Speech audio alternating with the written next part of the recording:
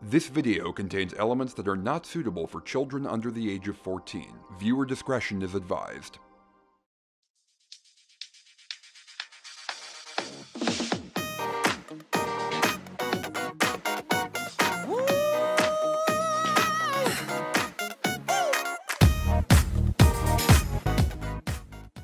Hey guys, Sean Fay-Wolfe of Diamond X Studios here, and holy shit, the Bush years were wacky. And another woman that can take a spotlight.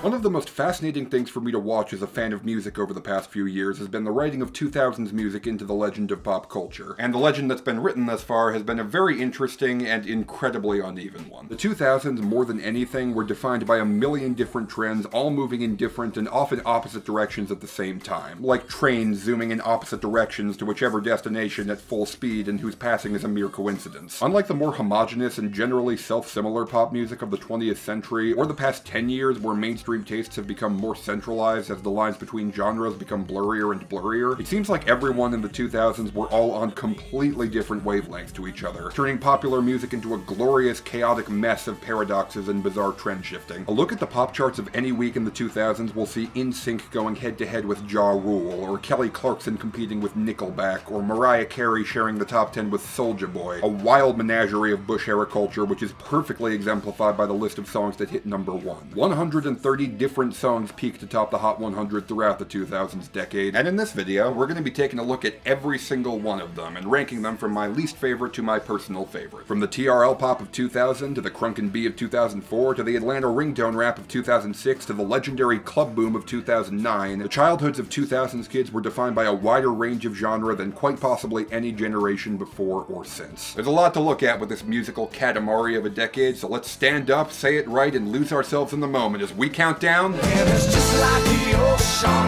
under the moon. It's the same as the emotion that I get from you. You got the kind of loving that can be so smooth. Yeah.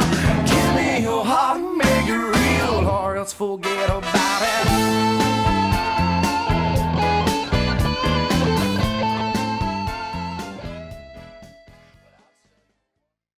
Okay, so before we get too deep into this, let's quickly go over some background and set some rules. Like I said, we're going to be looking at the 130 songs which peaked at number 1 on the Billboard Hot 100 between the first week of January 2000 and the last week of December 2009. However, let's be clear, and I can't stress this enough, this is not meant to be a list of the most important, most beloved, or even the most successful hits of the decade. In both 2000 and 2001, the best performing songs in the United States by pure numbers did not hit number 1 on the Hot 100. And then you've also got acts like The Strokes, Norah Jones, and System of a Down who moved millions of CDs and yet barely touched the Hot 100 at all. If a song is on this list, all that means is that, for at least 1 week in the 2000s, it was the most successful song in the United States according to Billboard. And let's just say that Billboard used to be a lot less reliable. Unlike today, where the Billboard charts are mainly calculated on radio play, digital sales, and streaming performance, the charts in the first half of the 2000s were calculated exclusively through radio play and the sale of physical singles. This meant that if you wanted a song you were listening to count for the Hot 100, you couldn't just stream the album or even buy the album on a CD. Oh no, you needed to buy either a CD or a 7-inch vinyl, which would contain only that one song, a couple remixes and instrumentals of that one song, and maybe a B-side if you were lucky. It was a horribly archaic system, and considering that most teenagers were pirating music off of Napster and LimeWire in 2000 and Billboard didn't count either of those, yeah, let's just say that the Hot 100 gave a somewhat narrow view of what people were actually listening to back then. I was born in 1997. Every song in this video hit number 1 during my lifetime, and yet I had literally never heard a distressing number of these songs before I started researching this video. I certainly wouldn't blame you if you came here expecting me to talk about Green Day, Missy Elliott, and Linkin Park, none of whom have ever hit number 1, and you walk away wondering who the hell Paul Wall, B2K, and Vertical Horizon are. Thankfully, Billboard finally counted digital songs for the Hot 100 starting in 2005, and on-demand streaming in 2007. So the later you go in the decade, the more accurately the charts reflected people's actual tastes. But yeah, this is all just a long-winded, roundabout way of saying that I'm not the one who picked which songs appear on this list, so don't get mad at me about it. Even putting issues with chart accuracy aside, the fact is that millions millions of people did in fact buy and listen to every single song on this list, even the ones you've never heard of. Please keep that in mind, along with the fact that while I may not have picked which songs appear on this list, the order that these songs appear on this list is based entirely on my own completely subjective opinion. If you disagree with the order of any song on this list, feel free to leave a comment politely explaining why so we can have a nice and civil conversation about it. Or leave a comment telling me that I'm a mush-brained jackass who should really stop shitting into his own mouth. Either way, it'll be good for the algorithm. Beyond the ordering, I'll also be putting the songs into tiers of quality, starting with the terrible songs and then moving our way through the bad, meh, decent, good, excellent, and finally the exceptional songs. And now, without further ado, let's start off the terrible tier by taking a look at what is, in my opinion, the worst #1 hit of the entire 2000s decade.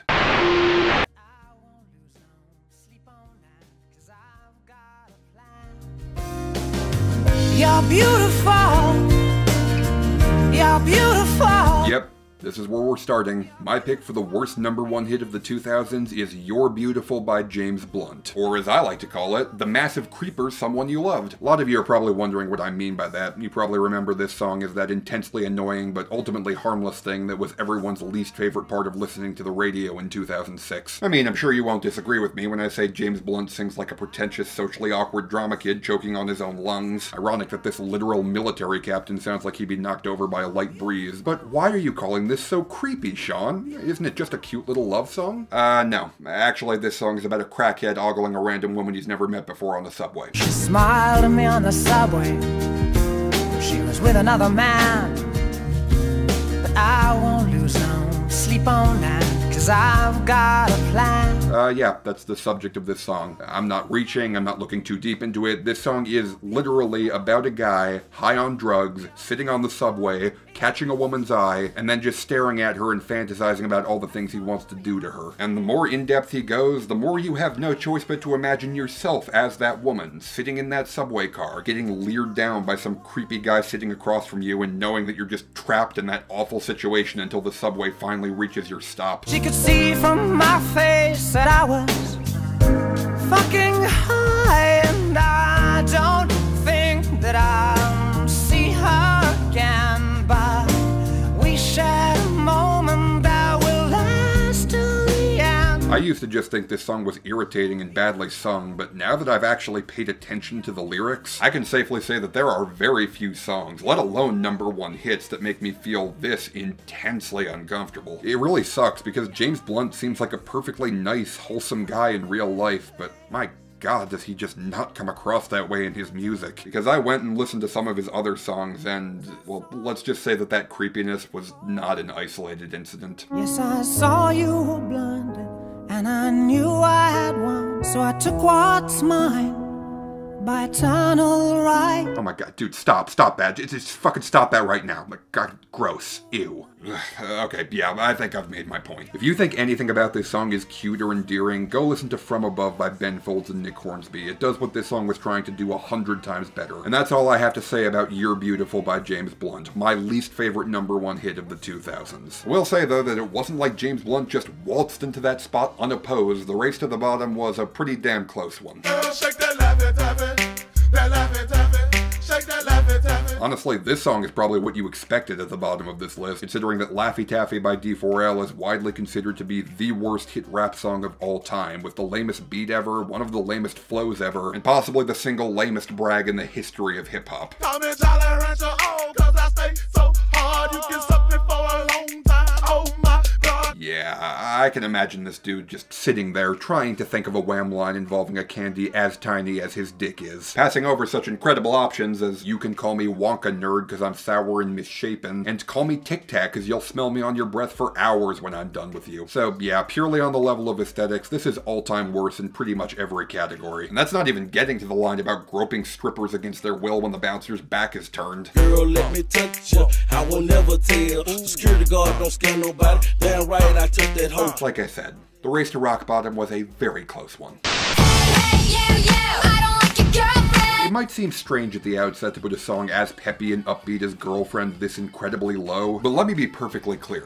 There are very few songs in the world I want to yell at to just shut the fuck up as much as this one. Don't pretend I think you know I'm damn precious. And hell yeah, I'm the motherfucking princess. This is the most bratty and insufferable song I've ever heard in my life. It's like listening to Regina George fused with Ariana Grande on Seven Rings. It's all the worst stereotypes of catty, spoiled, insufferable mean girls being shoved directly into your ear with no reprieve for the entire thing. We're living in a post-Olivia Rodrigo world now. There are so many amazing hit songs by teenagers about their own lives, thoughts, and feelings. And some of those songs can get pretty bratty too, but there's an art to them, a reason why they are what they are. This song only exists because a sexual predator wanted to make a lot of money. It's like, so whatever, you can do so much better. Yeah, that's right. Girlfriend was the first #1 hit ever for one Dr. Luke, who, if you didn't know, is the producer Kesha sued for emotionally and sexually abusing her, who got off the hook because, to paraphrase the judge, we can't prove he's a rapist and we can't lock him up just for being a scumbag. Avril Lavigne has gone on record and said that this is an album that she feels no personal connection to. She just handed the reins off to her producers because her sales were flagging and she needed hits. So yeah, Girlfriend isn't even a song that comes from a bratty, insufferable teenage girl. It's a song that comes from a creepy middle-aged man cosplaying as a bratty, insufferable teenage girl. There's no other, so it's gonna sink in. She's so stupid, what the hell were you thinking? I mean, clearly it worked, considering that Girlfriend was both Avril's only #1 hit and the first YouTube video ever to pass 100 million views. But considering that this song also clearly marked the beginning of the end for Avril, this is one victory I think that we can all agree was pretty damn pyrrhic. I'ma buy you train. I'ma take it home.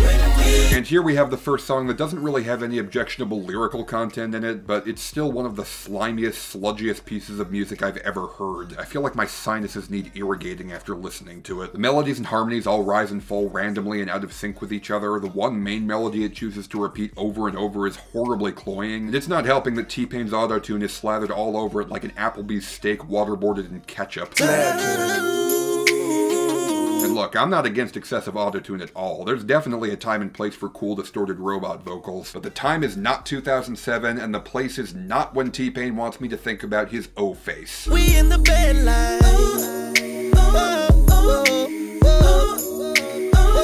There are many things I would change if I were to remake my worst hit songs of 2007 video, but one of the biggest would be to put this song on the list all the way down at #2. Which means, yes, I hate this song even more than...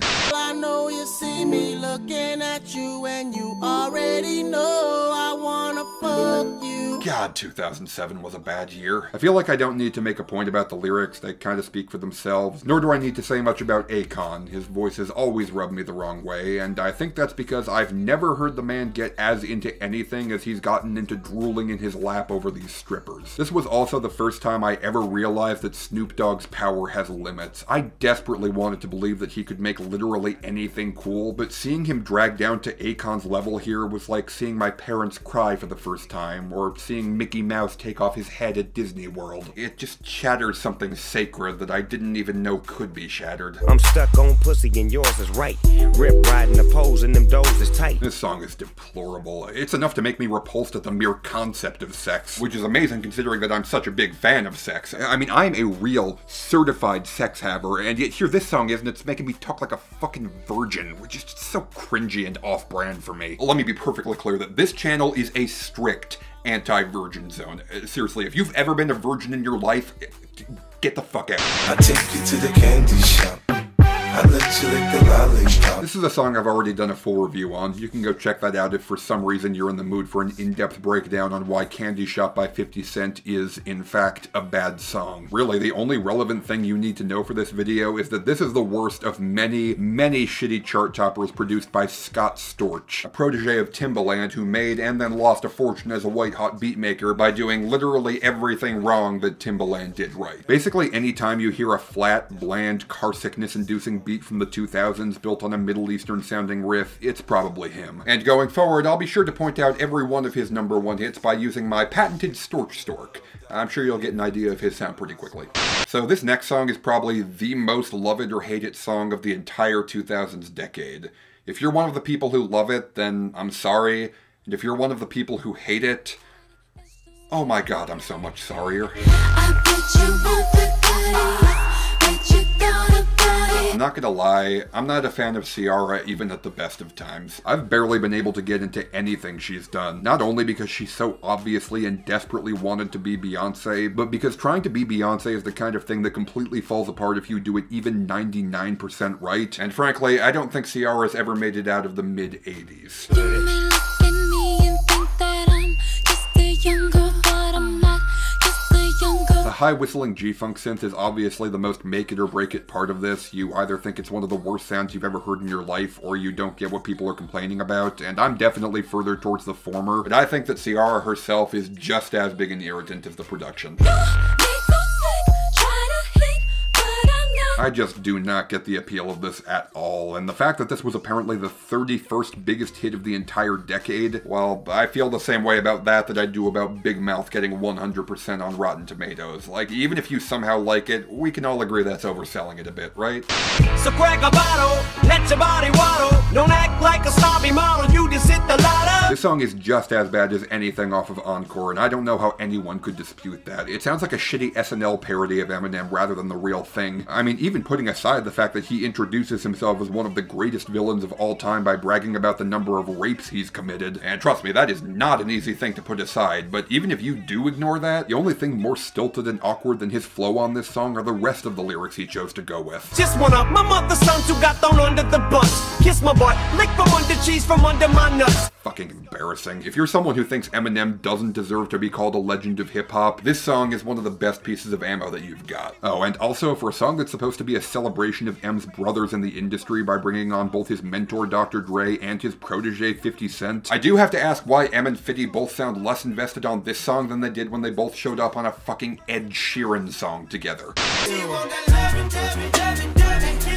There will be people out there who think I'm only being so harsh on this song because of what an awful human being Chris Brown is, but let me be clear. I don't put songs on the list because they were made by terrible people. I put songs on the list because they were made by terrible artists, and Chris Brown is a terrible artist. I mean, this song came out when he was a teenager before he went psycho. I'm never gonna be less bothered by Chris Brown's mere existence on the song than I am right now. But even at a base level, he just comes across as an insufferable little punk brat in the same way that Justin Bieber would just a few years later. Except at least 2009 Justin Bieber could actually sing. So kitty shouted, we parking lot, baby, I'm a dog. I know what you want. This is fucking insufferable. The melody on Kiss Kiss slides all over the place, and the production is overflowing with the same overstuffed digital audio vomit as Buy You a Drink, which is fitting considering that T-Pain produced both of these two songs within a few months of each other. But wait a minute, if Chris Brown's voice is already completely slathered in auto-tune to the point of unrecognizability, then what exactly is T-Pain gonna do on his verse? You think I be hollering if you not. He's gonna work like a beach dolphin with asthma getting fisted. Okay, I have to admit, that is a new one. I did not see that one coming. Say the bend around, down is in the spot. What the hell is that? Sounds like owls having sex. You think I be hollering if you not. Yeah, for anyone who's ever wished that T-Pain wouldn't use so much auto-tune, well, congratulations, this is the sound of your monkey's paw curling, and then being shoved directly up T-Pain's ass. I was originally going to put this song at number 121 just for the meme, but yeah, no, I think this is a perfect spot for it, actually. Girl, it's easy to love me now, but you love me if I was down and out. In a lot of ways, this song is pretty solid as far as 50 Cent goes. It's got a nice, smooth little R&B groove under it, and I could listen to Nate Dogg reading the phone book and I'd be turned on by it, minimum homo. So yeah, if you don't pay attention to the lyrics, this song does have a pretty decent amount going for it, but oh, good lord, those lyrics. If I got locked up and sent this to a quarter century, could I count on you to be there to support me mentally? Look, I'm not really a fan of songs whose main sentiment is basically any version of if you can't handle me at my worst, you don't deserve me at my best, but that's not even what 21 Questions is. It's more like if you can't handle me at my worst, then you don't deserve me at my base level of operation. This entire song is just Fitty going on and on about how he's fully aware that his stupid decisions are going to make his partner's life worse through his presence in it, but he's still demanding that she pledge her complete and total loyalty to him, even if he's not pledging it back to her in return. If I was with some other chick and someone happened to see, and when you asked me about it, I said it wasn't me, would you believe me or up and leave me? How deep is our bond if that's all it takes for you to be gone? We only humans, girl, we make mistakes. That's right. Even before the relationship really starts, this dude is already building an escape ladder in case he gets caught cheating. Girl, I was caught up in her lust. And on the topic of cheating assholes being assholes about cheating, we've got this train wreck here. This is one of those songs where every little thing about it is obnoxious. From the repetition, to the stuttering, to the egregious auto-tune, to the shitty out-of-place sampling. It's like an awful kidney stone of all the worst musical traits of the 2000s that we collectively had to pass before the 2010s could properly begin. I do think that the chorus is the worst thing about it, considering how cynical and out of place it is. So tell me, girl, what you say?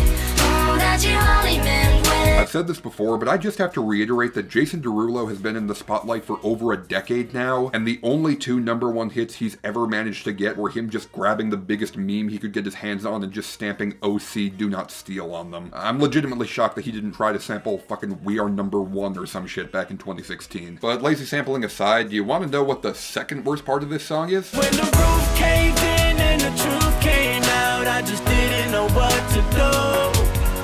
But when I become a star, we'll be living so large, I'll do anything for you. So yeah, his response to getting caught cheating is, yeah, well, I'm about to be a celebrity, so you're obviously gonna stick around anyways, who cares?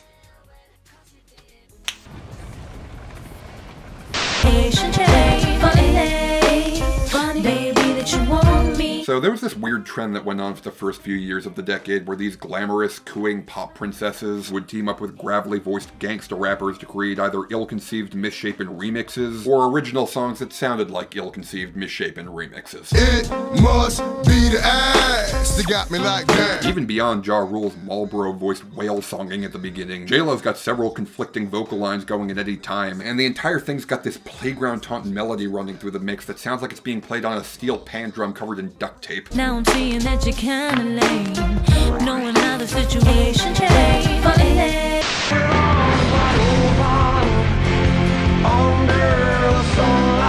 There's no need to go in deep on this one. It's one of the most reviled songs of the decade, and everyone already knows why it sucks. And the fact that there are so many songs below it on this list is really just an indicator of how many contenders there were in the race for the absolute worst #1 hit of the 2000s. I promise that there will eventually be some really amazing songs on this list. I actually like more #1 hits from this decade than I dislike, but yeah, we've still got a lot of shit to wade through before we get there. As for now, here's a fun fact. Did you know that With Arms Wide Open by Creed actually comes from the 5th biggest album of the entire 2000s decade? Yeah, by pure numbers, Human Clay by Creed was just as definitional to the 2000s as Beer Bongs and Bentleys was to the 2010s. Which I guess just goes to prove the old adage that sad white boy's gonna sad white boy. Oh, and this is completely unrelated to the music, but if you were to ask me which of these two guys' cars probably smelled worse, I would say Scott Stapp with no hesitation. And you have no idea what a legendary feat it is to lose that contest to post-goddamn Malone. Telling you all those lies to get on your side,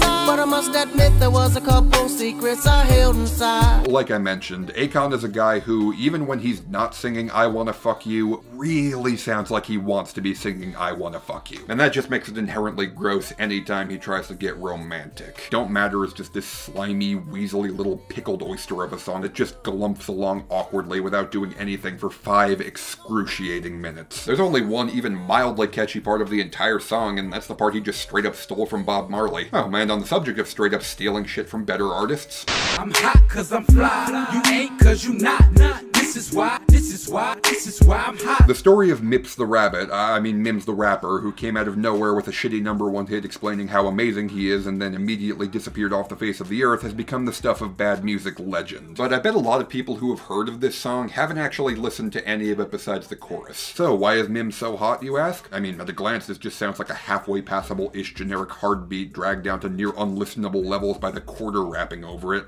Quarter is what I call half-baked 50 Cent ripoffs, just to clarify. So if the kid himself has no demonstrated talents as an MC, then what makes him so hot? Plagiarism. Lots and lots of plagiarism. Compton to Hollywood, soon as I hit LA, I'm in that low, I do it the Cali way. Yeah, my best guess is that this song only got any attention because half of it is just him grabbing beats from other hits and jamming them in basically unaltered. People say that I'm fly, they love the way I dress, they like my attire. You know, I can't believe I'm saying this, but at least Salento didn't play Crank That's Beat when he did the Superman in Watch Me. So yeah, there is nothing to this guy, this song, or anything orbiting around either of them. But I'm gonna ask you to stay tuned, viewers, because believe it or not, Mims will be popping up in this ranking again at some point. So keep your eyes open. I'm going down. Wait. Oh, hold up. Something's not right here. That song never hit #1. And also, that song is actually good. So, oh, damn it. I think I must have played the wrong track. Can we take that again from the top, please? Oh shit! Oh shit! Ain't ready for this. There we go. How come every time you come around my London Bridge wanna go down like London? London Bridge by Fergie is one of the most aggressively unpleasant listening experiences in the history of popular music. The instrumental producer Paulo Dodon came up with for this song legitimately sounds like a double-decker bus crashing into a marching band in the middle of a traffic jam on the actual London Bridge. Fergie whoops and floops out a clunky piss-take rap spouting out every insufferable party girl cliche she can think of and sounding drunk off her ass doing it. As you can tell by the pouring sound they decided to shove directly into your ear. Drinks get pouring and my speech starts slurring, everybody start looking real serious. So yeah, I don't know if I've ever heard a song more worthy of being called a train wreck than this one. It's legitimately just Selfie by the Chainsmokers with cliches from a decade earlier and none of the self-awareness. And yet, I still vastly prefer London Bridge to Selfie, and there's one reason for that. I've heard a ton of shitty songs that sound exactly like Selfie. I've never heard another shitty song that sounds anything remotely like London Bridge, and I would be lying if I said I didn't have some perverse respect for that. The MO of the Black Eyed Peas has always been to see just how annoying they could get away with being, and with London Bridge, Fergie is pushing that experiment to its absolute limit, and I find that to be utterly intriguing. I mean, say what you will about a train wreck, but it is impossible to look away from. Every little thing I do never seems enough for you. 5, 4, 3, 2, and 1. Okay, cool, you're still here. So yeah, for the 8 of you who didn't immediately click off the video after I put the haha funny April 30th meme song in the terrible tier, you're probably wondering how I could possibly put one of the most iconic songs of the entire TRL era in the same tier as London Bridge and Creed. Well, the simple answer to that question is that I just listened to the lyrics. You see, the basic setup here is that a girl has recently gone through a tough breakup, and JTS here are trying to get into her newly vacated pants. So how do they choose to do this? Well, by saying shit like this. You got no choice, babe, but to move on. You don't wanna lose it again. You're just too blind to see, but in the end you know it's gonna be me. You can't deny. Yeah, the entire lyrical drive behind this song is you've been mourning your last relationship long enough, so you'd better cut that shit out and get with me right now because I'm starting to get impatient. Baby, when you find that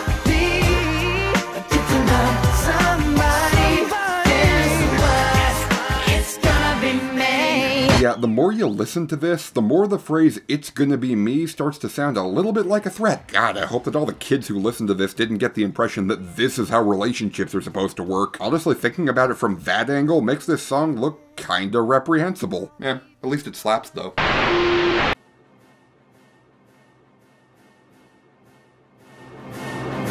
Shake your money maker like somebody about to pay ya. I see you on my radar, don't you act like you afraid of shit. Comedy tends to be one of the forms of media that is the quickest and worst to age, and while Ludacris certainly wasn't a comedy rapper, he was often aiming to get at least a chuckle out of you, which usually worked. So when it flopped, man, it flopped hard. Moneymaker is just an empty beat Pharrell must have yanked out of his recycling bin at the last moment before emptying, over which he mumbled out a barely audible hook which clashes badly against Luda's awkward, overhyped yelping. Took your mama 9 months to make, yeah. Might as well shake what your mama gave, yeah. Not a single element in this song is anywhere near cool or hype, and frankly, it seems like a song that nobody involved particularly cared much about. I will concede that it does have its moments of being so bad it's good. Let me give you some swimming lessons on the penis. But those are the exception. For the most part, it's bad ringtone rap, which is well below par for both men in the title. You should let me love you.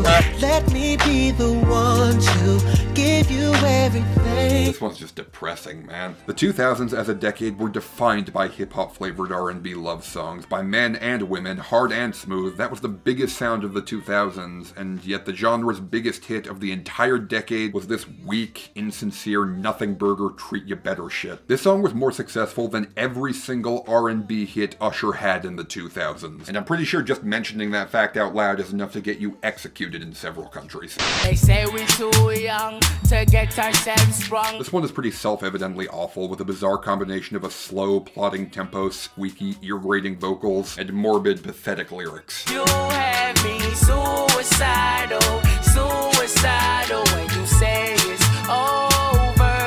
If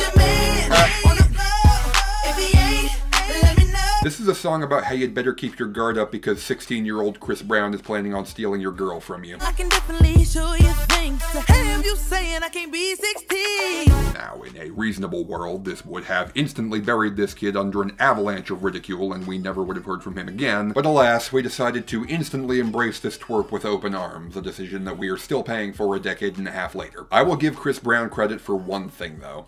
On both of his #1 hits, he is not the worst part of them. That honor on Run It goes to Jules Santana, a friend of Cameron who did a few high-profile features at the time and might very well be the single most underhated rapper of the entire decade. Let's do it like the yin yang twin star whispering. Oh my god, seriously? Is this seriously another rapper who got a #1 hit by doing nothing but stealing other people's songs? I know what girls want.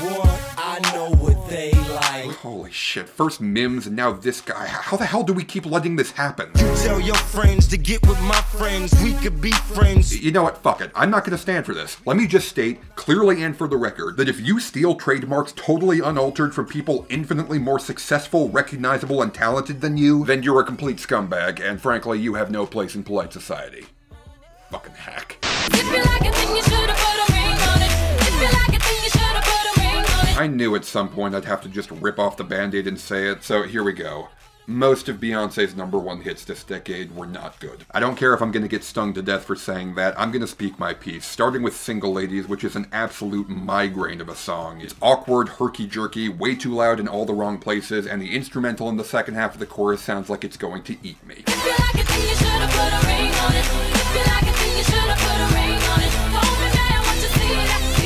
Beyonce has plenty of songs shouting out her ladies, but this one takes the shouting part of that a bit too literally. This is another one where I just want more than anything for her to just shut up. And don't give me the whole, oh, you just can't handle a woman being forcefully confident. No, stuff it. I've been vouching for women kicking ass on record the entire time I've been doing this job. It's just that if you're gonna get all up in my face, you'd better have a damn good reason for it. And this song is just so shouty, ugly, and needlessly aggressive that I feel like I'm covered in spit every time I'm finished listening to it.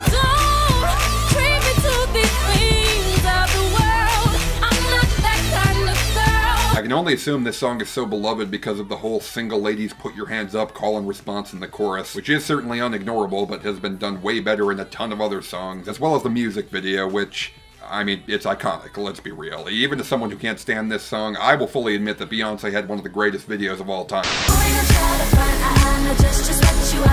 I know it's not a particularly good look for me to shit on Britney Spears at the moment, considering that she just recently fought her way out of her father's legal control, and a lot of people are reevaluating the extremely harsh treatment we've all given her over the past decade and a half. I'm certainly not going to disagree with that assessment. Britney Spears is clearly one of the most important and influential artists of the 21st century, and she certainly deserves to be respected for that. But I'm sorry, the entire Circus album has aged like an apple core on a sidewalk. Womanizer honestly might be the best single purely because it takes the least risks, and so it stumbles marginally less than the others. It sucks because Britney Spears was such an incredible force of personality for the first few years of her career. She completely owned her music and was utterly impossible to look away from, but Britney has no presence on Womanizer. She just sounds like a cheap Chinese knockoff of Hitsune Miku, just a vocal plug-in spouting out the lyrics of some music industry hacks without any personal connection or impact. Oh, and the fact that it also sounds like it was written by a shitty AI isn't helping matters. Womanizer, womanizer, you're a womanizer, oh, womanizer, oh, you're a womanizer, baby.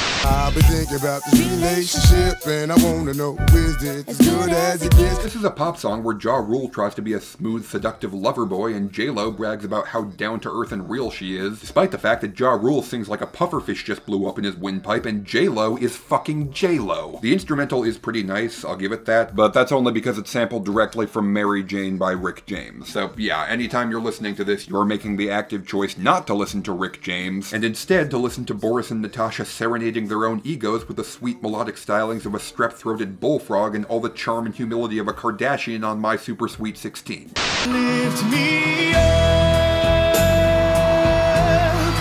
in your arms. Hey, remember remember that time that American Idol? Cause I do. Well, in passing, I mean. I never watched the show, but American Idol used to have a death grip on the American consciousness. Enough so that you basically got a free week or two at #1 on the charts if you ended up winning, or getting second in the case of Clay Aiken. As for the song itself, well, there's really not that much to say about it, except that it's the manifestation of everything you think about when you think of bad TV talent show music. Being insufferably corny, bland, overdone, and faux inspirational to the most extreme degree. And for the record, I'm not the only one who thought that. Whereas I hated that song, and I hope they don't make that your first single. I agree with Randy. What I didn't like about it was like American Idol the musical.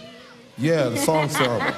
Yeah, if you've made a song that's too sappy and cliched for American Idol judges, then you've ascended to a very special level of failure, typically only reserved for the front page of iFunny. Also, remember back when American Idol started and the judges weren't afraid to be just giant douchebags? What's astonishing is how handsome this show has made you. I mean, seriously. I mean, you look back on those early clips, I'm not being rude, but you really were ugly then, and now you're handsome. I'm smacking your ass and fucking you all wild. Whoever gave Ja Rule the idea that he was capable of singing deserves to be tarred and feathered. And on that same note, we've got T.I., one of the pioneers of trap music who broke away from the genre in 2008 to go full pop with his album Paper Trail, which featured several of the most successful and peculiar hits of the entire decade. I say peculiar because T.I.'s trap music was very good, and his pop music was... not. Anytime you want to pick up the telephone, you know it ain't nothing to drop a couple stacks on you. Here's all you need to know about whatever you like. I don't know if I've ever heard anyone rip a song off as hard as Soulja Boy ripped off Whatever You Like when he made Kiss Me Through the Phone, and Kiss Me Through the Phone is literally twice as fun, twice as catchy, and twice as charming as Whatever You Like is. This song is outdone by its own Soulja Boy knockoff. I can't even wrap my head around that. Like, imagine if Nintendo stopped producing Switch games, and instead they decided to just rip off the Soulja Boy game console by selling an absurdly overpriced collection of ROM dumps. Wait. It started when we were younger, you were mine.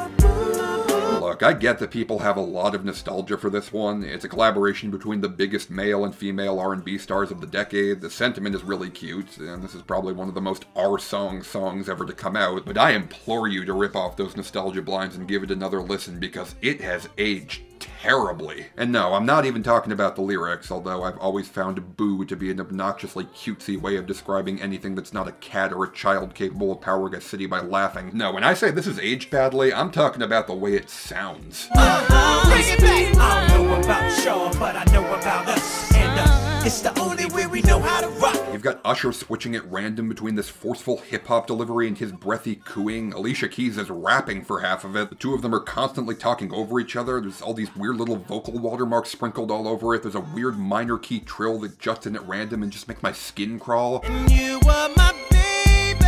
This song really does die by 1,000 cuts. It's very off-putting in a way that's very hard to describe. And before you jump in to defend this song to me, please go give it a listen and see if it's really as good as you remember it. Touch my body, put me on the floor.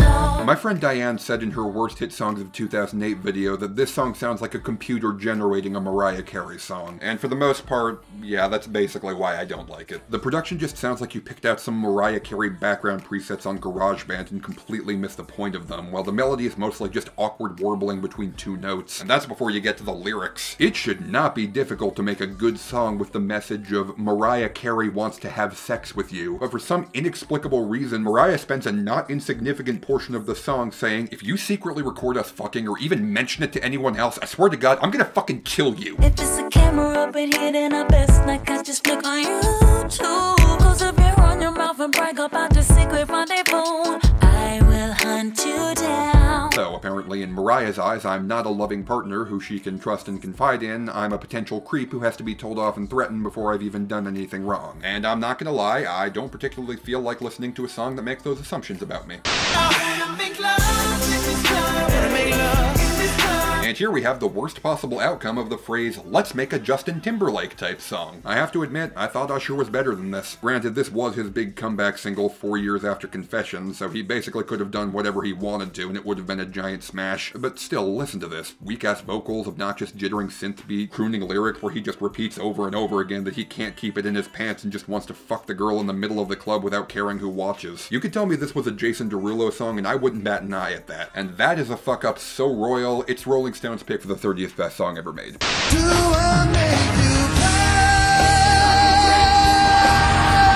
In hindsight, it makes a lot of sense that the time we let a guy named Taylor Hicks have the #1 song in the country from the moment it was released was the moment we said, hey, you know what? Maybe this whole American Idol thing isn't working out so well after all. It's so funny. Nowadays, songs debuting at #1 on the charts are so common that Wikipedia doesn't even bother to list them all anymore. But for the entire 2000s decade, only 5 songs debuted on top of the charts, and 4 of them were from American Idol. But then again, before American Idol, songs only debuted at #1 because of a loophole where Billboard only added certain songs to the charts after they'd already been building up momentum for months. So yeah, the moral of the story is that Billboard has literally always been bullshit, and a song debuting at #1 has never meant anything. And in your eyes, I see the missing pieces. The first few years of the 2000s for Billboard were basically just a couple extra years of the 90s, with the success of Savage Garden being a prime example of that. These guys combine all the worst elements of boy bands with all the worst elements of easy listening. Every single song of theirs sounds exactly the same as the last, with the only thing making this particular song stand out being the lyrics, which... I knew I loved you before I met you. I think I dreamed you into life. Look, when someone says, I loved you the moment I laid eyes on you, it's corny and overdone. But when someone says, I love you before I laid eyes on you, I mean, if this song had come out in the age of Tinder, then whatever, the song would just be textbook boilerplate creeper shit. But for someone to say something like that in the age of dial-up, it's just sappy, meaningless, and overwrought. It's a holdover from a more innocent time that has absolutely no business existing in 21st century pop culture. But then again, I guess by the year 2000, the internet was prominent enough that the music industry had lost enough share to allow shit like this to hit the top of the charts. So yeah, I think I'm gonna assume that this song is just about the guy from Savage Garden telling a girl he met on AOL in a chat room how deeply obsessed with her he is. Hot.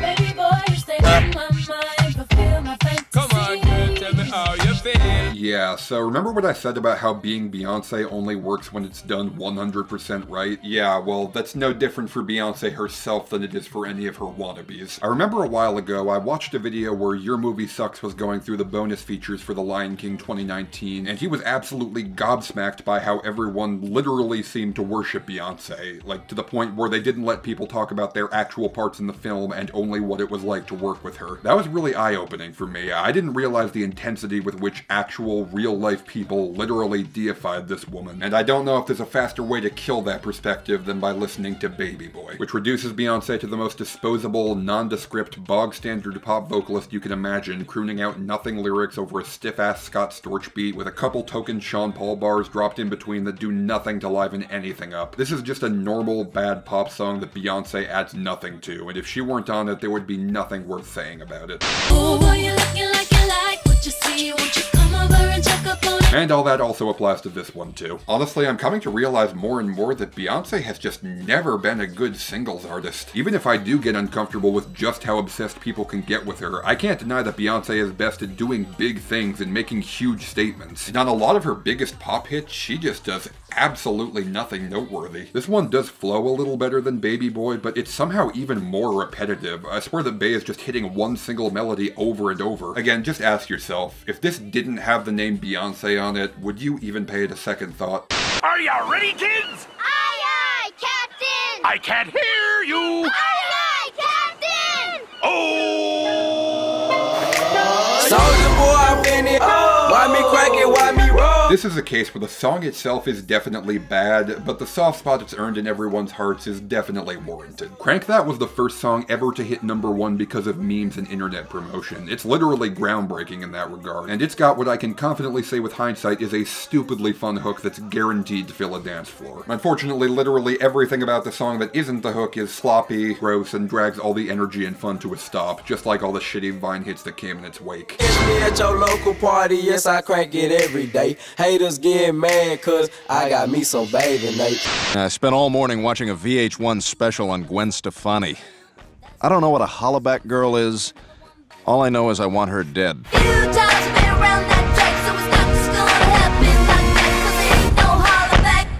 Honestly, you can just copy and paste everything I said about London Bridge for this entry, because all the same principles apply here. I definitely find this song far more actively irritating than most of the other songs in this tier, but I'd definitely be more willing to believe that Hollaback Girl is secretly a masterpiece than most other songs in the first half of this list. There are very few songs that are stranger to return to these days than I Kissed a Girl by Katy Perry. I don't think this song is good at all, but I don't dislike it as much as I hold an intense fascination towards it. It's not what good girls do, not how they should behave. The song talks about Katy kissing another girl with such an incredible sense of gravitas. Like, it's treated within the song as this earth-shattering action that she knows is going to make the jaws of everyone around her hit the floor. She's expecting everyone to be scandalized by the mere idea that she could possibly enjoy kissing another woman. And honestly, listening to a song like that in 2021 is like listening to a flapper bragging about how naughty she is for showing off her ankles. Obviously, we still have a long way to go on the road of LGBT+ rights, but the fact is that the support for gay marriage in the US has increased from 40% when this song came out to 70% today. The climate has shifted so dramatically, so quickly, that this song from 13 years ago sounds like it came from a different eon. I still do think it's a bad song because of both the general ickiness of using lesbian teasing as a prop to get attention and Katy's overwrought jackhammer singing, which gets very old very quickly, but I do think it's the type of bad song that deserves to be preserved in a museum rather than thrown in the trash.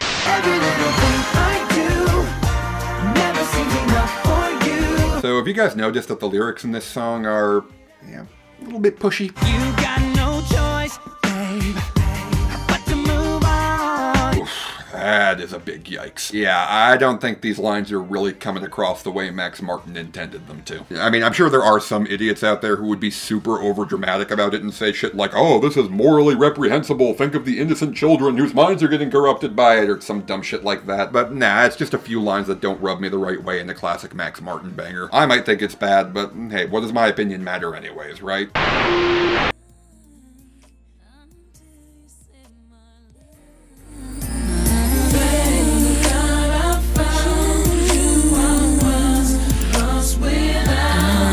Yeah, so remember the Savage Garden bit from earlier where I said the pre-9/11 2000s were essentially just a couple bonus years of the 90s? Yeah, this song is continued evidence for that hypothesis, since the 90s are definitely strong with this one, if the presence of Mariah Carey, 98 Degrees, Joe, and Jammin' Lewis all together on one song didn't tip you off to that. This is the most middling #1 hit of the entire decade. I mean, this is, what, the 5th time Mariah tried to remake One Sweet Day? Yeah, I'm not surprised the public took a break from her for a few years after this one. Pride is what you had, baby girl, I'm what you had. And here we have the last of those twinkly love songs where pop princesses pair up with hardcore rappers, and I have to admit that despite the twinkly, annoying beat and J-Lo's unusually pitchy performance, it is genuinely really nice to hear her singing about breaking free of her relationship, because as it turns out, LL Cool J is the absolute biggest piece of shit in the world. It's better when you angry, come in, I'll prove it now, come in.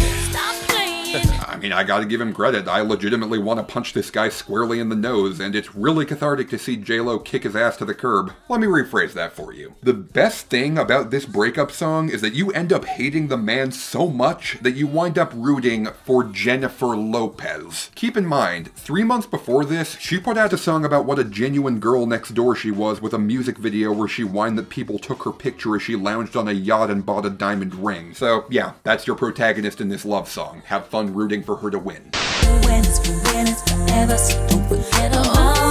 You know, you'd think a song called Don't Forget About Us, made as a direct follow-up to the single biggest hit song of the entire decade, would have at least one single element in it worth remembering. She had dumps like a truck, guys like what? So considering that this song is widely agreed to be one of the most ridiculous, sexist, and objectifying pieces of music ever to hit the popular consciousness, you are probably wondering how the hell it wound up all the way up in the meh tier. And the answer to that question is that it's actually not in the meh tier. Because Thong Song is actually great. And it also wasn't a #1 hit. That without you, girl, my life is incomplete. Yep. That's right, the ridiculous track where a dude sticks out his tongue, humps the air, and declares his undying allegiance to the thong may be the track that everyone remembers, but the slow, mellow, completely indistinct bedroom R&B ballad is the one that actually hit #1. If that isn't a microcosm of the paradoxical quagmire that was the early 2000s pop scene, I don't know what is. One of the more obnoxious record producers of the 2000s was a dude by the name of J.R. Rodham, whose main gimmick was snatching up any recognizable beat he could get his hands on and sampling them basically unaltered. This is the same guy who made What You Say, Beautiful Girls, and Don't Matter, and while a Rihanna dance song is always going to be preferable to an Akon sour croon, there's still essentially no reason not to listen to the original Tainted Love over this too busy, overstuffed quasi-mashup. Also, apparently J.R. Rodham looks like this. So, yeah, apparently Rihanna's first #1 hit was produced by Robin Thicke tumbled on high for too long. Doesn't matter what your friends are telling you. Doesn't matter what my family sees too. Most of these songs were put in the meh tier because they pick a pretty unengaging middle ground and just stay there all the way through. But of course, the meh tier can also be a good home for songs that have a lot of very strong elements as well as a bunch of shit I can't stand. And Doesn't Really Matter is the primary example of this. On the one hand, you've got the masterful R&B production of Jammin' Lewis, who vaulted Janet Jackson into superstardom in the mid-80s and stuck by her side throughout her entire career. But on the other hand, Jammin' Lewis really liked to experiment, and this particular experiment is very herky-jerky and stuttery in a way that I don't think has aged particularly well. Back on the first hand, you've got Janet's beautiful cooing voice, which is always an absolute joy to hear. But on the other hand, they use that beautiful voice to make this chorus.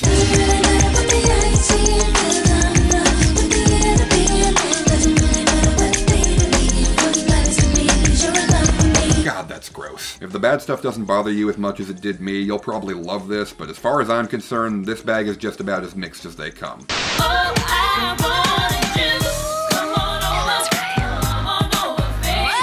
I feel like a lot of people these days don't remember what an absolutely massive phenomenon Christina Aguilera was from the moment she first stepped onto the scene. Her debut album in 1999 had 3 #1 hits, which for an artist who didn't come from an already famous group is something that's only happened to 6 acts in the history of the charts. Although one of those 6 acts was Milli Vanilli, so yeah, maybe pump the brakes before you hold that up as any grand indicator of quality. Apparently this song was Christina's first hit that she had any real artistic control over, and you can definitely tell, because while her first 2 #1 hits were clearly trying to chase trends, this one is 100% Aguilera. By which I mean it's oversung, kind of clunky, and wouldn't sound out of place on Radio Disney. Yeah, if you didn't know, Christina actually started her career on the Disney Channel alongside Britney Spears and Justin Timberlake back in the 90s. But unlike Britney, who was pumping out A-list hits right out of the box, and Justin, who had the good sense to spend a few years getting his TV Y7 sound and Jerry curls out of his system before going solo, Christina's first few albums still had that Disney Channel sheen to them. It was all just very immature, lightweight, and chipper, and as for the singing... What a girl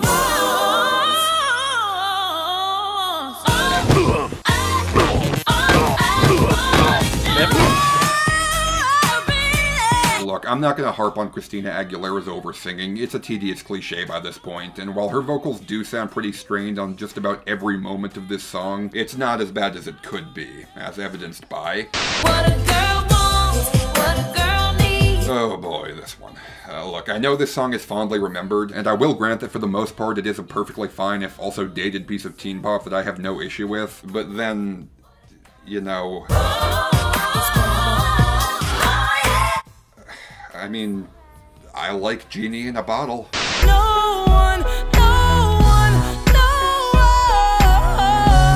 And moving on from over-singing by Christina Aguilera to over-singing by someone who really should know better. Like I've said before, Alicia Keys is an artist who's way less interesting than she is good. When she does her smooth piano R&B Grammy bait shtick, she's untouchable. But basically any time she's made an actual effort to be a pop star who makes pop music, it just has not worked. No One is just this awkward, heavy, galumphing thing where Alicia sounds like she's trying to put out enough volume to fill a concert venue and having a hard time keeping her breath over a beat that sounds like a Yamaha piano preset occasionally punctuated by an electric whoopee cushion. I mean, the song isn't unpalatable, it's fine, but this being Alicia Keys' biggest hit is tragic for everyone, including and especially the people who had to hear it every 5 minutes on the radio in 2008.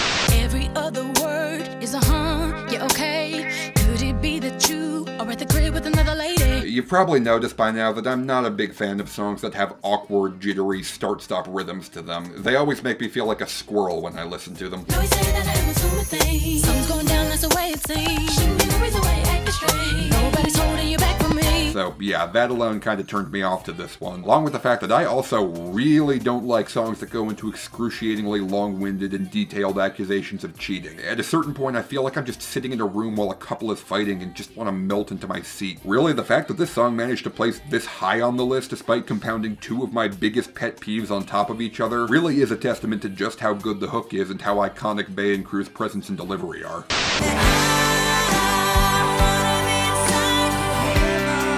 And what the hell, might as well tackle the other one too. A moment like this, some people wait a lifetime. Yeah, not much to say about either of these two. I mean, they're AI singles, alright. AI being short for both American Idol and the artificial intelligence that I assume was used to algorithmically and passionlessly design both of these songs for mass appeal. They're bland, insipid, and faux inspirational, but technically proficient enough that they're not egregious like the others. Really not worth expending any real thought on at all. I will say that the vocal performance on both of these songs are above average as far as American Idol songs go, but I mean, duh, they're by Kelly Clarkson and Carrie Underwood. There's a reason these two are the ones who walked away from the show as actual musical superstars. I'll also say that I was gonna put A Moment Like This below Inside Your Heaven originally, but my opinion of it as a composition was raised a bit when I was researching my video on British #1 hits, and I found a really beautiful cover performed on the X Factor UK, that being by that year's winner, Leona Lewis. Oh, and speaking of... You cut me open and I keep bleeding,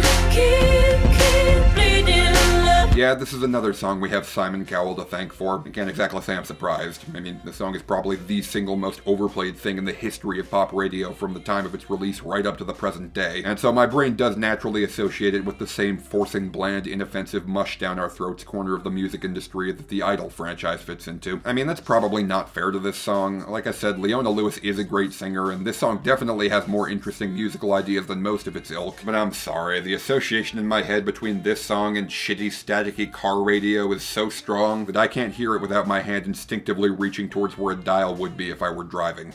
Baby, turn around and let me see that sexy body go bum, bum, bum. I don't know if I've ever heard a #1 hit in my life that is worth discussing less than this one, but I will say that it's extremely funny that B2K got a #1 hit while the Backstreet Boys never did. If you don't know who B2K are, well, there's not much to know. They're an R&B boy band who are really only notable these days for launching Omarion's solo career. And considering that I'm pretty sure most of you heard the name Omarion and thought I was talking about a constellation, that should give you a general gist of the group's long-term impact. Apparently they must still have some fans though, considering that someone seems to have edited their Wikipedia page praising them for, and I quote, their incredible street credit and fierce defense of all ground they stood on. And I mean, I can see it. After all, their music career was decorated with such hip, legitimate accolades as a Kids' Choice Award for Best Music Group, and a starring role in a movie which is called, and I am not making this up, You Got Served, a film about which Rotten Tomatoes raves. It's about the sort of make-believe dancing that inner-city youths participate in instead of having sex or joining a gang, and just in time for their feature film debut, the enormously popular B2K has disbanded. Baby, you got it bad. You know, it makes a little too much sense that one of the absolute biggest hits of the 2000s was based on a true story from a recording session where Usher was literally too horny to work. This is probably the most Usher song that's ever ushered, and maybe that basicness is the reason why I've never been too huge on it. Something's missing, even if I can't put my finger on what. If I couldn't sleep, could you sleep? Could you paint me better up? I've always had a bit of a soft spot for Matchbox 20. Rob Thomas's ridiculous over-emoting has always been kind of charming to me, but even I'll admit that he's kind of pushing his luck here. This song sounds like Rob Thomas's tongue is trying to escape his mouth, and the only way for him to keep it in there is to sharply inhale every other line. Just breaking my skin. You help me, I'm bent. I'm so scared that I'll never get put back together. Keep breaking me in. Like, I like it like that. She working that back. I don't know how to act slow motion for me. If you want to know just what a chokehold mid-tempo R&B love songs had on Billboard in the early 2000s, this is what Juvenile, aka the Back That Ass Up guy, had to do to get an actual hit. I really do wish this song was more interesting, since it was apparently featured artist Soulja Slim's last song, which went to #1 after he passed away. But I'm sorry, this is one of the most middle-of-the-road rap hits I've ever heard. So you know what? I'm not even going to bother to say anything about this. I'm just going to read the song's Wikipedia article instead. According to Billboard, the song is about sex. They say Wikipedia is not a trustworthy source. Somebody, guess what? It's gonna be me.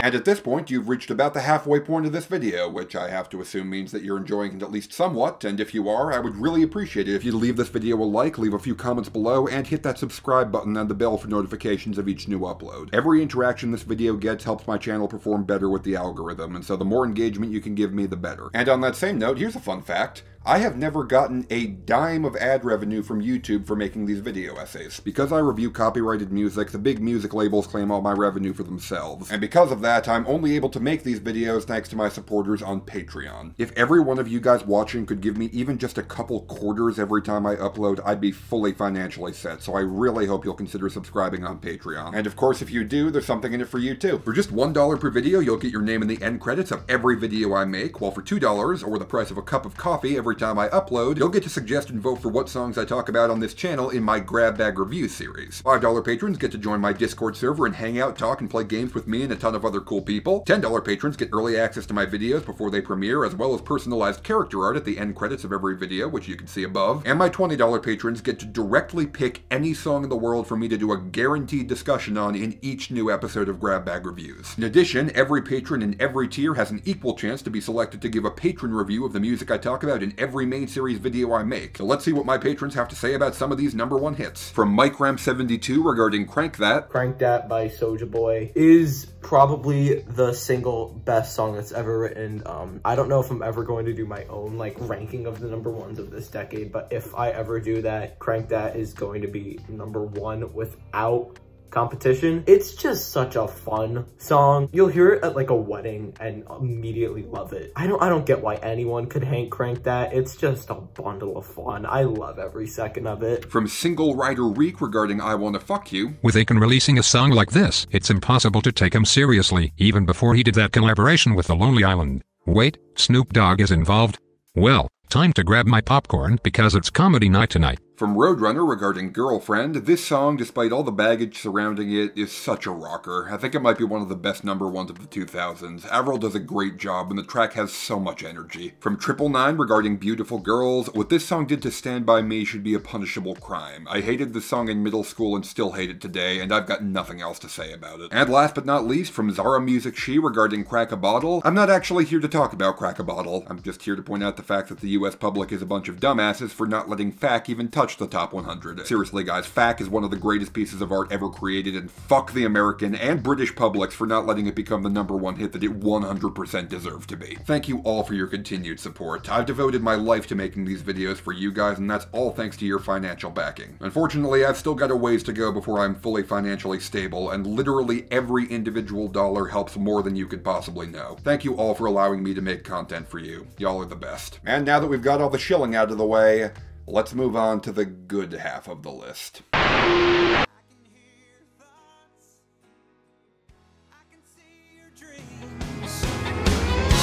I don't know how you do what you do.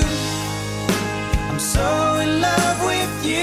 Well, here we have it, folks. As of 2001, Amazed by Lone Star is the most recent country song to hit #1 on the Billboard Hot 100. We've had some country-adjacent stuff like Old Town Road and Timber, and we've had some stuff that's arguably country like Shallow and Inside Your Heaven, but Amazed is the most recent #1 hit that is pure, unmistakable, couldn't be anything else in the world, good old-fashioned country music. And I suppose there's a bit of purity in that, considering that this is one of the most basic, by-the-numbers country songs you'll ever hear in your life. Definitely more than a bit boring, but I'd argue at least a bit endearing. Don't live your life.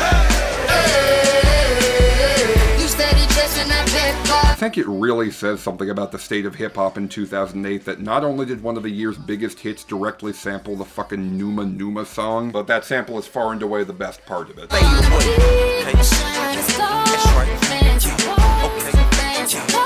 It's honestly a legitimately great hook, while the rest of the instrumental is the exact same type of overprocessed robotic twinkle shit T.I. used on Whatever You Like. And as for T.I. himself, well, I mean, based on the song's YouTube comments, it seems like a lot of people do find this song to be legitimately inspirational, which I can only imagine comes from a sense of nostalgia for a time when people put up hang in there cat posters unironically. Because T.I. raps about his come up in a really obnoxious, condescending tone, talking about how much more he's got figured out than you, including such trite, played-out aspirationalisms as unhappy with the riches because you're piss poor morally, I could do without the fame and rappers today are comedy, and I'm not voting for Hillary because women make rash emotional decisions and I don't want anyone getting nuked. I mean, man, I'm sure that is inspiring to someone. Said my niggas don't dance, we just pull up our pants and do the rock away. Kind of fitting that my favorite Scott Storch beat of the 2000s is from the song about doing the world's laziest dance move. Oh, Jesus Christ! It's getting hot in here, so take off all your clothes.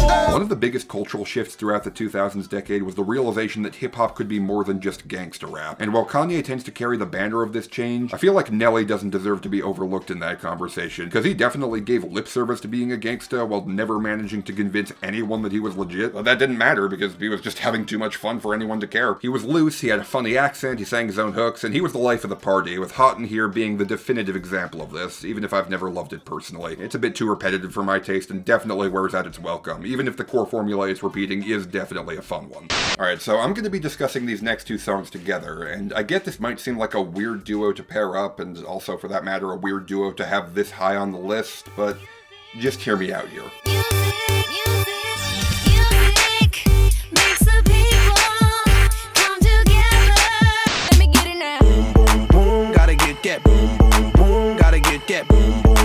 Boom Boom Pow by the Black Eyed Peas and Music by Madonna are both songs that I've seen quite a lot of people call among the worst songs of the entire decade. And it's taken me quite a while to realize that I didn't agree with that and to come to terms with why. The fact of the matter is that both of these songs are incredibly annoying when you're not in the mood for them, and frankly it's kind of hard to imagine a scenario in which you would be in the mood for them. Music has got this really high-pitched, irritating, whining sound that fluctuates up and down throughout it. It sounds like a robot playing a recorder solo, and Madonna's pitch-shifted vocals have become one of the most infamous sounds of the decade for a reason. By a similar token, Boom Boom Pow is the primary song people point to when talking about what hacks the Black Eyed Peas are, just throwing together a million different sonic ideas into a rock tumbler with no care as to what they'll congeal into. I'd argue that I'm a Bee is far more egregious in that regard, but Boom Boom Pow is still just a bunch of narcissists fanning their own egos while making mind-melting noise. At the end of the day, both Music and Boom Boom Pow are horribly embarrassing pieces of grating electroclash which are dated beyond belief, and to be honest, that's kinda why I love them. As much as my better instincts might tell me otherwise, I still do find both of these songs to be kind of adorable in the same way that I find the 2015 scenes from Back to the Future to be adorable. Music and Boom Boom Pow are both completely convinced that they are what the new age of music is going to be. They're both making the statement that the future is now, old man. We're in a new millennium and this is what it's gonna sound like. Boom Boom Pow in particular, that song may just be a jumbled mess of incoherent ideas, but it kind of reminds me of scrolling through iTunes on my first iPod Touch, downloading an incoherent mess of apps that literally did everything from a notepad to a photo editor to a TV remote. I mean, yeah, most of those apps objectively sucked, but the novelty of being able to do all this on one device for the first time was something that really stuck with me. To me, Boom Boom Pow is the soundtrack to the moment that our relationship with media changed forever, while Music is the sound of all the most dated sounds of the 90s making a power play at taking control of the 21st century. They're basically the sonic adventure of music, overflowing with so much raw ambition to usher in a new age of the medium that they were almost custom built to age poorly, but that abundance of ambition was emblematic of their time in a way that makes them fascinating time capsules to return to. Smile for me, daddy. What you looking at? I wanna see you clear. And I think I'm also going to group these next three entries together, not for reasons anywhere near as profound as the last two, but rather because these next three entries aren't really songs you'll listen to for their own sake. They're more just good songs to have around as cultural artifacts because they're basically more catchphrases than they are songs. Like, take this song, Grills. It's one of the most ridiculous things I've ever heard in my life. I'd rather be dead than be caught listening to it in public, but I just can't help but get a huge smile on my face whenever I hear it. Just the way these guys elevate their stupid tooth jewelry to this almost biblical level of importance and have this woman swoon over it, I just can't get enough of it. It's absolutely wonderfully ludicrous. Stand up! Stand up! And on the topic of ludicrous, yeah, this is another one that I'm not really sure how you're supposed to listen to, but it's just a good song to have around. Sometimes you need to tell people to stand up. Same way you sometimes just gotta tell people to get back, motherfucker, or to move, bitch. Get out the way. Frankly, I'm surprised that Luda didn't break through in the 90s, considering that his goal seemed to make a career entirely out of catchphrases and charisma. I mean, he was basically the DaBaby of the 2000s in all ways but one, although thankfully that one difference is a pretty damn important one. When the pimp's in the crib, ma, drop it like it's hot, drop it like it's hot, drop it like it's hot. And for the last song in this little catchphrase trilogy, I mean, come on, let's be real. When is the last time you've actually gone out of your way to actually listen to the actual Drop It Like It's Hot by Snoop Dogg and Pharrell? You haven't. That just didn't happen. But at the same time, let's be real. How much worse would society be if this song didn't exist within it? It's easy to forget these days that songs like this weren't meant to be listened to in full, but instead were designed to be downloaded as ringtones, so you'd get a dope little catchphrase whenever your phone rang. I mean, the chorus was really the only part that people cared about, and the verses were just there for a formality. And the more things change, the more they stay the same, I guess. Who's gonna take your place? There ain't nobody better. Oh, baby, baby, we belong together. Okay, so I have to admit, I kind of fucked myself over on this one, because while I used to really like We Belong Together, one day I looked this song up online without realizing that I still had YouTube set to double speed, and...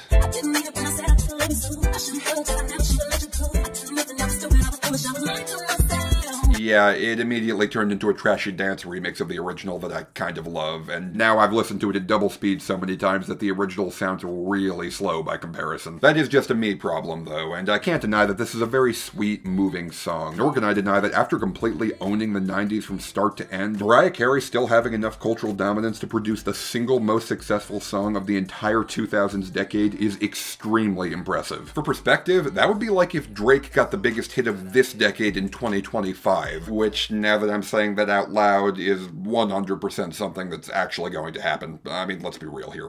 So, what song could I have possibly chosen to put immediately after the single biggest song of the entire decade? No homo. You didn't. You bet your sweet pippy I did. She lick me like a lollipop. She lick me like a lollipop. Yeah, this is another one I see shit on a lot, and I get it. Lil Wayne is a pretty gross guy, and hearing him brag about how a girl wants to lick him like a lollipop definitely doesn't sound like the most optimal way of spending my weekend. But I gotta be honest, the lyrics barely even register to me when I listen to this.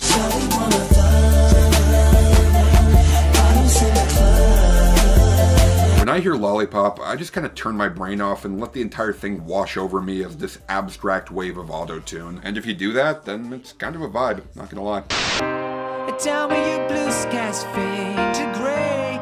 Tell me your passion's gone away. Bad Day by Daniel Powder is an absolute enigma of a song, because I don't think anybody has ever actually gone out of their way to listen to it. I mean, just try and picture a scenario in your head where an actual human being says, oh gee, you know what I really feel like listening to right now? Bad Day by Daniel Powder. I mean, come on, it's pure fiction. You'd be laughed off a Wattpad for saying that. I mean, sure, it was a #1 hit, and in fact it was the biggest hit of 2006, but I'm totally convinced that that was 100% because the radio legally adopted it as its child. And honestly, I think that's kinda what it was meant for. As bizarre as it is to say, there has been more than one occasion where I just had a really awful, shitty day. I was driving home feeling miserable, and then this song came on the radio and reminded me to keep my chin up, take the L, and just do better tomorrow. And you know what? It helped. It really did. If you actively seek out this song when you're feeling down, then listening to it just makes you feel defeatist and pathetic. But if you hear this song out in the wild when you're feeling down, it feels like the universe has given you a hearty pat on the back. It doesn't really have any use to anyone outside of that specific context, but hey, at least that's something. Never made it as a wise man.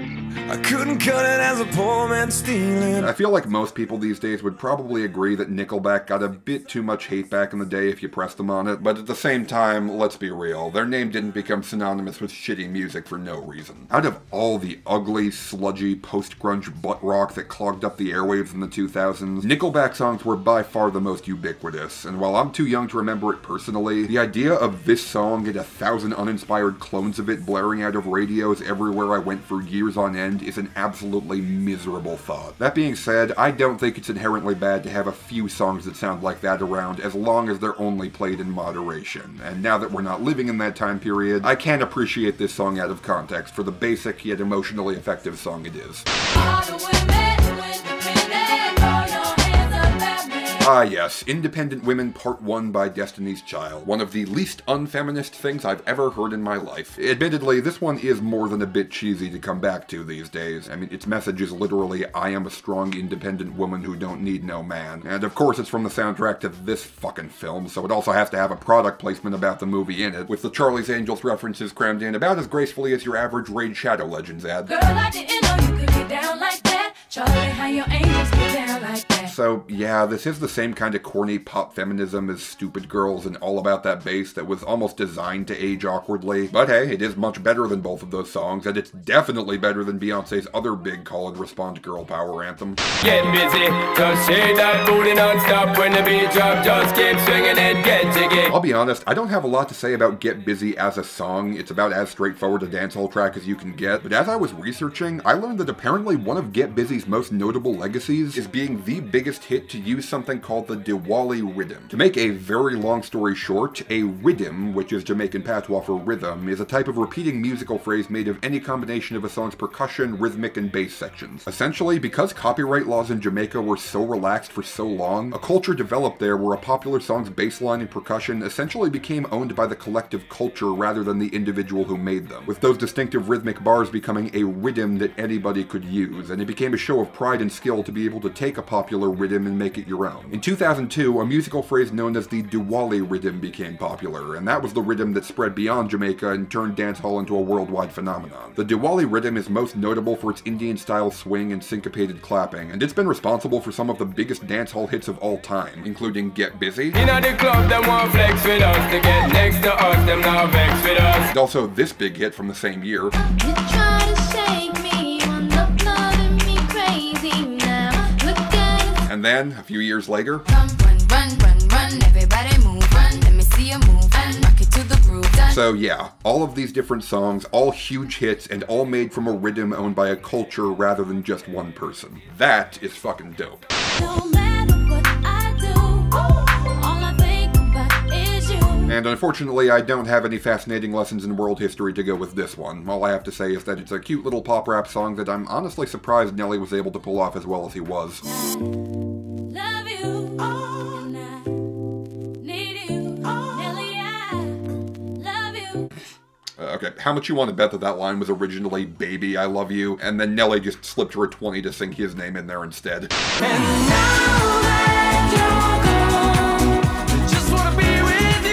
Out of all the songs that went to #1 this decade, this is the one that I understand the least. I mean, pretty much all the other #1 hits that I have no memory of, I could at least wrap my head around. They were from huge names, or they had memorable hooks, or they were tied into trends that I could see sweeping them to the top. Be With You is a late-release single from Enrique Iglesias' breakthrough album, which had already had a #1 hit the year before, but that was riding off the big Latin boom, whereas this is just a catchy but thoroughly unremarkable house song that sounds about 3 years behind the times. I mean, I certainly don't dislike it, but I just can't believe that this was the Enrique song that topped the charts and not I Like It or Escape. I mean, hell, this song did better numbers than Hero did in 2002.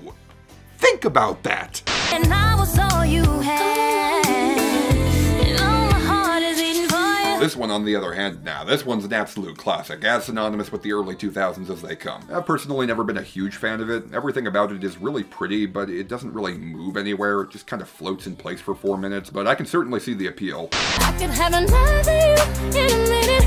Matter of fact, he'll be here in a minute, baby. And here we have it. Beyonce's biggest hit ever is one where she tells a man that he is meaningless to her and she could find a new boy toy at the snap of the fingers because she's literally Beyonce. And frankly, if a song with that topic hadn't been Beyonce's biggest hit, then I think something would have been just a little bit off with the universe. I guess it is a little strange that Queen Bee's biggest hit is just a fairly normal pop song rather than some big grand statement piece like she's known for these days. But hey, at least it's an iconic normal pop song. Well, on the way the time cold, I wanna be keeping you warm. And here we've got Sean Paul's other big solo hit, this one also using a popular rhythm from Jamaica called the applause rhythm, which you probably won't recognize from anything else, but which has been used by countless other reggae and dancehall stars, including Sizzla, Beanie Man, and Vybz Kartel. And not much else to say, really. It's a solid dancehall track. Enough said. Fill up my cup. Drink.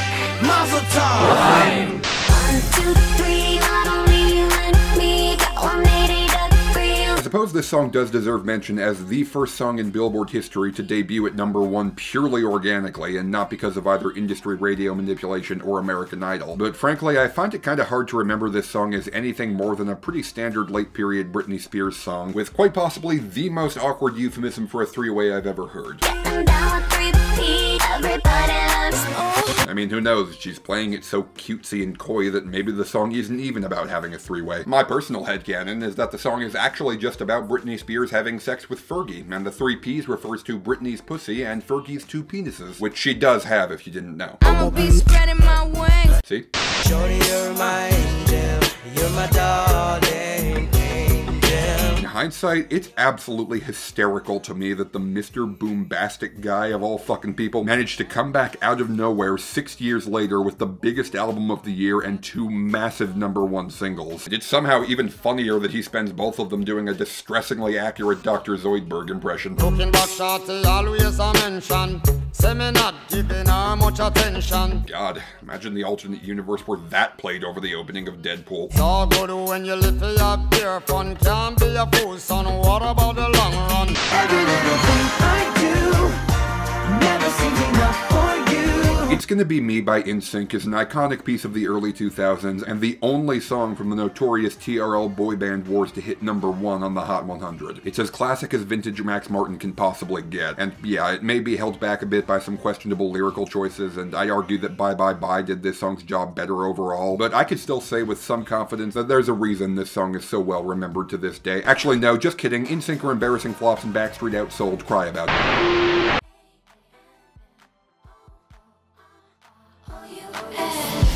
First class, up in the sky, popping champagne, living my life. Glamorous is a song with a lot of very annoying elements in it that is absolutely carried by its stunningly gorgeous production and arrangement. This song sounds like a flight over a gorgeous night-lit city in your own private G5. This producer needs more work, although that producer is also the guy responsible for Nicki Minaj's Anaconda, and literally the only non-music related fact on his Wikipedia page is that Donald Trump once gave him a shout-out. None of that lowered this song's placement on this ranking, but what did lower it was a really out-of-place ludicrous verse, and Fergie unfortunately turning her Ferginess up to 11. I almost dropped this one down a tier purely for how incredibly ratchet Fergie is being here. And yes, I do in fact deserve to be thrown off a cliff for using the word ratchet. Thank you for noticing.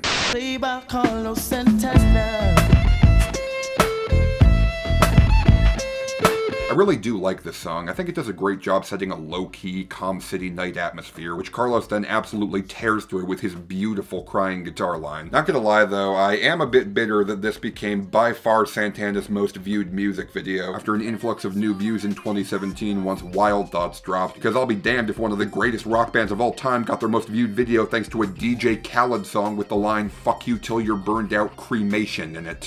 And I'm so sick of love songs, so tired of tears.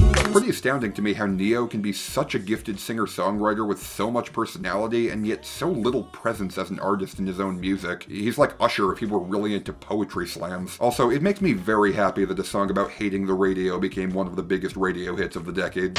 Come my lady, come my lady, you're my butterfly, sugar baby. Fun fact, this is the only nu metal song ever to hit #1 on the Hot 100. Yeah, in case any of you scene kids from back there are listening to this now, Korn, Slipknot, Limp Bizkit, and Papa Roach never got close to sniffing the top of the charts, but the Come My Lady, Come My Lady guys got there no problem at all. I mean, what were all those phonies thinking back then, right? I don't know how anyone could possibly prefer some pussy-ass pop song built on some pretty little RHCP sample over the glorious, timeless majesty of chocolate starfish and the hot dog flavored water.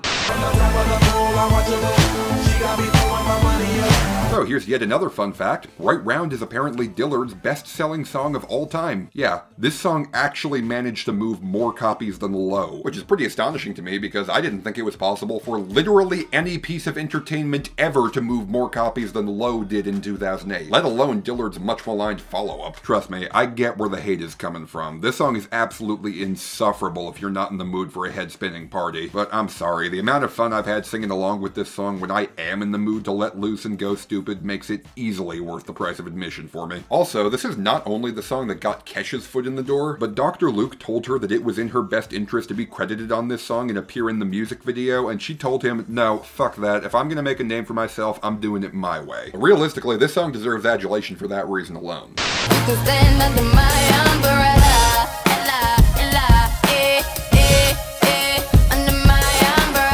Here's another fun fact for you. Umbrella by Rihanna was one of the longest running #1 hits of the decade in several countries, and in a good number of those countries, this song's run at #1 was punctuated by record rainfall and flooding. New Zealand saw a month-long typhoon that ended at almost the exact time Umbrella left the top 10. The song's success in Romania coincided with massive downpours ending a devastating drought, and the song's 8-week run on top in the UK saw some of the worst rainfall and flooding in British history, with the media even going so far as to dub it the Rihanna curse. It seems that even God himself seems to believe this song was divinely inspired, which makes me feel ever more alone in thinking that this song is just barely above okay. I mean, I certainly do respect this song for turning Rihanna into the pop culture icon she indisputably deserved to be, but frankly, I've always found her vocals to be fairly unspectacular in a way that really isn't that well suited for straightforward, silly love songs. I think that pretty much all of those songs of hers from the early 2010s where she was exploring her BDSM kink aren't as good as Umbrella on the basis of production alone. I still found Rihanna herself to be a much more engaging presence on all of them because they actually gave her something interesting to talk about. I don't know when Rihanna's finally going to put out that next album, but when she does, I hope that she swings big and takes risks, because that's where she shines the brightest. Can't read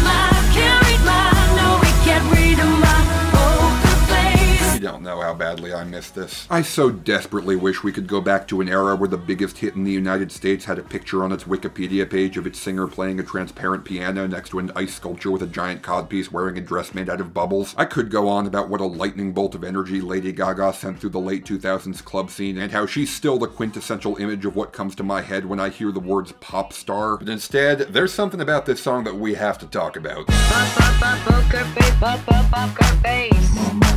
So you guys all know that chorus, right? It's one of the most iconic choruses of the entire 2000s decade, right? Yeah, well, the thing is, that's not actually what she's saying.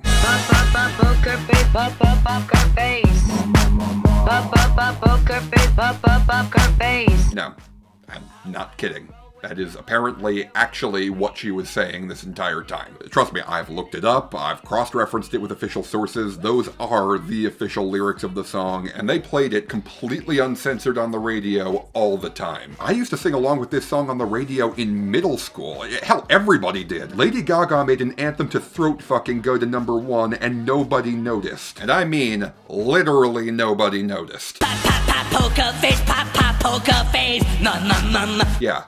Not even South Park managed to catch that. Eric Cartman's cover of Poker Face is officially cleaner than the version they played on the radio next to Daughtry and Alicia Keys. So what? I'm still a rock star. I got my rock moves. So What is everything great about Pink as an artist all rolled up into one song. She's got the general demeanor and energy of your aunt with a lot of regrettable tattoos who calmed down after raising her kid but still talks like she's 10 years younger than she is. And she takes that image and completely fucking owns it. She's a rock star, she's got her rock moves, and she sure as hell don't need you tonight. If you don't like this song even a little bit, then stay the hell away from Pink's back catalog. You are not gonna like what you find there. Check my flow. 'Cause we belong together now. I think this song teaches us a very valuable lesson that we should all carry with us throughout our lives. And that's that if you're gonna totally sell out, it's best to have Max Martin as your producer. Get your sexy up. Go ahead, be gone with it. Get your sexy up. Go ahead, be gone with it. Okay, I'm gonna be totally honest with you.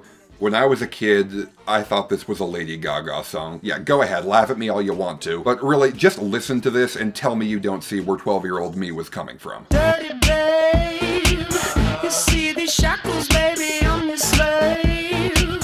I'll let you whip me if I misbehave.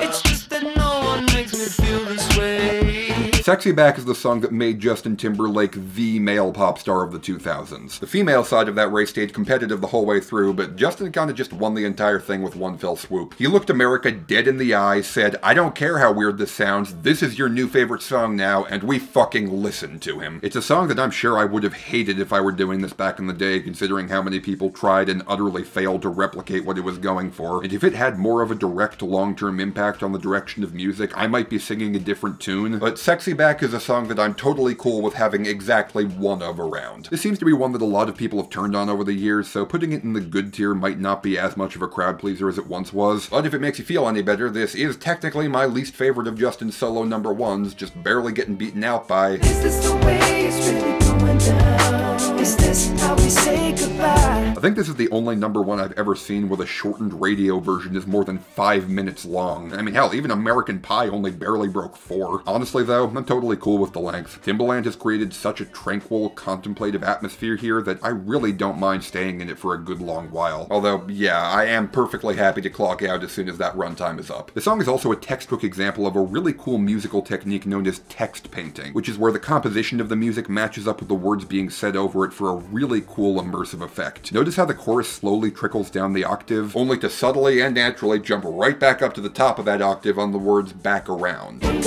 around, goes around, goes around, goes way back around.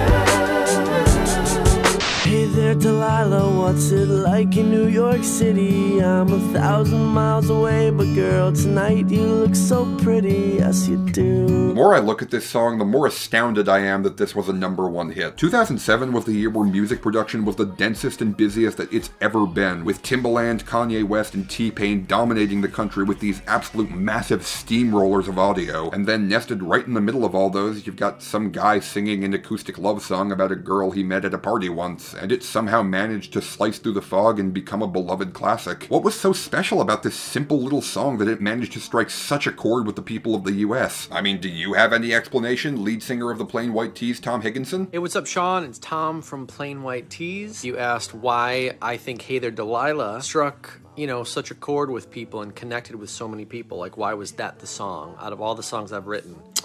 I wish I knew, because then I would try to replicate that every time, you know? You know, it's so funny. I would have said the lyrics, because the lyrics tell such a unique and kind of intricate story, and you really get the feeling that it's a true story and, you know, about a real person. Because I think the song piques the curiosity of people because it does sound so authentic with all the details and stuff. But it's so funny, just the other day, I did an interview with somebody that was from Italy, and they were talking about that song, and they said they remember the first time hearing that song, it brought them to tears, but they didn't understand English, so they didn't even know what I was saying in the song, but hearing the song still brought them to tears. So that there goes my theory about the lyrics, you know? I don't know exactly what it is about that song. It was just kind of I guess like the lightning in a bottle, you know? It had a nice, beautiful melody, very simple vibe to it. The production is nice and stripped down, so it doesn't sound dated. It's not gonna go out of style anytime soon because it's just like a guitar and a vocal. The lyrics are, you know,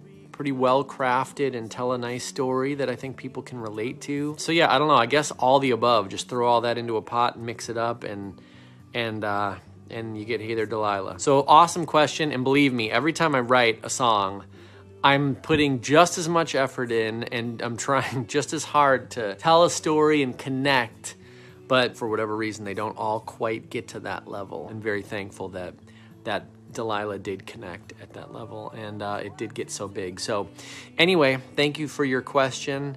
Thanks for loving the band and the song, and hope to see you around. So baby, don't worry, you are my only, you won't be lonely, even if the sky is falling down. Down by Jay Sean is the best kind of pop song, the kind that's never gonna blow your mind, but it just puts you in a good mood and you can play it over and over again without ever getting sick of it. Also, I'd be remiss if I didn't mention that this song was actually one of the first smash hits ever on YouTube, being the most viewed music video on the site in its first 2 weeks after launch, which meant that just 5 months in, this song had accumulated a grand total of 5 million views. So, yeah, apparently in 2009 you could have the biggest song on YouTube by accumulating 2 me's worth of views, which is honestly kind of adorable.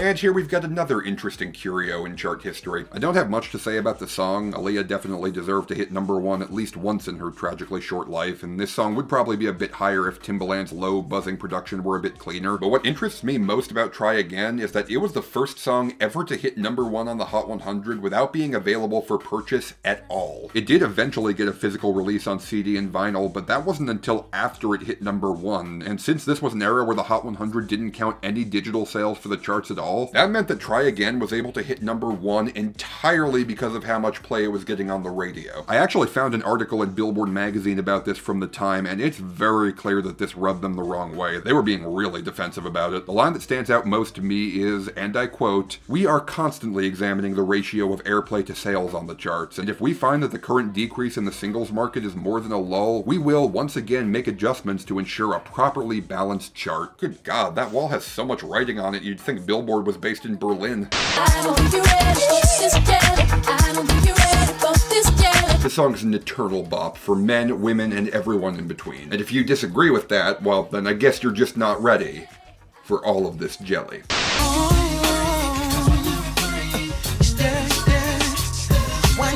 Ever since Old Town Road, Billboard's rules have really incentivized artists to create remixes of their popular songs, since the success of an original song plus all of its remixes are all counted together in one spot, and most modern artists take advantage of this by just slapping on an extra guest verse or releasing a slightly extended cut without changing anything else. It's genuinely really refreshing to look back and see a remix hit #1 that's an actual honest-to-God remix, where they took a decent but wholly unspectacular R&B song, chopped it up into pieces, and then put those pieces back together into this really cool high-tempo hip-hop fusion banger. I've talked a lot of shit about songs that have stuttering stop-start beats, but this is how you do it right. This one keeps the energy up and moving the whole time to create an end product that's an absolute blast to listen to. Now, man, full disclosure, I was originally planning on getting a cameo from Mystical here to talk about this remix, but yeah, I've already got 2 videos with Drake Bell cameos that have aged really poorly. No need to pour more fuel onto that fire.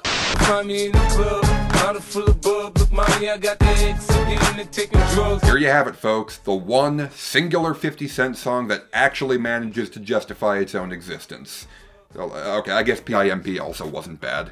Oh yeah, and Disco Inferno, that one was good too. Okay, 50 Cent had his moments. But we can agree that this one blows all the rest of them out of the water, yeah? I mean, granted, I don't think it was particularly hard for him. When Dr. Dre gives you a beat this hot, you'd have to be actively trying to fuck it up. But then again, Out of Control also has a white-hot Dre beat that 50 manages to drain all the life and fun out of. So, hey, let's not look a gift horse in the mouth and take this eternal birthday jam for what it is. I don't know what to do, but to keep part 2 of my confession. Some songs are good because they speak to the deep emotional depths of your soul. Some songs are good because they have absolutely legendary music that draws you back in time and time again. And then there are songs that are good because it's utterly impossible to tear your eyes away from them no matter how hard you try. The kind of song that when you hear it start, you know you have no choice but to listen through to the end. I maintain that the best big hit of this type I've ever heard is Don't by Ed Sheeran, where he shares way too much information about his turbulent relationship with Ellie Goulding, and you're just sat there in disbelief trying to process why the hell he's telling this stuff to the world. I don't think Confessions Part 2 is quite that endearing because A, this story about getting your side chick pregnant is not actually something that happened to Usher, B, he's coming at this from a far less sympathetic perspective than Ed, and C, this line right here. I hope you can accept the fact that I'm man enough to tell you this. Oh, well, I'll definitely think about that, Usher, and while I'm pondering, please, feel free to sit down on this new chair I got just for you. If I'm gonna tell it, then I gotta tell it all.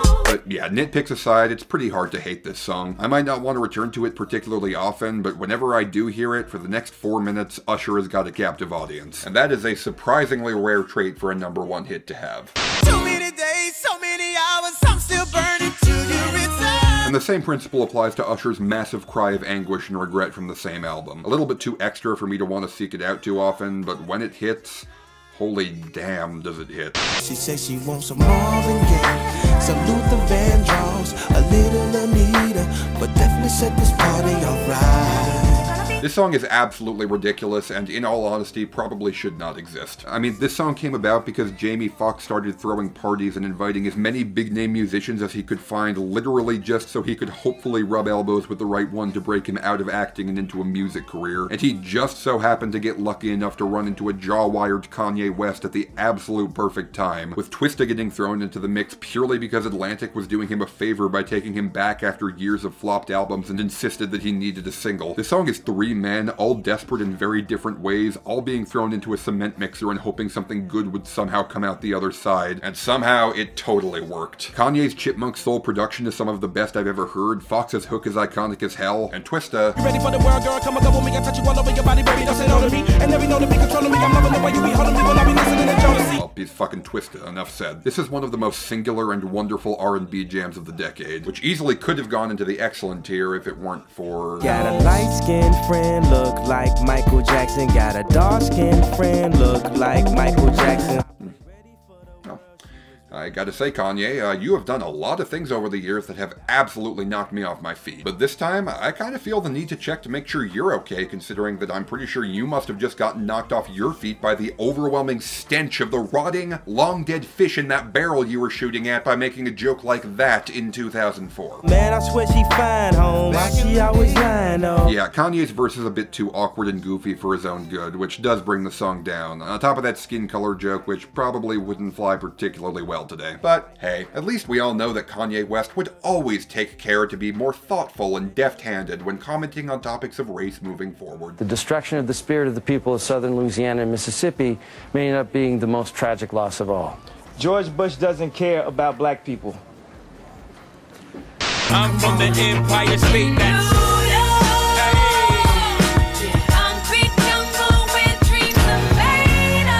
And from one half of the throne to the other, we've got this all-time classic ode to the city of lights, sounds, and apparently a serious issue with garbage collection. This was the last #1 hit of the 2000s decade, and I don't know if there was a better way to close off these 10 years than with a team-up between Jay-Z and Alicia Keys making the New York anthem to end all New York anthems. One final, beautiful swan song for East Coast hip-hop before mainstream rap got drowned in a tidal wave of cotton candy for the next few years.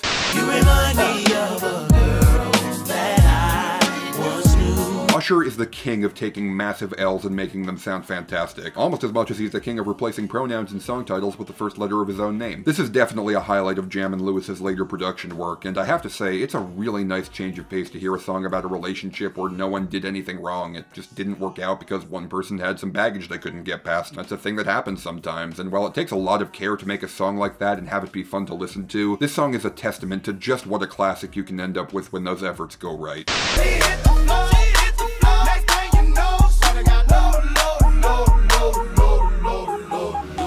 This is the hook of the decade. I don't know how that's even disputable. To this day, I still can't bite into an apple without imagining a mouthful of boot fur. And while I totally empathize with people who got sick to death of it back in the day, I don't know how anyone with a soul could reasonably have anything but affection for the song these days. Oh, and one other thing, the credit for bringing the triplet flow into popularity all tends to go to Migos, but, funny thing about that. That's what I told her, her legs on my shoulder. I knew it was over, that Henny and Cola. Knock out the house with my swagger, hop in there with yo, I got places to go.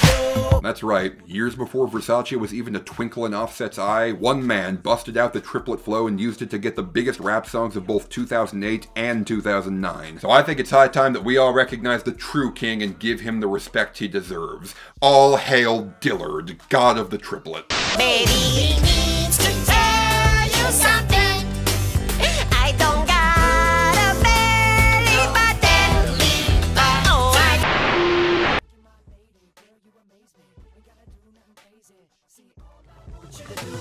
my love, so don't give away. My love, so don't give away. My love, so don't give away. Ain't another woman that can take your spot, my love. Good God, did we not deserve Timbaland? I don't know what he was on in the second half of the 2000s, but he managed to create some of the coolest progressions of sounds I've ever heard in my life with clockwork regularity. Apparently Timbo created this entire song in one 2-hour burst of inspiration, and yeah, considering that I locked myself in a cabin in Maine for 3 weeks just to get the script to this stupid video done, that is kind of absurd. Also, it was genuinely really nice to hear T.I. on a #1 hit that isn't totally embarrassing. I'd say his part here is honestly one of the highlights, although considering that being on a pop crossover this huge was probably what led him to do what he did in 2008, yeah, not sure the net gain worked out in our favor on that one.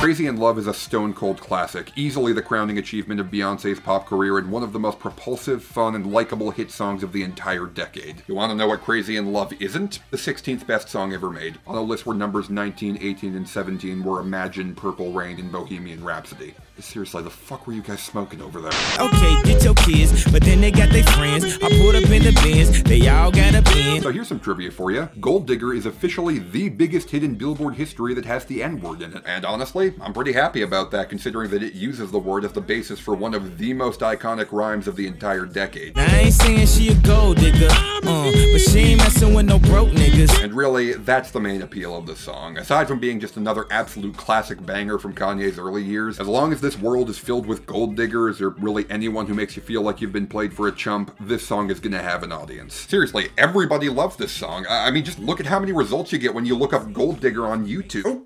Okay, that is not a rabbit hole that I'm going to go down. I have a feeling that anything I would find down that rabbit hole would be unpleasantly sticky.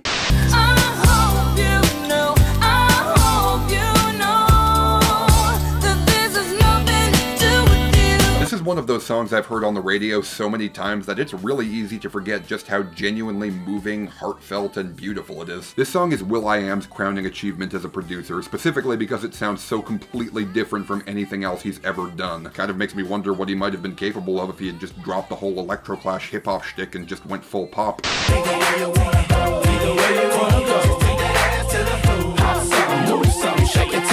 This is an absolutely insane but still endlessly bangable jam made as the theme song to Bad Boys 2 by Nelly, Some Third Guy, and P. Diddy, in that order. This is one of those audio Katamari songs where it just feels like they rolled up every insane musical idea they had all into a blender and refused to cut out anything as long as it kept the energy high. I've always had a real soft spot for these songs that just go as stupid and hard as possible. Also, this song contains quite possibly the quickest swerve I've ever heard in the history of pickup tactics. Yo, I'm the big booty type, I like them thick with they mind right. Banging personality, compensate when the time right. Yeah, good catch there, my dude. And of course, who can forget? Is that jazz or your mama half ranger? Honestly, at worst, that line is so bad it's good, and at best, that line deserves an award for giving us the single greatest lyrics genius annotation of all time. But I know y'all wanted that 808. Can you feel that BASS, baby? I find it absolutely wonderful that Outkast's compromise once they got sick of working together was just to have both Andre and Big Boy make their own completely separate albums and just gracelessly staple them together. And it's even more wonderful that both artists' individual lead singles instantly became the top 2 songs in the country. Not just any track could go toe-to-toe with Hey Ya for months on end, but The Way You Move ended up holding its own and even passing it at the last possible moment. Just makes me all the more sad at how overshadowed this song has been by Hey Ya in the years since then. When this song's most notable place in pop culture in recent years has been as a band-aid with Adam Levine's face on it over the sponge-shaped hole in our hearts, something's not right.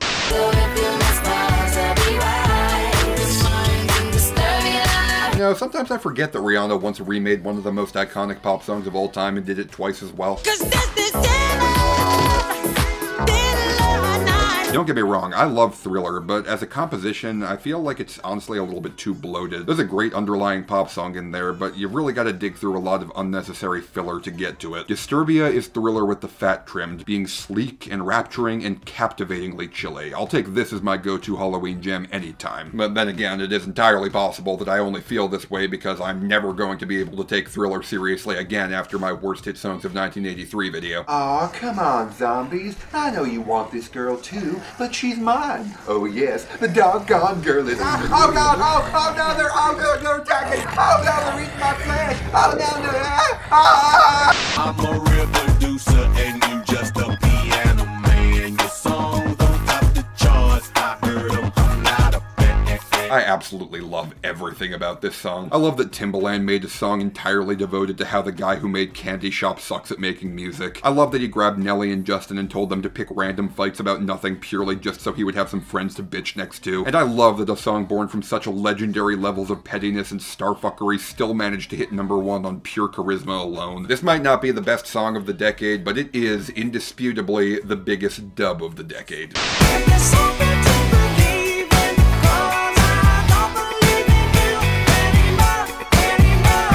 Behold, Maroon 5's Lightning in a Bottle. I definitely don't have a lot of good things to say about this band, but Makes Me Wonder is the same masterclass in funky, genre-blending dance pop that it always was. It still blows my mind that critics back in the day referred to this song as so bland that it hurts. I can only imagine those critics must have melted into a puddle of pulsating goo when Girls Like You came out. Frankly, my best assumption is that those critics back then weren't listening to the actual song, but instead they accidentally listened to the Stargate remix. You know, the one with Mims on it. Gotta pick it up, drop it down real slow. Leave her that while she's upside down on the pole. Wake up, bloodshot eyes. Oh yeah. Remember like an hour and a half ago when I said This Is Why I'm Hot isn't the last we'd be seeing of Mims? That's because, technically speaking, Mims was on a second #1 hit, rapping literally 4 lines for the intro of this official Makes Me Wonder remix and then disappearing forever. And you know the best part? Mims's verse is probably the highlight of this remix. I've been here before. One day I'll wake up and it won't hurt anymore. You know, I never thought I'd say this, but I am genuinely glad that we have a Space Force now because someone needs to go up there and close that Stargate. Man, I've been waiting all night, man. That's how long I've been on ya. I still can't believe that Kanye West was, like, an actual pop star in the 2000s. He wasn't just some omnipotent deity in an overpriced white t-shirt looking down upon us mere mortals while occasionally bestowing unto us a new project with the sole purpose of ruining Twitter for a few weeks. No, he was just a normal A-list pop star who would drop his albums, promote his singles, and get big crossover hits off of them. Hell, there was actually a bit of competition between Kanye and 50 Cent when both of their albums dropped on the same day, leading to a huge competition between their fans for higher numbers. Of course, Kanye ended up winning that war in both the long and the short term, getting himself a #1 album that's widely considered to be among the greatest ever made, with Stronger being the crowning achievement of the whole affair. I guess I don't really have anything else to say about it except F. He's everything you want. He's everything you need. I don't think this one is particularly well remembered these days, but that's a damn shame. It's easily one of my favorite post-grunge songs of all time, and one of the only songs about being stuck in the friend zone I've ever heard that actually manages to justify its own existence. As it turns out, the key to doing a friend zone anthem right is to just revel in the tension and frustration of the whole situation, as opposed to the strategy I see most often, which is to just walk up to a girl and say, "Is your boyfriend being abusive? Well, come sit on my dick, that'll solve it." Also, this isn't the first song I've heard that uses that cool reverse guitar effect, but that is easily one of my favorite production gimmicks of all time. More people do that, please. And you don't know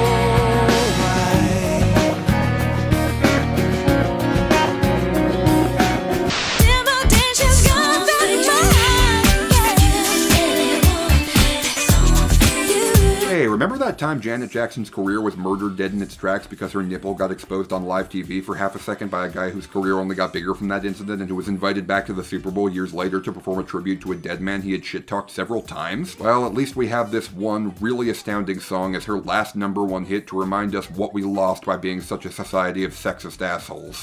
I'm on tonight, you know my hips don't lie, and I'm starting to feel you, boy. I legitimately don't think there was a single person on the planet who dislikes Hips Don't Lie. This is just everybody's jam. I don't think the radio station has ever been changed when this song came on it. Seriously, if you somehow legitimately dislike this song, leave a detailed comment explaining why, and I'll be sure to let a conservationist know about you because endangered species really do deserve all the protection we can give them. Oh boy, I can see your body moving, half animal, half man.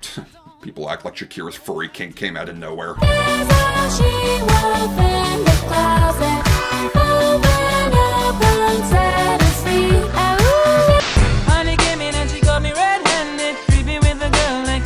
I kinda respect the hell out of this song, not gonna lie. It was a genuinely really cool idea to have a song where the entire thing is one guy acting like a piece of shit, and then another guy giving him advice for how to deal with his situation that's so out of this world terrible that by the end, the first guy is just like, dude, what the hell is wrong with you? Get the fuck out of here with that crap. I'm just gonna grow a pair and go apologize for being such a dipshit. I'm sorry for the pain that I've caused. You may think that you're a player, but you're completely lost. It's like the song kept on lowering its score over and over again, deep into the negative numbers, and then multiplied by -1 at the last possible minute. It's absolutely glorious.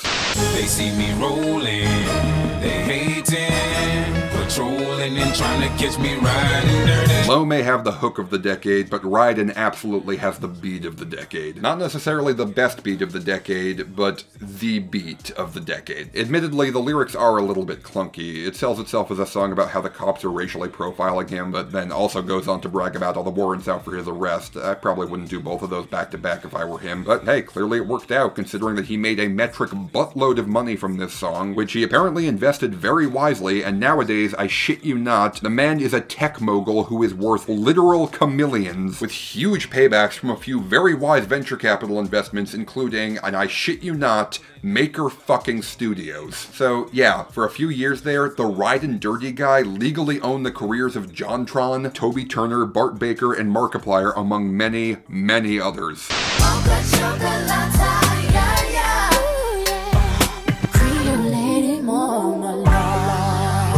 I actually have quite a lot to say about this one, but I think I'm going to save most of my thoughts on it for my best hit songs of 2001 video whenever Ethan and I get around to making that. So for now, I think I'll just leave the talking to someone who was actually there at the time. Take it away, Maya. Hi, Sean Fay-Wolfe. It's Maya here, and I got your inquiry and question. Question is, tell me how you got involved in making Lady Marmalade and what it was like to work on it. Well, at the time, I was an Interscope artist, Interscope being the major label. While I was on the road, I was in New York City, I got a call from management, and they asked me about being interested in a song that included the ladies. I think maybe one or two weren't necessarily on there just yet, but it sounded pretty cool to me, especially being that I'd worked with so many rappers and male singers in my career. So to get to work with some ladies would be pretty cool, I thought. Interscope was also the distributor of that actual soundtrack when soundtracks were huge, a big thing back then. That was actually the lead single for Moulin Rouge, the movie, and it just so happened that the label that I was on was distributing the project, so they thought of me being one of their only female artists at the time, and I gave it a go. And the rest is history. It was so fun working with the beautiful ladies, and we were all so different, but brought some sauce of our own to the table. I would love to do it again. This year marks the 20th anniversary of Lady Marmalade, but the queen herself, Miss Patty, is responsible for the original hit. So much love to all of the ladies, and it was such an honor to work with everyone and, you know, be a part of something historic. Lots of fun too. So grab somebody and get your ass on the dance floor. Let's get it on that fun up in this dancery. Most party songs are pretty straightforward and basic, making you move just for the hell of it, and at a glance, Family Affair seems like a song on that same wavelength, a bomb-ass night out just for its own sake. But this song does have one major element going for it that elevates it above its brethren, and that's that Mary J. Blige has been through some shit. We don't need no haters. Yeah, we don't need no trying to love one another. Granted, most of it is kept implicit in the text of the song, but the fact is that just through the tone of her voice, you can tell that Mary J. isn't just some pampered pop diva. No, she's a real woman who has lived a full life, which has not always been easy on her. So when you hear her talking about getting down and cutting loose, it draws your ear, and makes the party seem that much more profound as you realize just how important this night out free from drama is for Mary. For years, I felt that there was just something about this song that made it special, which I couldn't quite put my finger on, and I think that's what it is. Tell me in the comments if you agree. I'd like to make myself believe that planet Earth turns slowly.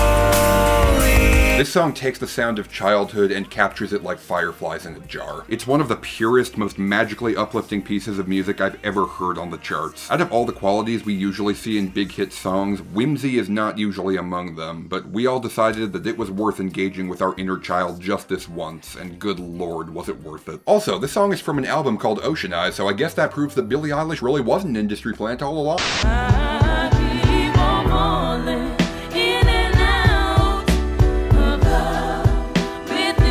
I don't have much to say about this one, not just because, again, I've got a best hit songs of 2001 video in the works, but also because Fallen by Alicia Keys is one of the most straightforward songs of the decade. It's one of the most basic, technically flawless, and lusciously beautiful pieces ever to top the charts. Really, my only complaint about it is that it comes from an album called Songs in A Minor, an album which won a Grammy from the official US Recording Academy and is from a woman literally named Keys, and yet, this song is not in A minor.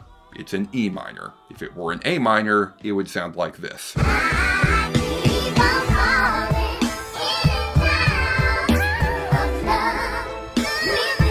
You're welcome.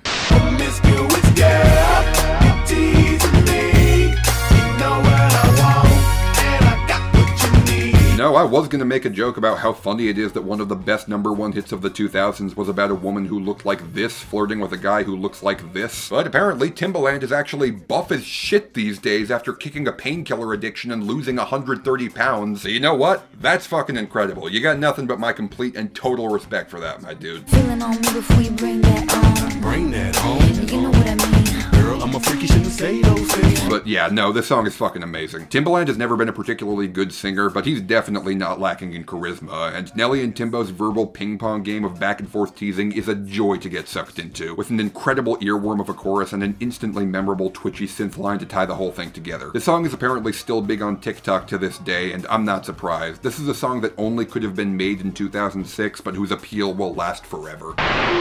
So, here we are. At long last, my top 10 favorite #1 hits of the 2000s decade. It's been a long, winding road to get here, so I'm sure you're now wondering who could possibly have the honor of opening up the final stretch.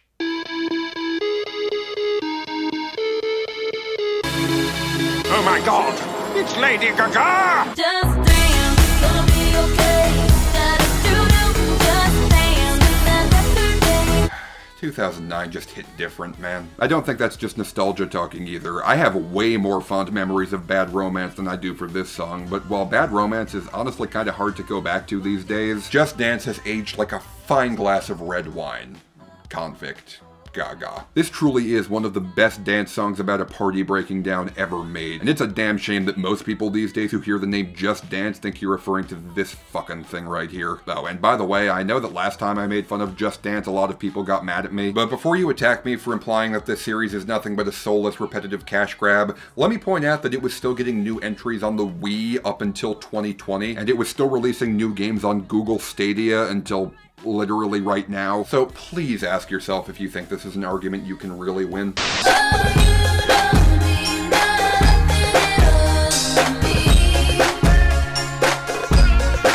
This is Timbaland's best beat of the decade, full stop. If someone asked me to name a perfect pop song, a song that does everything right with no room for improvement in any area, Say It Right by Nelly Furtado is one of the first examples that pops into my head. Every listen of this song makes you feel like you're in a dream, enveloped by swirling clouds of mist with fascinating yet indistinct chatter echoing in from somewhere unseen, making you wonder what could be out there. Outside of her beautiful hook, Nelly knows to keep her presence to a minimum and just let the beat do its thing. It is a perfect song that couldn't have come out at any other time than the late 2000s, and there are 8 more songs on this list that I love more than it, starting with...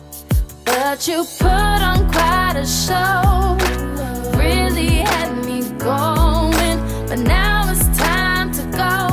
I've talked at some length before about how completely overdone songs about cheating were on the pop charts in the 2000s. So many songs from this decade, especially the first half, were by either men cheating or women who were either suspicious or heartbroken at their men's infidelities, that it painted a really nasty, sour portrait of what relationships were in pop culture during this time. When I hear Take a Bow by Rihanna, I hear all of that ugliness being wrapped up in a balloon and then being released, floating up to the heavens with a massive sigh of relief. This song represents the curtain falling on the cheating age of pop music. Rihanna isn't suspicious, nor is she depressed, nor is she even really angry. She's just done. Talking about girl, I love you, you're the one. This just looks like a rerun. Please, what else is on? She may have gotten played, but it's over now. Time for you to take a bow and exit stage left. This is the best possible way I want to hear this topic covered in pop music. I think you're cheating, so I'm gonna get suspicious and accusatory and chew you out over it? No, that's not an argument that I, as a listener, want to be stuck in the middle of. You cheated on me, and now I'm gonna mope about it? Understandable, but not at all what I want. But you cheated on me, so go fuck yourself. I have better things to do than waste my life on someone as pathetic as you?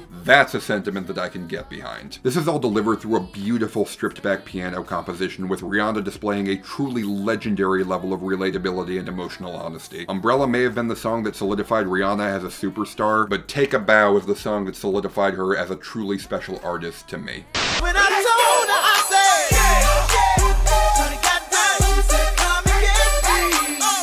For a year in popular music where literally not one white person held the #1 spot on Billboard, I can't think of a better crowning jewel for the music of 2004 than a glorious showcase of the absolute dominance of Atlanta by the king of R&B, the king of the guest feature, and the king of crunk. This song deservedly elevated Usher from music superstar to pop culture legend. And it's not a song that I feel any particular reason to heap praise onto. Everyone knows that it can get a crowd on its feet and bring back the spirit of 04 just as effortlessly today as the moment it was released. Honestly though, the most impressive thing about any of this is that Lil Jon was able to get not one, not two, but 3 of the biggest smash hits of 2004 by just recycling parts of this same song over and over again. Because you can definitely hear parts of Yaz melody in this.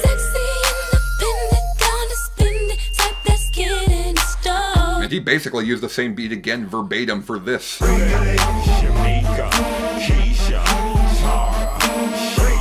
So yeah, even when this song was broken down and sold for parts, the parts also managed to become huge smash hits. I mean, no wonder this hit as big as it did. Oh, Eminem, why did your mom make you spaghetti? She knew tonight was rap battle night. You better lose yourself in the music the moment you own it. You better never let it go.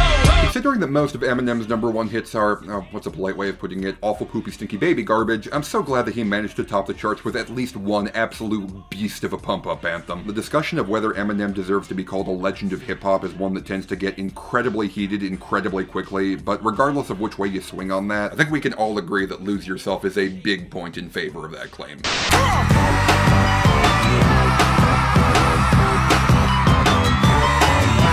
I obviously don't think that Hey Ya by Outkast is the best #1 hit of the decade, even if it is pretty damn close, but let me be clear. If I were judging a song based on how good each of its individual pieces are, Hey Ya would absolutely dominate the top spot of this list. This is another case where the song isn't more than the sum of its parts are just that good. It just piles on iconic moment after iconic moment, one after another. The bridge of Hey Ya literally spouts out what's cooler than being cool, alright, alright, alright, alright, and shake it like a Polaroid picture, all within 30 seconds of each other. I say what's cooler than being cool?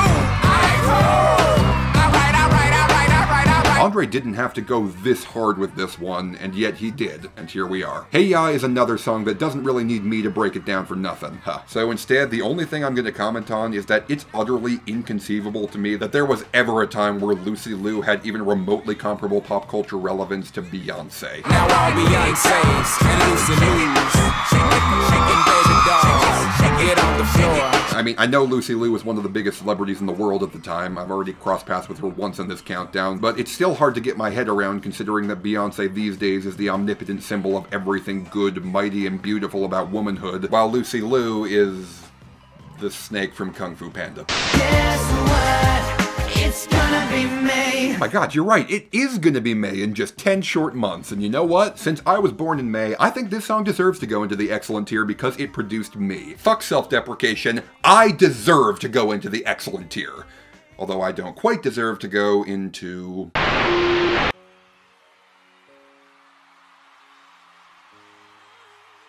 Okay, look. This next one is probably not going to make a lot of sense to you guys. You're probably going to think that I'm absolutely crazy for putting it this high. And God knows I didn't expect it to go this high when I started making this. But hey, I guess that anything is possible.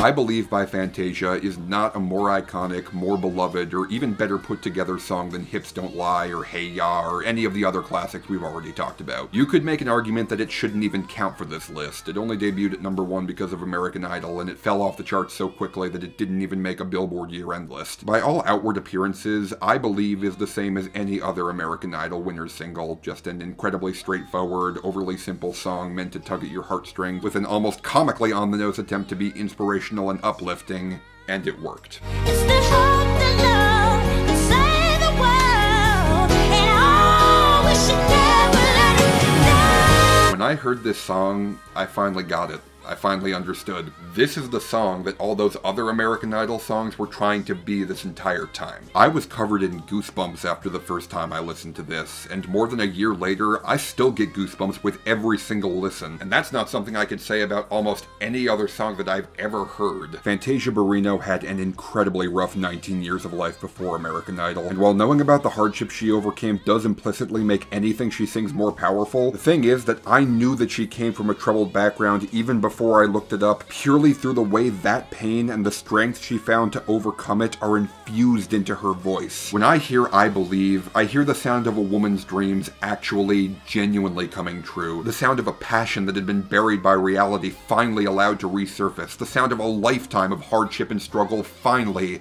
paying off.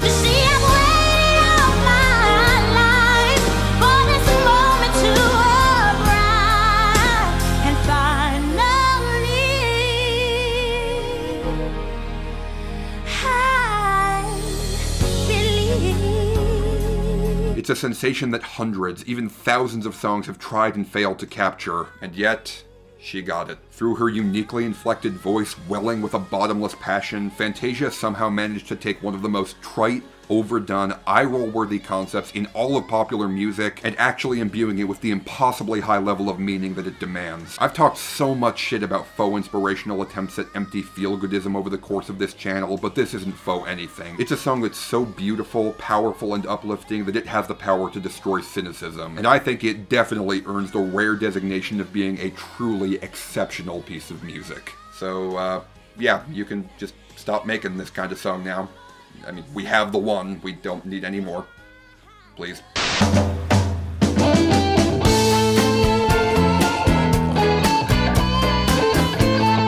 And now that we've got that out of the way, I'm just going to kind of speed through these next three songs because, yeah, they're already beloved classics. I don't think anyone is going to argue that these three songs are worthy of joining the less than 20 songs over the past 5 years that I've called exceptional. Smooth was the first #1 hit of the 2000s decade, and it felt like a grand ribbon-cutting ceremony ushering in the new millennium. A team-up between one of the most iconic bands of the 20th century with a post-grunge vocalist representing the new era the world was stepping into. As much praise as the masterful Latin production on this song deservedly gets, I don't think Rob Thomas deserves to be overlooked either. You got the kind of loving that can be so smooth, yeah. Give me your heart and make it real, or else forget about it. There's just something magical about his rich, over-emotive, kind of ridiculous voice. He's just so damn deep into it and doesn't give a fuck how goofy he comes across. And when you combine that with the classic soaring guitar work of Carlos Santana, you wind up with a truly timeless experience. And yes, I will be present on the first day of school and graduation. Sorry, Miss Jackson. Ooh, I am for real. As great as both Big Boy and Andre 3000 are as individual artists, there's a reason why Outkast as a duo are one of the most beloved acts in the history of hip-hop, and Miss Jackson is their magnum opus as a pair. Aside from the cool experimental hip-hop production, this is one of the most human rap songs, or hell, one of the most human #1 hits I've ever heard, looking at the complex aftermath of a relationship that fell apart through the lens of one man's conversation with his ex's mother. For the record, this song was inspired by Andre's relationship with Erykah Badu, and apparently her mom absolutely loved the song and bought all of Outkast's merchandise based on it, and yeah, I can see why. While there are obviously still some ugly feelings on display, the song on whole is just so wholesome and determined to do right by his family no matter the cost, only highlighted by the genius production and vocal contributions of both members. Miss Jackson is a song that almost seems too good to be a #1 hit, though not quite as much as... I hear Jerusalem bells are ringing, Roman Catholic choirs are singing. Yep, surprise, surprise, Viva La Vida is the best #1 hit of the 2000s, who could have guessed? Considering that this is the #1 spot, you're probably expecting me to go on a huge tangent about why, but, I mean, it's Viva La Vida by Coldplay. Every other song that I've put in this exceptional tier are among the best songs I've ever heard in my life, and yet Viva La Vida still takes the top spot in this ranking by an enormous margin. This is the kind of song where you remember where you were the first time you heard it, and the reasons why it's so incredible are actually genuinely too many to count. Revolutionaries wait for my head on a silver plate. I could go on for ages about this song if I let myself, but really, all you need to do to prove that Viva La Vida deserves to be here is to just listen to it, so go do that.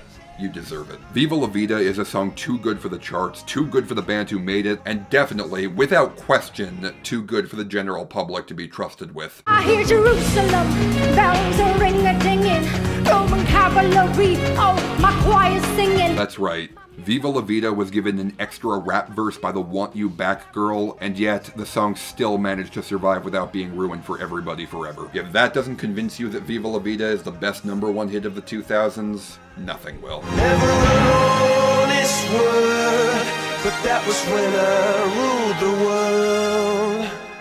Guess what? It's gonna be me. I want Lance Bass to sit on my Lance face. This video contains elements that are not suitable for children under. Good morning, my fellow patriots, and welcome to the first ever Diamond Axe Studios Independence Day special. Ah yes, 4th of July, the most pompous and glorious celebration of the year, a day of joy and reflection as we bask in the glory of our beloved homeland, the United States of America. Man, I just love living here in this legendary nation under God. It makes me proud to my core to be a devoted and ever-loyal citizen of the greatest country on earth. There truly is no place in the world I would rather live than America, the only place on earth where freedom exists. And I can't think of a better way to celebrate this freedom than to celebrate our great victory over the tyranny of those stiff, preppy, posh, rain-drenched, buck-toothed, foul-mouthed, lip-stiffening, tea-sucking, crumpet-horking, fish-chipping, pub-diving, Q-standing, queen-humping, healthcare-providing,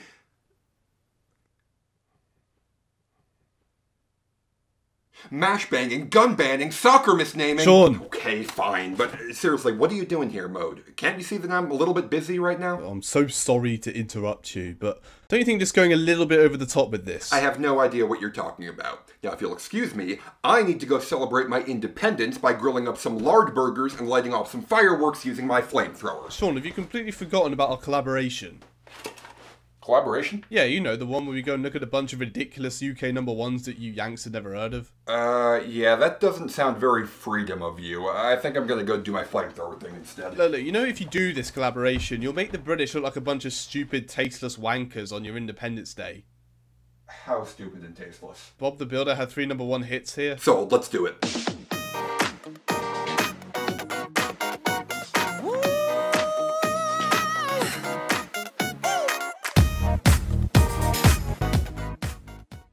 Hey guys, Sean Fay-Wolfe of Diamond Axe Studios here, and if you know me, then you know that I spend most of the time on my channel talking about the popular music of my home country, the United States. But obviously this is just one tiny percentage of the picture when it comes to the world of popular music. After all, a country's music is arguably its cultural export which can travel the farthest and is the least hampered by differences in language and culture. And every nation on earth has their own quirks and idiosyncrasies in their respective pop music scenes, with one of the most fascinating to me being the United Kingdom. While the US and the UK obviously share a lot of musical DNA with each other, the United States is one of the largest and most populous countries in the world, meaning that for a song to hit #1 on the charts, it needs to strike a chord with tens of millions of incredibly diverse people spread across thousands of miles divided by state, regional culture, and geography. Now, obviously the UK is also a very diverse country with millions of people, but compared to the US, it's much smaller and more compact, meaning that it's not at all uncommon for bizarre novelties to capture the attention of the entire nation very quickly and fluke their way to the top of the charts. And oh boy, do they fluke their way to the top of the charts. Looking over a list of songs that have hit #1 in the UK, it's nearly impossible for me as an American to process that, yes,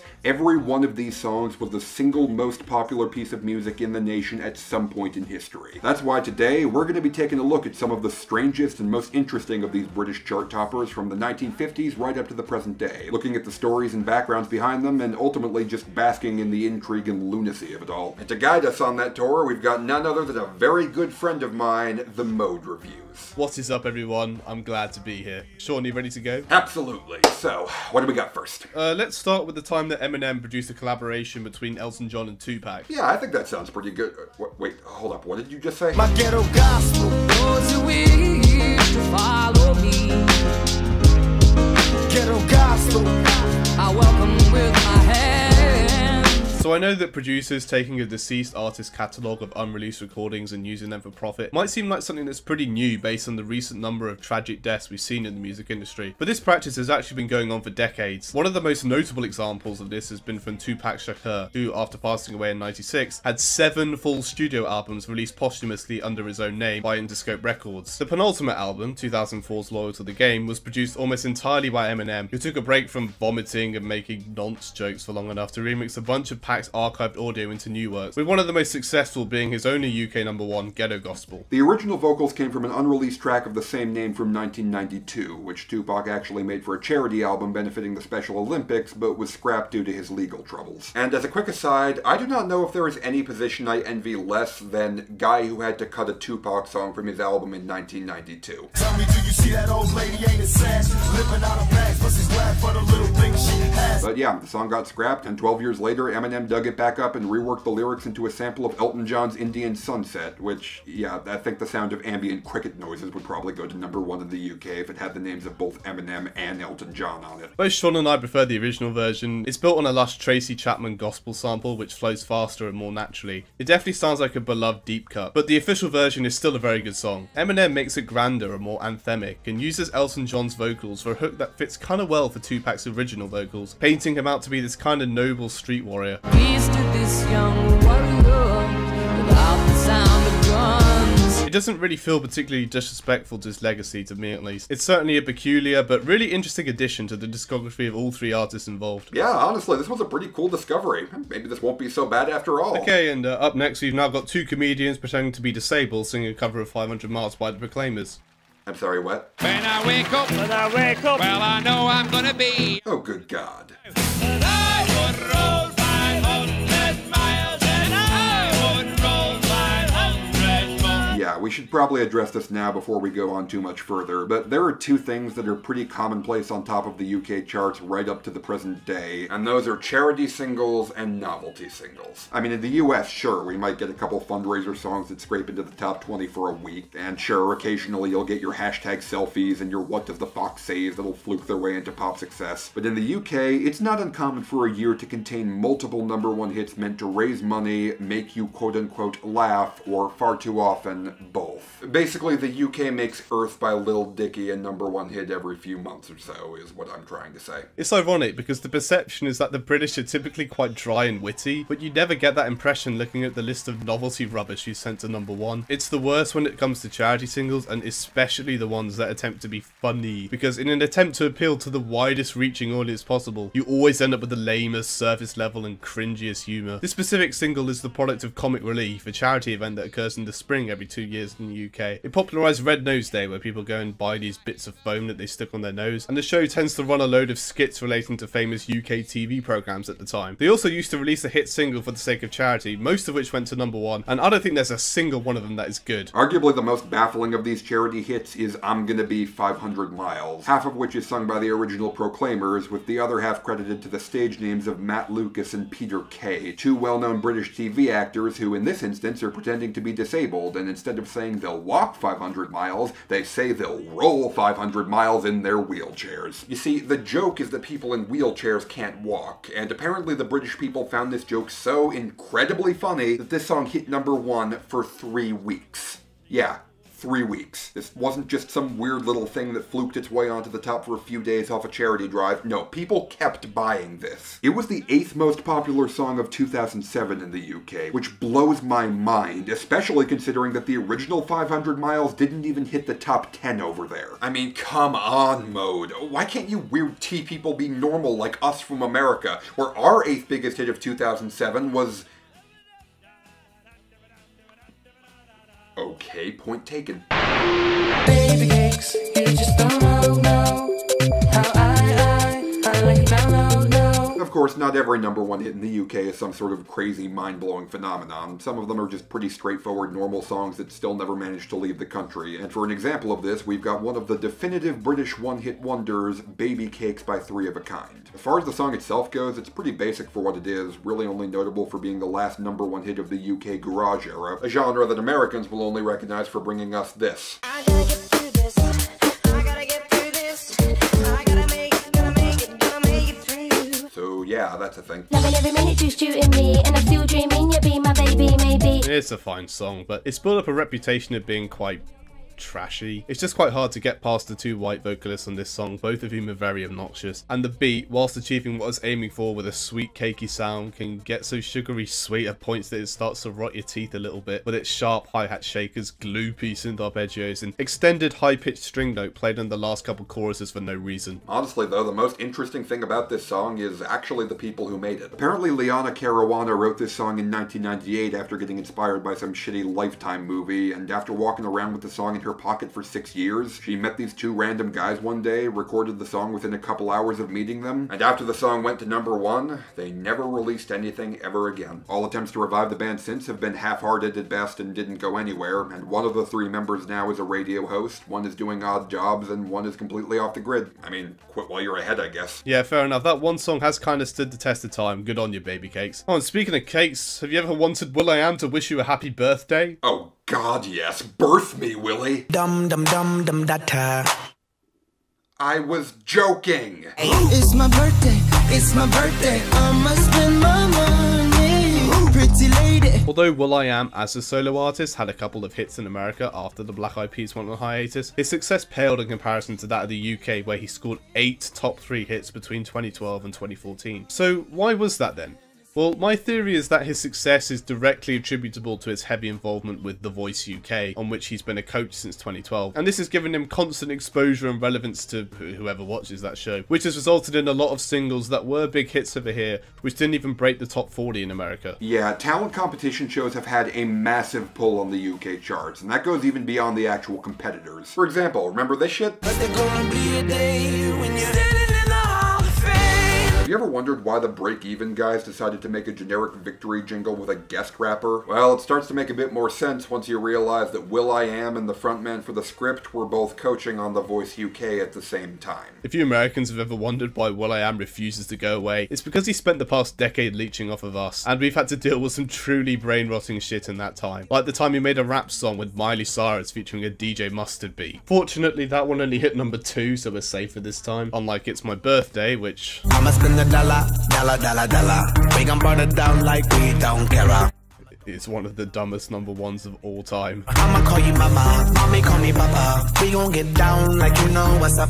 The main crime of It's My Birthday is that it's just another will.i.am song. There's no real birthday theme in it. It's no more of a birthday song than Into Club by 50 Cent. It's just Will and the No Namer on vocals talking about how they want to get with some hot girls. And your tolerance for it is really going to be dependent on how much stupid you feel like stomaching on any given day. I wish that I could tell you that this will.i.am birthday celebration song was as ludicrous as it sounds, but besides the song and video being the single most 2014 thing I've ever seen in my life, absolutely nothing about this song stands out one way or another. Well, I mean, almost nothing. I can speak in Japanese. Kawaii, kawaii, kawaii, I want your body. Well, at the very least, it's not the worst #1 hit we've got about sticking Japanese into places where it probably shouldn't be.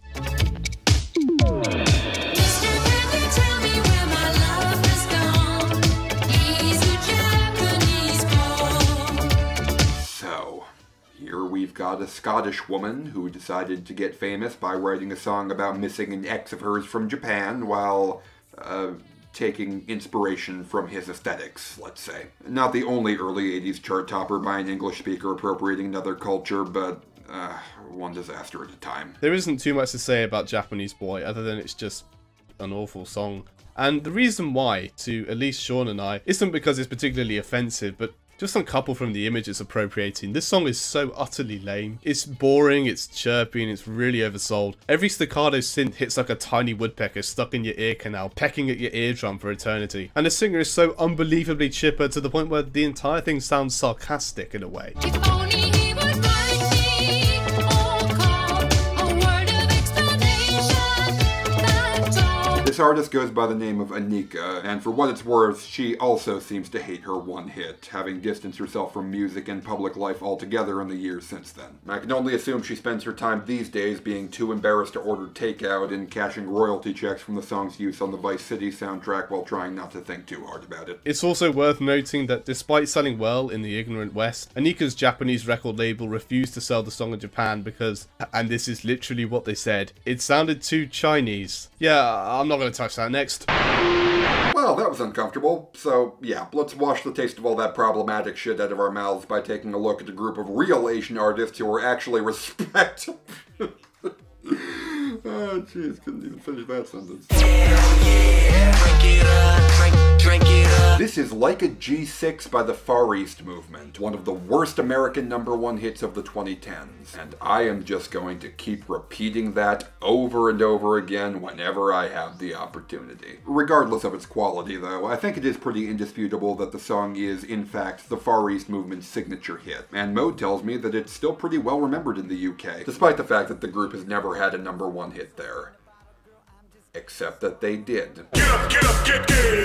Pump the volume, feel the bass. Get up, get up. Turn me on and let me do my thing. Yep, that's right. The Far East Movement's only #1 hit in the UK was not Like a G6, but this random club song from 2013, a year which is, and this is a fact, 6 years later than anyone in the world should have been listening to the Far East Movement. Honestly though, the song doesn't really belong to them. They're just the featured vocalists adding some flavor to the locomotive production of noted hip house producers the Bingo Players, the same guys who created the Piano in the Dark remix that Flo Rida made I Cry out of. It's a pretty straightforward song without a ton worth talking about, but I do have to say that it is pretty amazing that even in a song that goes this fast and has no real purpose other than to hype you up, the Far East Movement still come across as a bunch of dorky posers. This house party is crazy. My crew is hella wavy. Yo, flip the cup, then say what's up, then slide out with your lady. So, yeah, the song is pretty lame, but hey, it definitely moves, and it's completely harmless, so it gets a pass from us. Also, this music video is one of the greatest things I've ever seen in my life, and I'm frankly astonished that the makers of Untitled Goose Game didn't get sued over it. Warning, flashing lights. If you have epilepsy, look away for the next minute and a half if you don't want to die. Okay, go.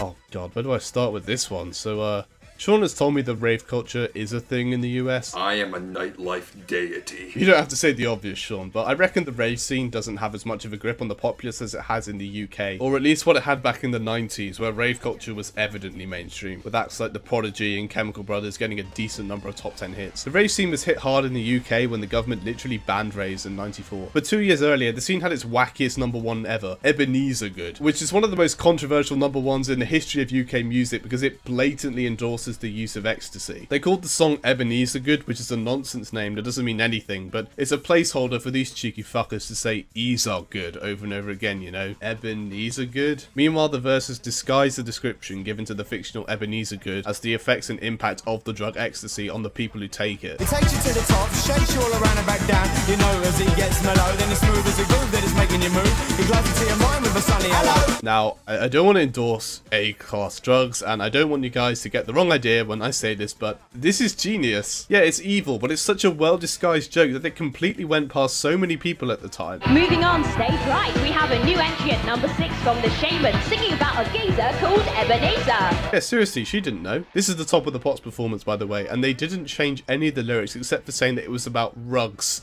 instead of drugs. I'm not fucking kidding. And it hit #1 during the BBC's Drug Awareness Week. This literally could not be more perfect even if you tried. Oh yeah, for sure. The listening public in your country is really, really cool Mode. Anyway, remember this shit? You can't stop looking at me, staring at me, be what I be. You can't stop looking at me. Get on the floor. So I was going to force Mode to answer for this obnoxious little Brit brat who burst straight out of the doors of the X Factor with a song in which she raps about all those in the world who might be inclined to jag her swag. But when I tried to talk to him about it, I found out that apparently he had disintegrated because apparently it's a scientific fact that all British people simultaneously stop existing the moment this song is brought up. You're a hater, just let it go. Swagger dagger, swagger dagger. I'm not going to analyze this song, I think it speaks for itself, but I will say it does give me some degree of comfort to learn that Cher Lloyd is apparently seen as a national embarrassment in the UK. And after looking into it, I found out that apparently the only lasting relevance Cher Lloyd has in British culture is this meme from a couple of years ago. I'm going to sing Cher Lloyd by Cher Lloyd, and don't forget all the trouble we got into. Why does somebody not know how to flush a toilet after they've had a shit? What do you mean? Well, it was fucking one of yous. Disgusting! Yeah, I'd say that's probably the legacy she deserves. So there was a #1 hit from 1962 that nearly got banned by the BBC called Nut Rocker. Let me repeat that. There was a #1 hit from 1962 that nearly got banned by the BBC that was called Nut Rocker. Now, let me ask you, what do you think a song called Nut Rocker would sound like? What do you think a song called Nut Rocker would have to be about to get banned from the radio in 1962? Do you have an idea of what this song is in your head? Because I promise you, whatever you're thinking, it's wrong.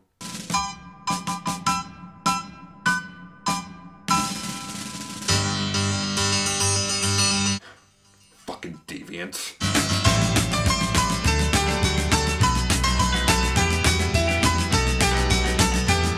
Yep, this is Nut Rocker, an instrumental piano piece that takes the iconic melodies of Tchaikovsky's Nutcracker Suite and turns them into a high-tempo rock tune. I suppose it's a cute little tune for what it is, but you're probably wondering why the hell the BBC would ban this from the radio. Well, as it turns out, back in the day, it was actually against British broadcasting regulations to play music which interpolated any classical music pieces. Apparently back then, the BBC were afraid that music was becoming too Americanized, so they tried to preserve the purity of classical compositions as much as possible. They did eventually relent and allow Nut Rocker to be played because, to quote their statement, this instrumental piece is quite openly a parody of Tchaikovsky's dance tune, is clearly of an ephemeral nature, and in our opinion will not offend reasonable people. Yeah, Nut Rocker won't offend reasonable people, unlike those other horribly offensive songs they banned in 1962, like the fucking Monster Mash. Okay, so let me take you on a little journey here. This was the last British #1 hit of the year in 2005. I'm not here to say I'm sorry. I'm not here. Here was the last #1 hit of 2006. Some people wait a lifetime for a moment like this. Here was the last #1 hit of 2007. There can be miracles when you believe. Here was the last #1 of 2008.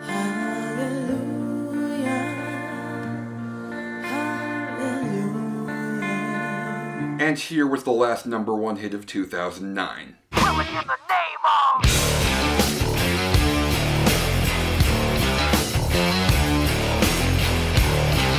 Mode.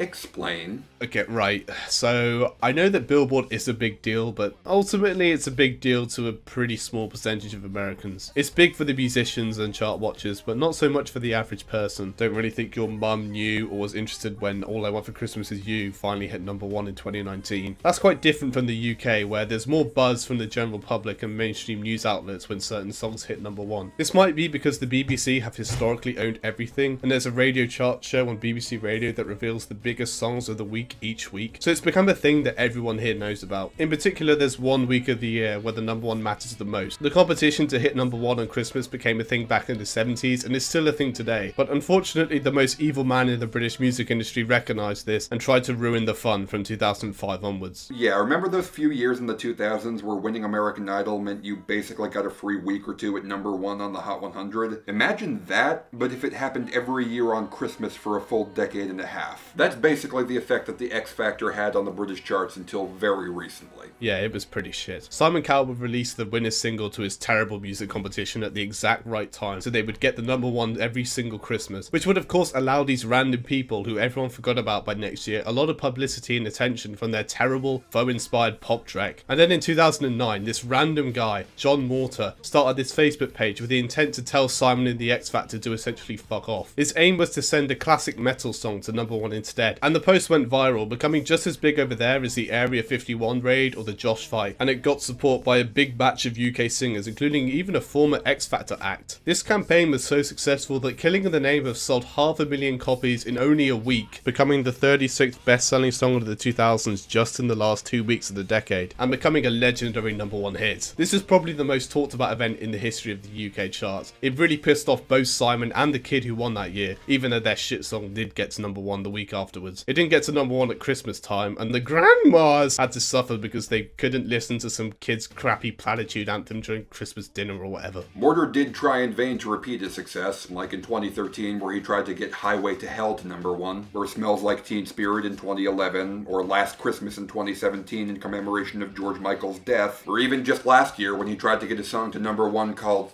no, I forget, what was it called? Boris Johnson is a fucking cunt. He's a fucking cunt. He's a fucking cunt. Oh yeah, that. None of these follow-up campaigns ended up denying an X Factor song the Christmas number 1, but thankfully by 2015 the problem solved itself when X Factor songs stopped debuting on top, presumably because the phones of presumptive buyers had fossilized into amber from all the sap they were drowning in. In 2020, Simon's label folded, leaving behind a towering, aggressively milquetoast legacy in its wake. And on the subject of saccharine boomer music that somehow managed to become the biggest thing in British history... Mull of Kintyre, only strolling in from the sea. Ladies and gentlemen, I present to you Mull of Kintyre by Wings, also known as the first song ever to sell 2 million copies in the UK, the best-selling song of the 70s in the UK, the 4th best-selling song of all time in the UK, and the most successful song that any of the Beatles ever put their name on in the UK. Mode explain? Hey, don't look at me, I didn't get it either. Dark distant mountains with valleys of green. Wings were actually a much bigger band in the US than the UK, surprisingly. They had 6 number 1s on Billboard, yet this was their only number 1 in the UK, which is bizarre because this song never actually charted in America at all. The B-side peaked at 33, while over here it became the biggest selling song of all time that wasn't bought due to a charity or a celebrity death. Despite that though, it's not particularly popular anymore, at least not among the general public from what I've seen. The only Wings song I think UK society collectively remembers is the one about silly love songs. I have never heard Mull of Kintyre out in the wild before. You'd probably expect the 4th biggest song ever to have more of a relevance today than it did then, but it just doesn't seem to be the case. Seems it's only been remembered today as the football chant for Nottingham Forest, and I do see why it's a football chant because it is quite a good sing-along anthem. Yeah, true enough, I guess. The main melody interpolates Auld Lang Syne, one of the most recognizable melodies in the Western world, and it does have a very naturally soaring melody. It's not like we in the US are immune from saccharine filler like How Do I Live or You Light Up My Life becoming some of the biggest hits of all time over here, and at least this is a very pleasant little tune about the beauty of the Scottish Highlands. Yeah, upon reflection, I quite like this song. I know it's Wings and it's not particularly well liked, and I can see the over-sentimentality and slight ego-trippiness making Paul sound kind of full of himself, but I don't know, it's just quite an epic sounding piece of music. The 9/8 time signature carries a nice sturdy sway that makes it feel very wistful and enjoyable. Oh, and on the subject of wholesomeness. When you walk through a storm, hold your head up high, and don't be afraid of the dark.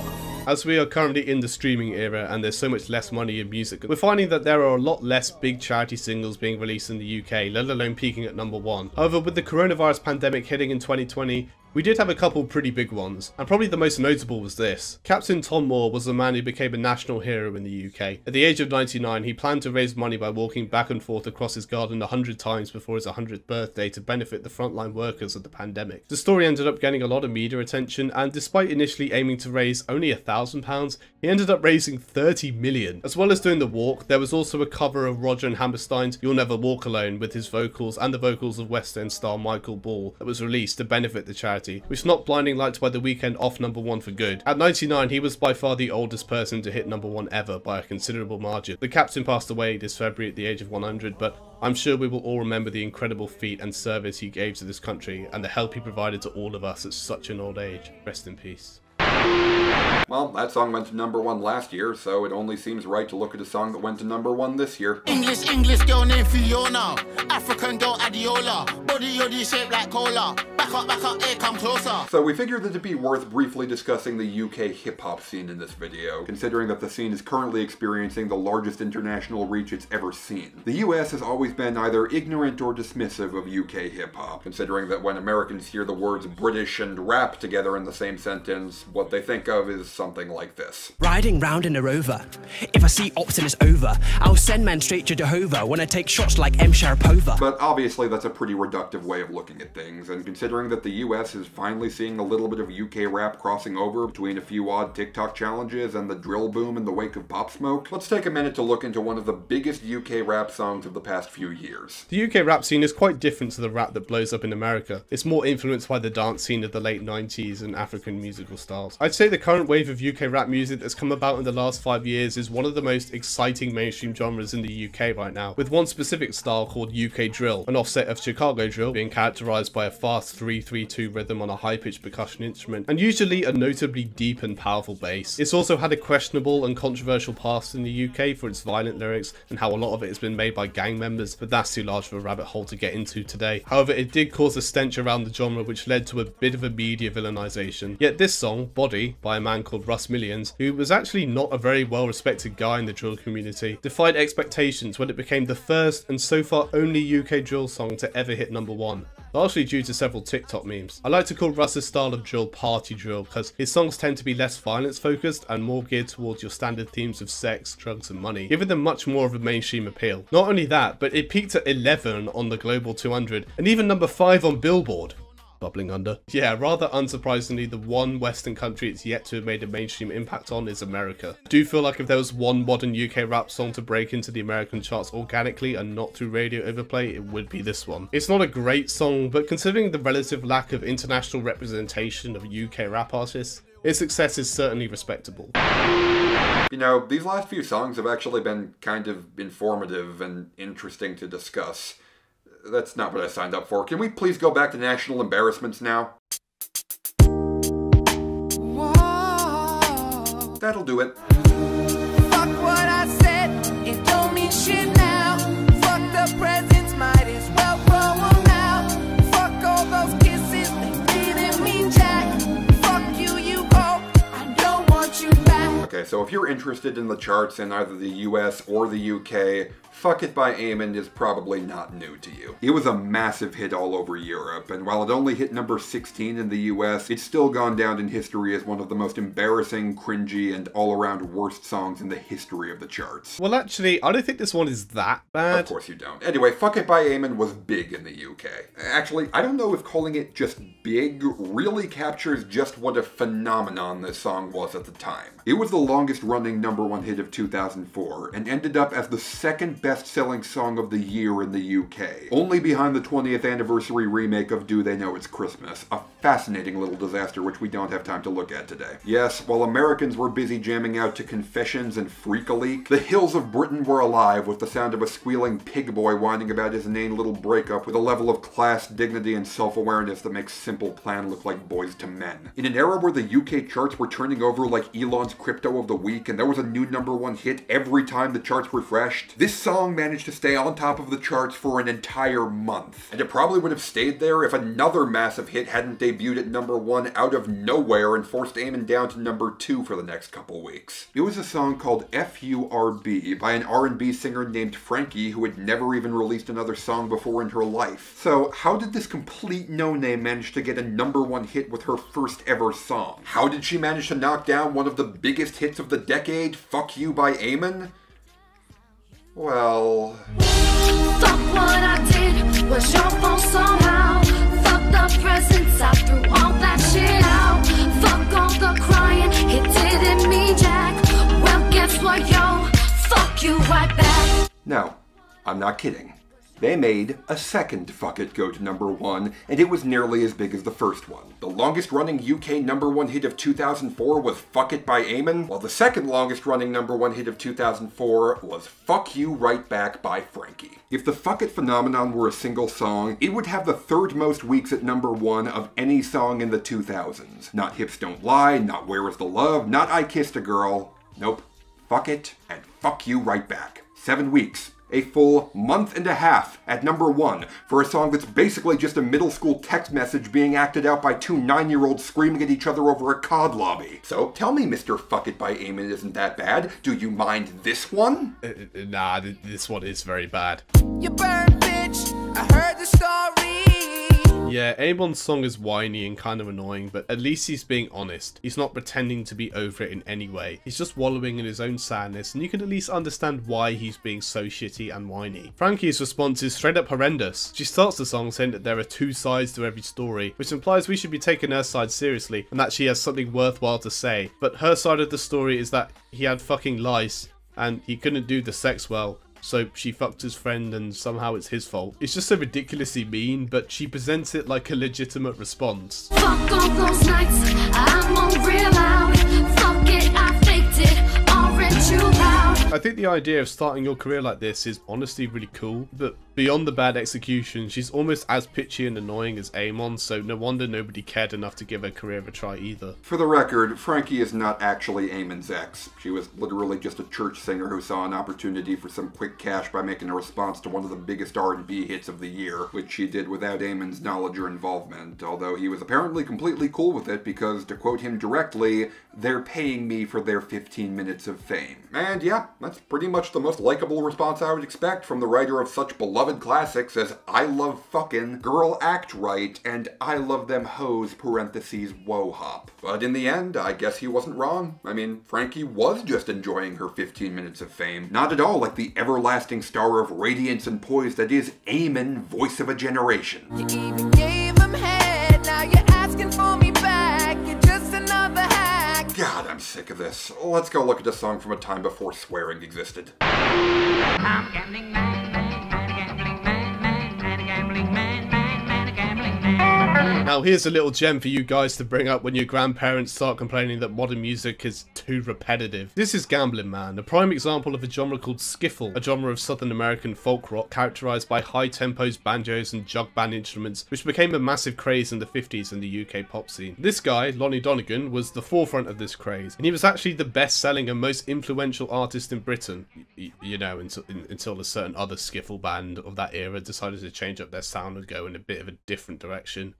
She loves you, yeah, yeah, yeah. Yeah, skiffle is best known today for being the original genre of music that the Beatles made, and for introducing American rock concepts into the British music pool, leading to the explosion of revolutionary British rock acts that would spearhead the British invasion. Of course, you wouldn't know that looking at the most successful act of this new wave, who by the end of the 60s had left their skiffle roots far behind and were instead making shit like this.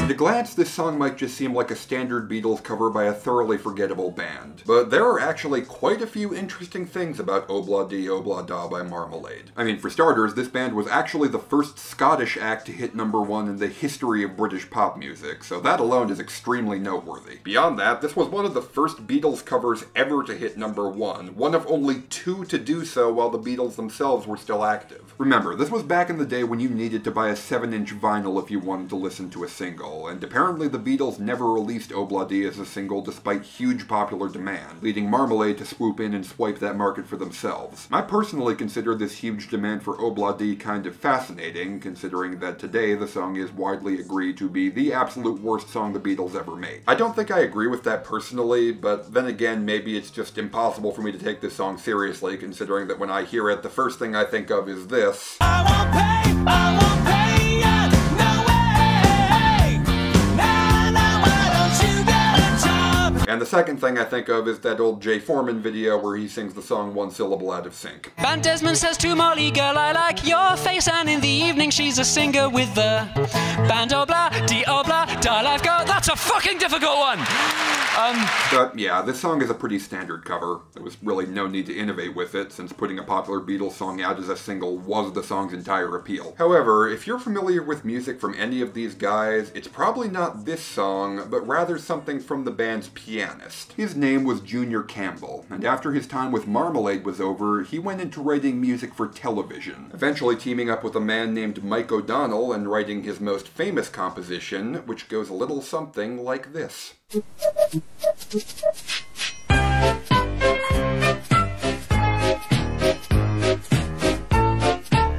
That's right. This man, who started his career with a cover of the Beatles' worst song, eventually went on to become the composer for all the music for the first 20 years of Thomas the Tank Engine. I actually recently had to go back and watch a bunch of episodes of that show to try and find the clip of Henry spitting out water I used in my 2013 video, and let me just say that not only is Thomas the Tank Engine still an incredibly solid kid show, but the music in particular has absolutely no right to be as good as it is.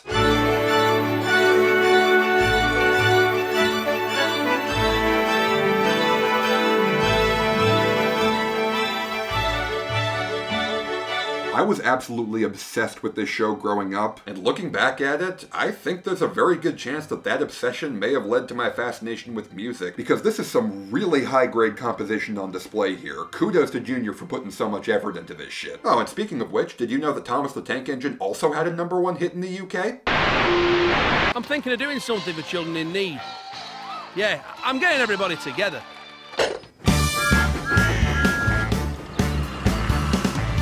God, I love excessive cameos.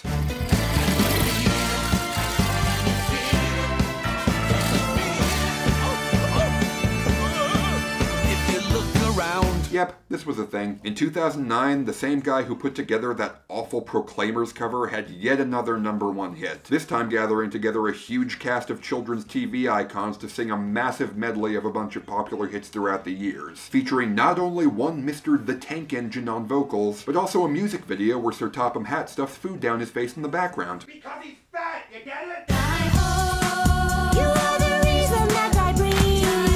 It's funny though, because unlike his last #1 hit, Peter Kay actually managed to produce like a legitimately well-made medley here. Like, yeah, it may be sung by Postman Pat in Paddington, but it does sound like something that a fair amount of effort was put into, and between that and the video, it's kind of adorable. I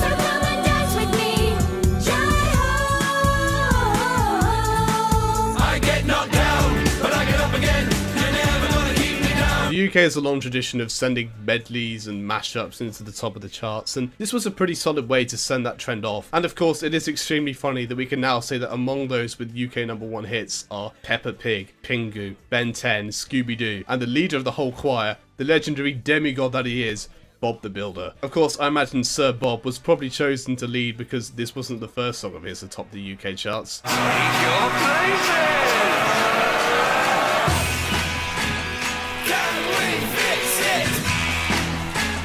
Yes, we can.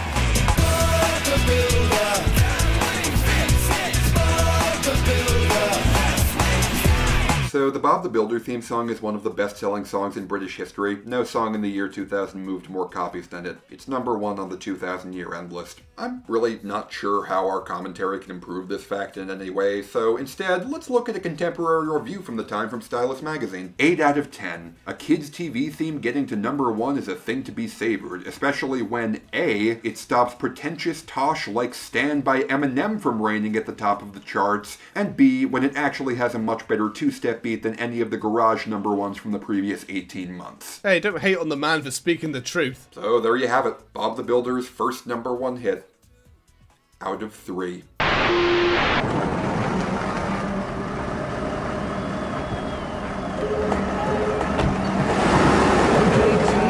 Let's go.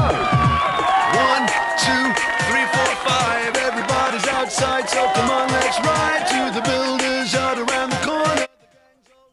Checkmate, atheists. A little bit of timber and a saw, a little bit of fixing, that's for sure. A little bit of digging up the road, a little bit of moving handy loads. You know, it's really a testament to the sheer mass appeal of the original song that the Bob the Builder cover of Mambo No. 5 kinda slaps. I mean, I literally just got done making a video about what a lifeless, disconnected year for the American pop scene 2001 was, and right across the pond, the other half of the special relationship was getting lit with a crew of talking construction vehicles. Hey, you see, now you've come to join the correct side that recognises the true superiority of Bob the Builder. I know, right? I mean, what could America possibly have been doing that was more incredible than this when this song went to #1 on the week of September,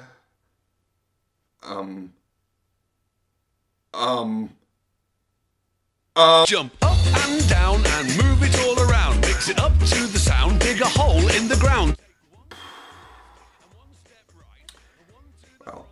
I mean, I guess I probably shouldn't be too surprised by this, considering that I did find an old article about how apparently this song was banned from British radio after 9/11 because it seemed a bit distasteful to play songs about building, cleaning up, and construction while people were still sifting through the rubble. And while the implications of this fact are probably pushing your mind pretty close to the breaking point, I do feel the need to point out that the only reason this song would get banned from the radio is because they were playing it on the radio. The BBC played Mambo No. 5 by Bob the Builder on the radio. And if you think that this is the most insane story of a children's icon going to #1 in the UK, well...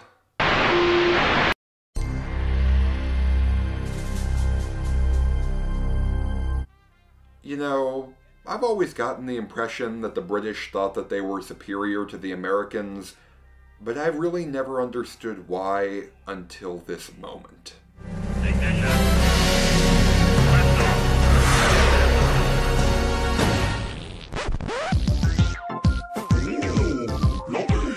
Why, the prodigal son has returned. Check this out.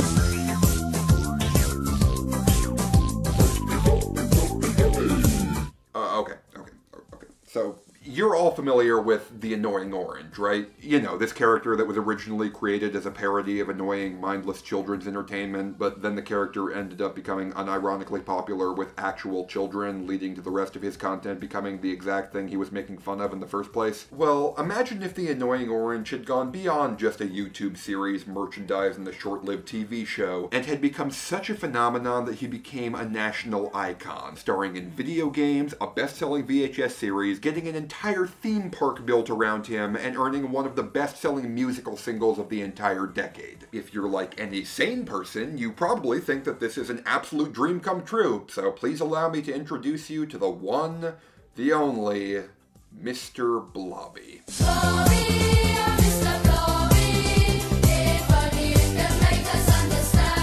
Originally created as a fictional children's icon for a talk show who presented him to celebrities to see how they would react, the character eventually became so popular that he took over the nation, with his most well-remembered venture being the 1993 Christmas #1 named after himself, a song which, I say with absolutely no hyperbole at all, is the single best #1 of all time. I mean, first of all, you can't argue with this masterful composition, like seriously. There are so many distinct parts all marred together in such a perfect harmony. It's so multifaceted that I'd say it puts Bohemian Rhapsody to shame.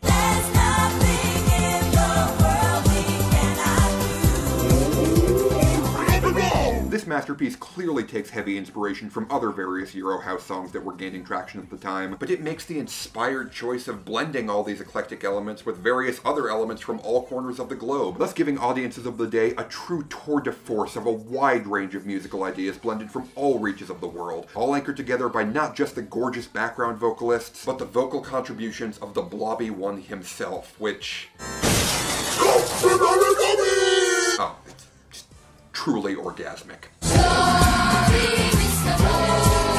However, whilst the music is objectively fantastic, what really elevates this to a true 40 out of 40 song are the lyrics, which reveal to us the untold truth of the universe. No hill too high, no desert too dry, no road too long, no tide too strong, no bridge too far, he's got a car. Now, this really speaks to me personally because there was a time where I used to really struggle with getting stuff done, but then I got introduced to this song, and it made me realise that I could actually succeed. If there's no hill too high for our glorious leader, or slope too steep, or cat too cool, that I could also achieve this, and overcome my struggles. In fact, it was hearing the lady say that he had a car that inspired me to finally get my driving licence this year. Indeed, the ideals that this doughy Adonis represents are something truly transcendent, and I genuinely believe that humanity would be in a far better place if only we were to adopt the philosophies that the great Blobby one has brought down to us mortals. Philosophies such as optimism,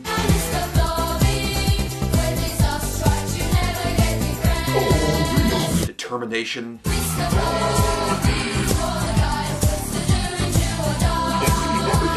perseverance through personal limitations and systemic obstacles,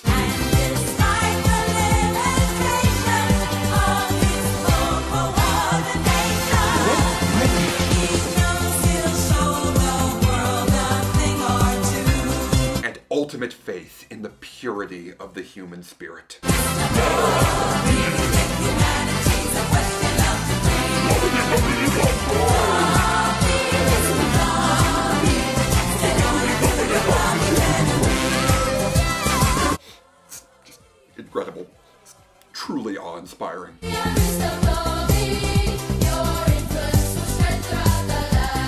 yes, it most definitely shall. Before long, the whole world shall know about the glory of the good Blobby name, and I implore you all to recognise this being for the sage that he is, and to spread the good word of Blobby all throughout the world. If you're looking for ways to do this, feel free to read the best-selling book, How I Learned to Stop Worrying and Love the Blob, and join us in this excitation for our saviour, Mr. Blobby. Spread the word of Mr. Blobby. Live by the way of the great Blobby. All hail Blobby. Give yourself to Blobby. Submit to Blobby. Hail the Master Blob. All power and grace to Blobby. Blobby for President 2024. Long live Blobby. Praise the Blob. Only Blobby knows what's best. Our Blob, You must have who a art very in high Blobby land. intelligence to Hallowed be understand thy Blob. Blobby. Thy If I had Blobby a land twin, I come, would thy still will be choose done. Blobby. On earth as it is in Blobby The only land. good Give us this thing day is our Blobby. daily Blob, and lead us not into temptation, but deliver us from the Blob. Amen. Blobby, Blob, Blob, Blob, Blob, Blob, Blob,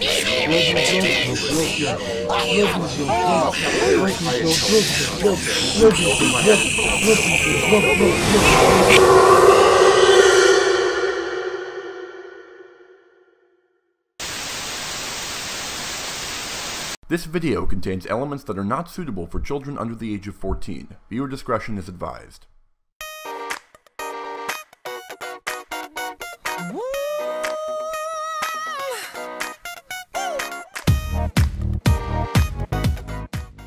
Hey guys, Sean Fay-Wolfe of Diamond X Studios here, and I'm a child of the 2010s. Party rock! Even though I was born in the late 90s and I knew how to use a computer when I was 3, I was a pretty sheltered and introverted kid who didn't really use the internet much growing up, and only became really connected with the popular zeitgeist of my generation in middle school, at the very beginning of the 2010s. Names like Lady Gaga, Adele, and the Black Eyed Peas were the first musical superstars that I was truly aware of, and hearing their music on the radio and downloading it onto this iPod Touch was truly my first rite of passage into the cutting edge of popular culture. If you've been following my channel, you know that I've done videos reflecting on the popular music of every year between 2014 and 2019, and I fully intend to get to 2013, 12, 11, and 10 very soon. However, now that the 2010s are good and over, I want to take a quick step back from these individual years and look at not just any music of the decade, but the absolute biggest music of the decade. That's why in this video, I'll be taking a look at every single song that hit #1 on the Billboard Hot 100 in the 2010s, and I'll be ranking them from my least favorite to my personal favorite. These songs are all over the map in terms of style and substance, from the raucous club bangers of 2010 to the moody trap soul of 2016 to the booming EDM of 2013 to the wonderfully odd transitional novelties of 2019. Some of these songs are now celebrated classics, some of them hold precious memories that will stay with me and others my age for a lifetime, and a whole lot of them are dated filler that will end up buried largely unmourned beneath the sands of time. However, they do all have one thing in common. Every single song on this list was the most popular song in the United States at some point in the past 10 years. These songs defined my generation, for better and for worse, and they deserve to be analyzed, compared, mocked, and preserved. The time has finally come, my friends, so let's live that fantasy, set the world on fire, and ride till we can't no more as we count down.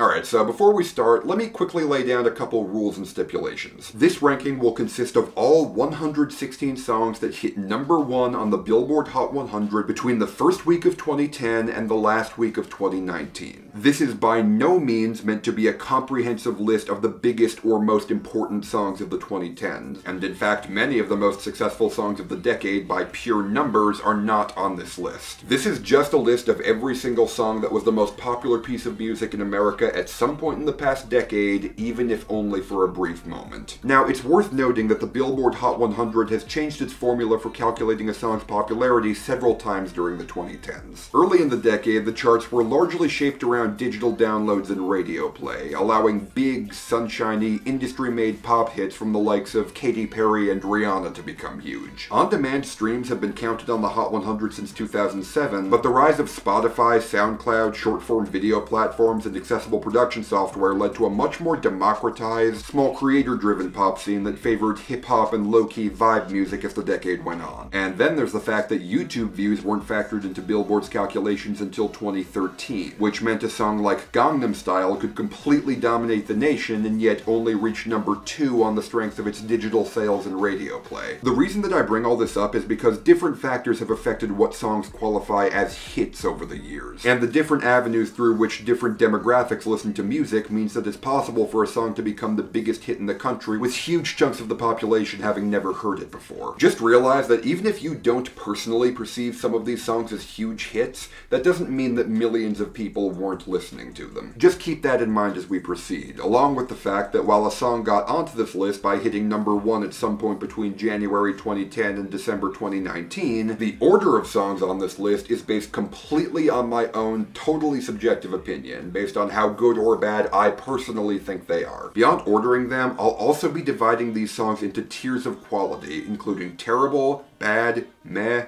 decent, good, excellent, and both exceptionally great and exceptionally awful. Fortunately, there was only one song on this list that I found to be exceptionally awful, and so now, without further ado, let's take a look at the single worst number 1 hit of the 2010s. Someone that's afraid to let go. You decide if you're ever gonna let me know. I've talked about this song several times on my channel over the years, more often than I would have liked, to be honest, and so I'll try to keep this brief. The exceptional tier is only designated for songs that go above and beyond in awfulness and either spit in the face of art or, in this song's case, actively make the world a worse place. That's not to say I don't understand why this song hit number 1. XXXTentacion was a fascinating artist who spoke to millions of people, and despite the many atrocious things he did while alive, it is a tragedy that at the age of 20, his life was taken from him before he had a chance to turn it around. But while I do understand that, that doesn't excuse the fact that this song is built on a truly odious lyrical sentiment. Yeah, suicide if you ever try to let go. Telling a person that you'll kill yourself if you leave them is a truly evil gaslighting tactic. And as someone who's personally been on the receiving end of it in the past, the idea that this song has become an anthem for a generation of young, disaffected ex-fans is truly sickening. Suicide if you ever try to let go. I think broken hearts contentious. I won't fix, I'd rather weep. The rest of the song paints the narrator as the kind of desperate, clingy scumbag who it's easy to imagine using a tactic like that, and the celebration of such an insidious idea vastly outweighs any praise I might have for the production or melody to make Sad by XXXTentacion easily the worst number 1 hit of the 2010s.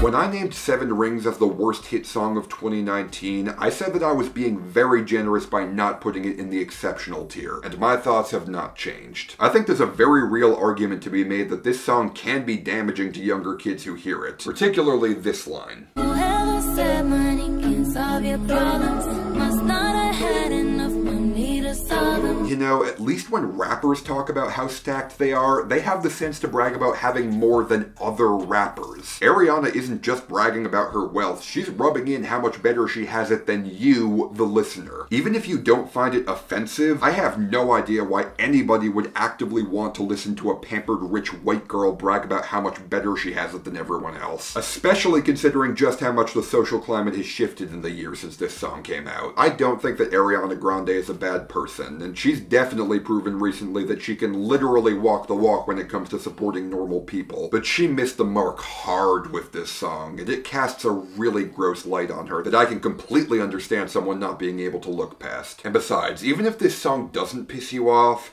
how do you not die from secondhand embarrassment listening to it? When you see the max, they stacked up like my ass. Really? Nobody's gonna speak up. I'm the one who's gonna have to say it. All right. And do the Harlem Shake. One thing you have to understand about my philosophy for judging music is that while I don't entirely ignore the context of a song's release, I'm mainly looking at what merit there is to returning to a song and listening to it today. Basically asking, is this a song you'd want to add to a playlist? And while I obviously don't think that the Harlem Shake is the worst #1 of the decade, I do think that there is no #1 hit from this decade that there is less of a reason to return to than this one.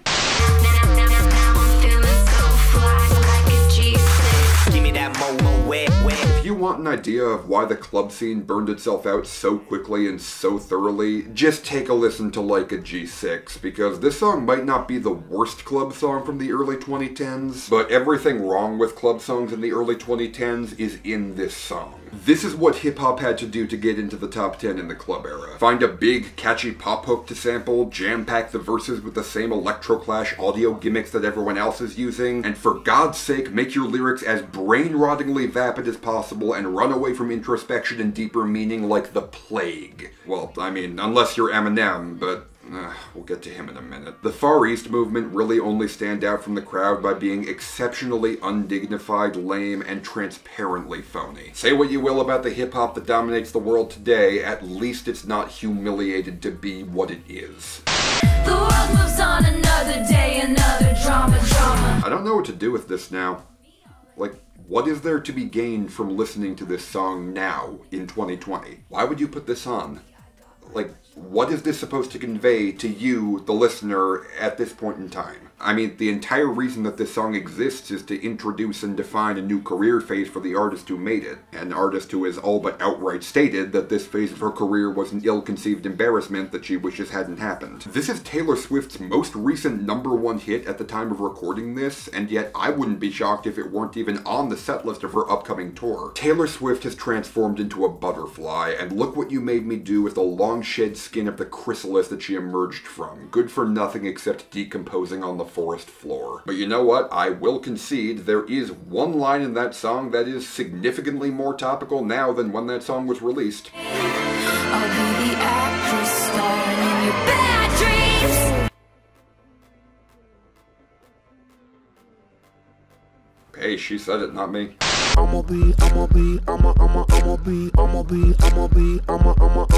Everyone always points to Boom Boom Pow as the biggest example of the Black Eyed Peas being a bunch of hacks who do nothing but string ugly sounds together with no coherence, but I'm a Bee is guilty of everything people accuse Boom Boom Pow of twice over. Just listen to all these parts and you tell me if they sound like they all came from the same song. Can't help that we popular, and all these folks wanna flock to us. I'ma be popping that bubbly. Check me out, check me out. I'ma be up in them A-list flicks. on and on and on and on and God, that's gross. Beyond that, really the only notable thing about this song is that it contains some of the most unintentionally hilarious lyrics of the decade. I'ma be a brother, but my name ain't Lehman. I'ma be a bank, I'll be loaning out semen. Yeah, girl, just to be clear, I'm actually just loaning my jizz to you. I will be needing it back. Also, apparently, Fergie has at least 2 penises. I'ma be spreading my wings. I guess that's what she meant when she talked about her hump.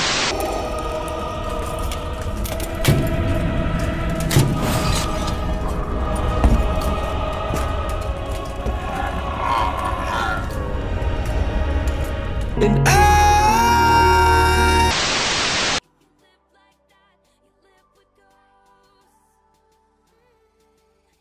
Love like that, blood run, 'cause baby, know we got bad blood. You know we used to be mad love. I realize that I'm probably going to make a lot of people mad by saying this, but that's kind of become my brand at this point, so screw it. Here we go.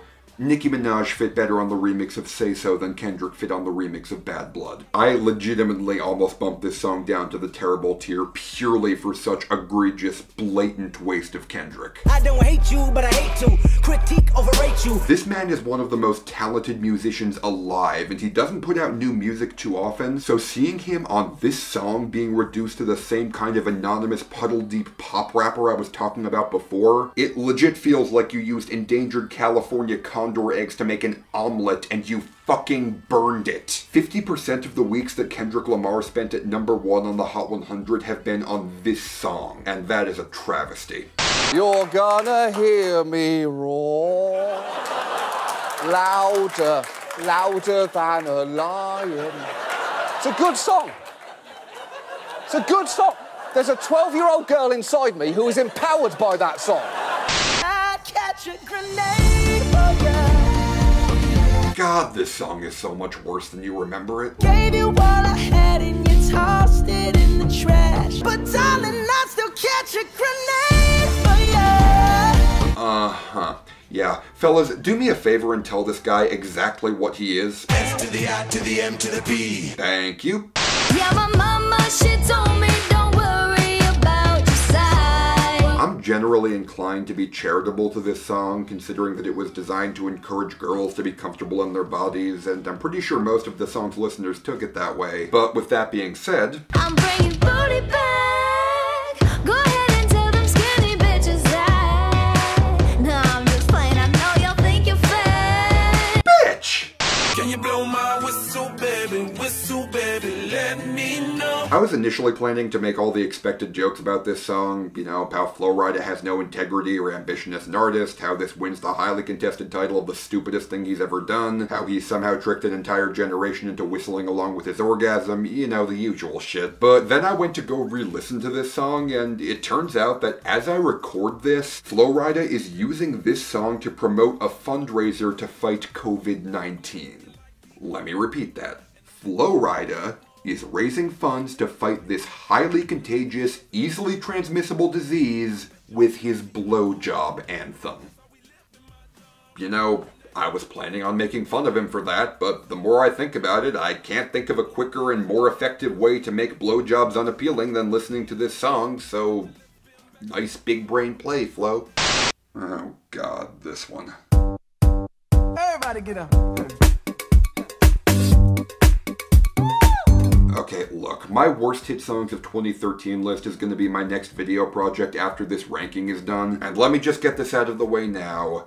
Blurred Lines is not going to be on that list. I mean, it was gonna be for a while. I've dunked on it pretty hard before, and I completely understand why it makes so many people uncomfortable. However, putting aside the fact that there are many, many popular songs that actually step over the line rather than tiptoeing right up to it, I genuinely believe that these guys did not intend for this song to come across as malicious at all. I'm pretty sure Thick, Slick, and Cliff here just wanted to make a song about sleazy, dirty talk, and I can honestly see how talking about how she's this wild animal who needs to be tamed could be hot to certain people if both parties are into it. I don't sense ill intent in this song, I really don't, and I'm sure that it was intended to be fun and playful. However, the cardinal sin of Blurred Lines is that while the groove is kind of infectious and fun, it's not infectious or fun enough to overcome how incredibly uncomfortable those lyrics are if they're directed at a person who isn't into it. It doesn't really matter what the artist's intentions were with this song. The fact is that there are a ton of guys who act like this towards women who are not interested. And I can imagine that this song made a lot of women feel really, really uncomfortable when it came on the radio at the bar. I don't think that Blurred Lines is a real anthem, and I can even understand why it became such a big hit. But at the end of the day, this song has aged like milk in the sun, with very little worth salvaging, and I really do think it would be best for it to be quietly lost to time.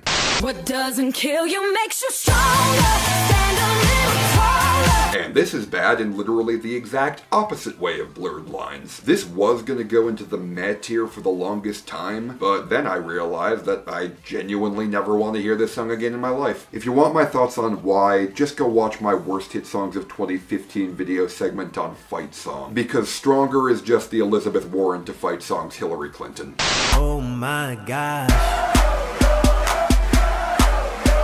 In this song, Usher is basically just your dad trying to act cool, while will.i.am is your other dad trying to act cool. Happy Pride Month, everybody. This song is in a really weird place for me, where it seems too overwhelmingly, crushingly average for me to actually call it bad, but there's just one element of it that's so obnoxious to me that the entire thing just falls dead on its face. Namely, Bieber's stupid, wispy breath singing. Can we both say the words and forget this? I don't know what it is, but I have never felt the physical urge to punch someone in the face as much as I have on this stupid-ass song. It's just something that my brain wants to reject at all costs, and I have no idea why it gets a pass from so many people. Also, this production? It's not good. It's not inspired. There is nothing noteworthy about it. Hope we're clear on that.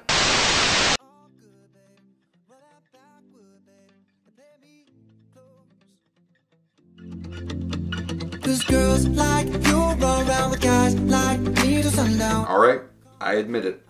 I owe this song an apology. Now, that's not because I like the song. This is still the most milquetoast #1 hit of the decade, and I have no idea why anybody would ever actively choose to listen to this. No, instead, I have to apologize for something else. You see, I've talked about this song a lot. And throughout all of those times, I've called this song's success the result of inorganic, radio-fueled payola. I was positive that this song only became so popular because of a desperate record industry pushing forward the blandest, most inoffensive song that they could find, and forcing it onto a public who didn't want it by using radio stations that no one listens to. And indeed, it is true that Billboard does factor play on radio stations into its calculations, and Girls Like You got more airplay than any other song for 16 weeks straight. However, as much as I want to write the song off as the Manchurian candidate of the blandest and most white bread strain of the music industry whose success was entirely AstroTurf, I have to face facts, and that simply is not true. Because like I said at the beginning of this video, the Billboard charts are calculated not just by radio play, but also by sales, on-demand streams, and YouTube views. Girls Like You has been downloaded nearly 12 million times on the digital storefront, making it one of the highest-selling singles of all time. It's also one of the most streamed songs of all time on Spotify, with over 1 billion plays, which is more than songs like Thank You Next, In My Feelings, and Sicko Mode. And even all these stats are paltry in comparison to the song's YouTube presence, where, with 2.5 billion views, it's among the most popular videos on the entire website. I didn't want to believe it.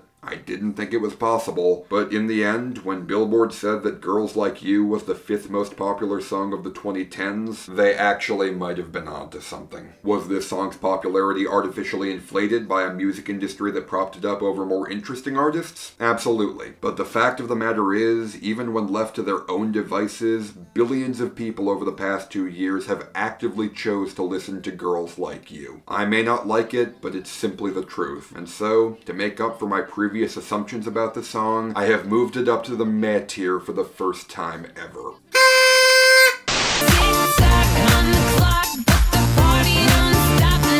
Kesha is a queen, and I'm glad that we've all come around and realized that, but this song is entirely more obnoxious and embarrassing than it is charming, and it honestly kinda gets worse and worse with every listen. Oh, what weak sauce shit is that synth line? Come on, guys, try harder than that.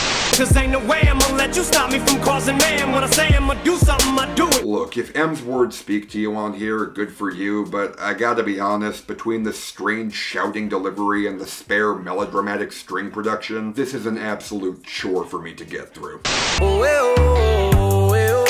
the one.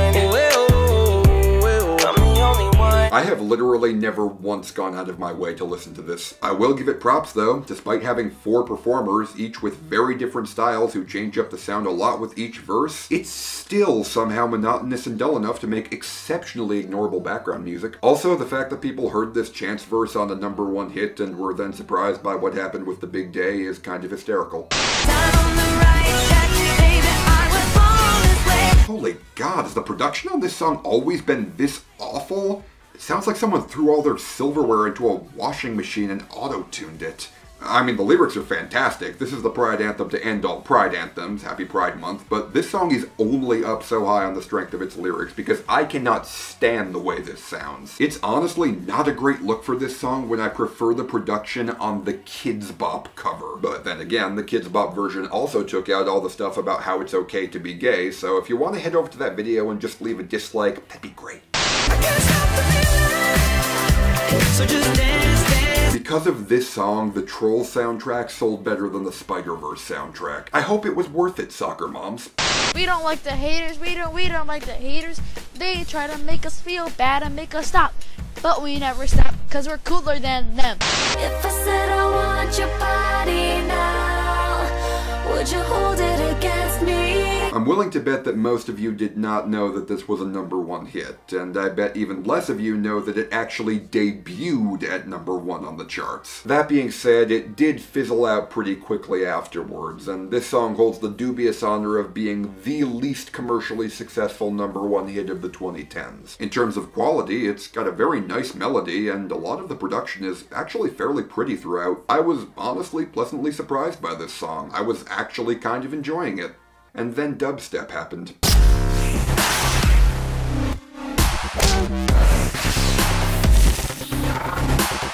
Give me something good. Don't wanna wait, I want it now. So, yeah, if you're a person who's interested in a Britney Spears dubstep song, which apparently there are enough of you out there to make a #1 debut, I hope you feel fulfilled. I'm in love with the shape of when we can. What even is an Ed Sheeran anyways? One of these two men released an album of macho posturing about how much cooler he is than his girl and how he's cheated on her several times. The other one has made a career largely defined by doing hooks on pop songs and recently made the theme song for the Sonic the Hedgehog movie. Guess which one is which? I have no idea what Katie was going for here. I have even less idea what Katie was going for here. Also, I don't have words for how happy it makes me that Kanye West's only #1 hit this decade was this. They calling me an alien, a big-headed astronaut. Maybe it's because your boy Yeezy get ass a lot. I came in like a wrecking ball. Huh. So that's what Miley Cyrus's butt looks like. Cause all of me. Please go listen to Start a Fire from the La La Land soundtrack. It's so good. I needed to lose you to love me. God, imagine the type of person you'd have to be to spend half a decade writing breakup songs about this guy. This is the part of me. Man, this Katy Perry song sure does exist, doesn't it? Champagne spilling, you should taste that. I'm so fancy. So this Iggy Azalea song is the only #1 hit in Billboard history to pass the Bechdel test, and one of these days we are going to have to sit down and have a serious talk about that. Alright, let's just get these next 4 out of the way all at once. That's the way life. The only girl in the world. What's the name? I'm a rude boy, can you get it up? Ah yes, time to discuss the work of world-renowned lingerie model / part-time #1 hit machine, Miss Robin Rihanna Fenty. She has never had a bad song top the charts, but good God, not for lack of trying. I suppose for the sake of courtesy, I probably should say at least one unique thing about each of them, so here we go. The only thing Eminem deserves less than a hook this good is the woman in this song. This should be hot, but it's mostly just loud. Hey, remember when this was Drake's only #1 hit for half the decade? Yeah, I don't think you understand what the word rude means, Rihanna. Oh, and speaking of... Why you gotta be so rude? Is this song unlikable? No. Is it douchey? Not really. Is it profoundly cheap sounding, stupid, and lame? Ravioli, ravioli, give me the ravioli. I put it down from the whip to my diamonds on it. Ravioli, ravioli, give me the ravioli. Oh, hey, it's my thing. Yep. Neat. Indeed. Royalties? Nope. Oh. You know we're superstars. We are who we are. Look, if you want old school Kesha, go listen to Take It Off or Die Young. This'll do in a pinch, but it ain't this woman's peak, with or without the $sign. Kiki, do you love me? Are you riding? The song itself is a passable little slice of New Orleans bounce, but you know what? I'm actually going to defend the whole In My Feelings challenge thing, because at the very least, the whole premise of doing a dance outside the door of a moving car You know, at least that was a fun little gimmick that inspired people to be creative and come up with cool ideas. But then again, maybe I'm only saying that because of what our alternatives from today are. Go right foot up, left foot slide, left foot up, right foot slide. Yeah, for those of you who haven't been paying attention, the hottest dance craze of 2020 is literally the first 4 steps of the hokey pokey. This is why Poe's Law is a thing, people. I honestly don't understand why this song has become such a punching bag for so many people. I mean, yeah, it's kinda whiny, and Halsey's definitely given off some pretty strong not over it energy, despite the fact that she pretty clearly is actually over it. But I think it's just overall a perfectly serviceable little piece of downbeat, alternative flavored pop music, if also a mediocre one, and I don't think it deserves all the hate it gets. Okay, fine, I'll play it again. Now, this is a song by Halsey written about her ex-G-Eazy that charted from controversy despite its mediocrity. On the year-end list at number 3, topped the worst list of Sick of B, hated by others besides she, but not that bad if you ask me. Baby, I don't need dollar bills to have fun tonight. I mean, it has cheap right in the title. What am I supposed to do, sue it for false advertising? Also, just curious, why did they add you to the remix, international dancehall superstar Sean Paul? I did the song with Sia because she got an amazing voice, but first of all, let me tell you, I really didn't know who she was. I thought Chandelier was sung by Rihanna because she wrote for her and Rihanna tends to sound like her a little bit. So yeah, my mom was the person who schooled me on Sia. She was there telling me about Sia, and I was like, you mean Psy that sings Gangnam Style? And she was like, Gangnam Style. And she was like, nah. She told me the song, Chandelier. And I was like, no, that's Rihanna. And she was like, no, you're wrong. So my mom schooled me on her career. And, you know, basically about 3 months later, my manager called me up and said, hey, would you consider doing a song with Sia? And I was like, fuck it. So that's what happened. And I'm amazed that it becoming a #1. I'm amazed also that it's her first and only #1. I think she should get a lot more. And salute, you know what I mean? I'm very proud of the way this song turned out. See? Oh, well, that clears it up. Thanks, international dancehall superstar Sean Paul. No problem, Sean. From one Sean to the next Sean. Wagwan. Love, yeah? Big up.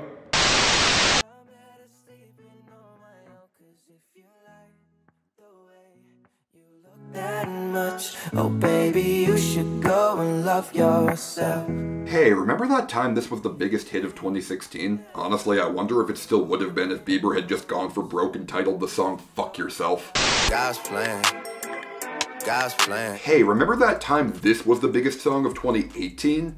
Yeah, me neither. I guess the quickest way to give your biggest hit of the year no staying power is to put in a line about how you love your mom more than your girlfriend. My mama don't like you and she likes everyone. She said, do you love me? I tell her only partly. I only love my bed and my mom. I'm sorry.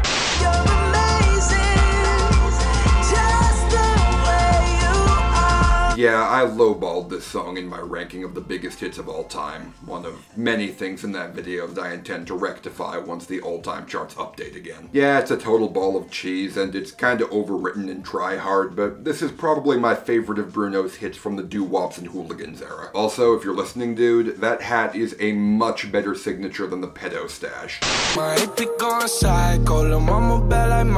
Yeah, I'm not entirely sure why they decided to make a song about being a wild, crazy badass sound like a lullaby either, but hey, at least it's a pretty decent lullaby. There is a ton to talk about with this song, and I know I should probably discuss some of those things instead of just playing that one clip again, but the thing is that that one clip is very funny, so I'm just going to play it again. Despacito, I don't know the words, so I say poquito. I don't know the words, so I say chorito. I don't know the words, so I say poquito. She fill my mind up with ideas. I'm the highest in the room. Travis Scott does his thing better than just about anybody else I've ever heard, but I'm still not entirely sure what that thing is. I am sure he's phoning it in here, though. Alright, y'all ready for round 2?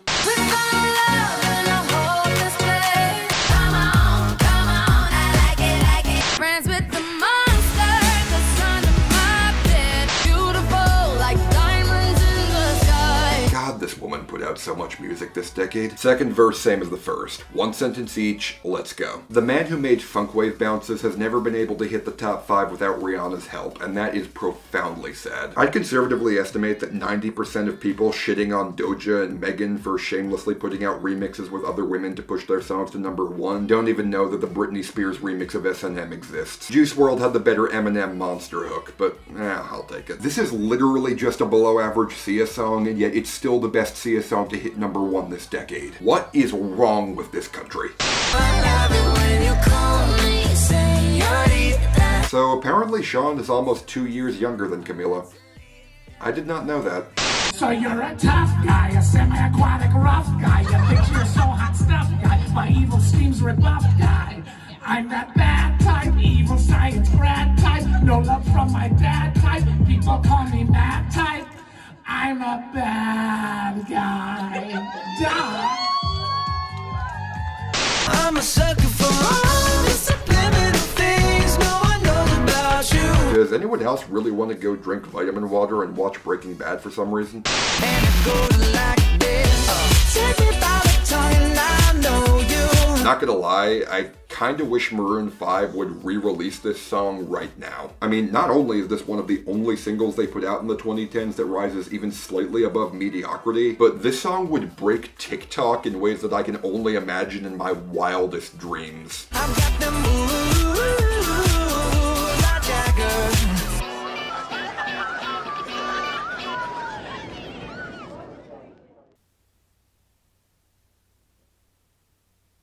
I'm sexy and I know it.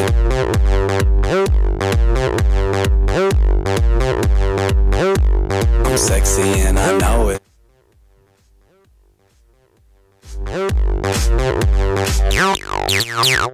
Yeah. And when I'm at the beach, I'm in a Speedo trying to tan my cheeks. What?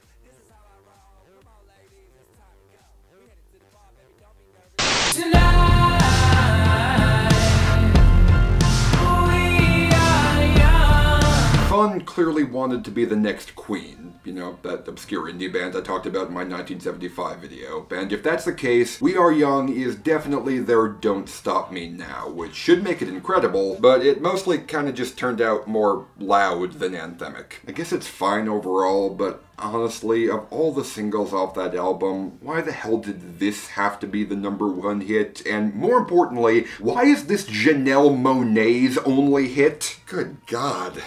I haven't seen a biggest hit this disappointing since Chuck Berry got his only #1 hit about protecting his dick from snapping turtles. Once I was swimming across Turtle Creek. Man, them snappers all around my feet. Sure was hard swimming across that thing with both hands holding my brain. There's a gem for you to dig up when your parents start talking about how awesome 70s music was.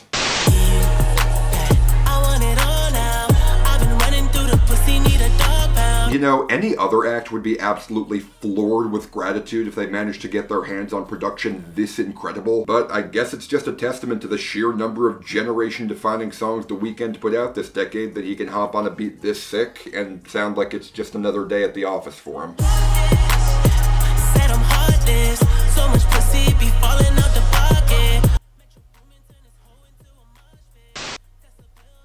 Yeah, I got nothing. Every day I'm shuffling.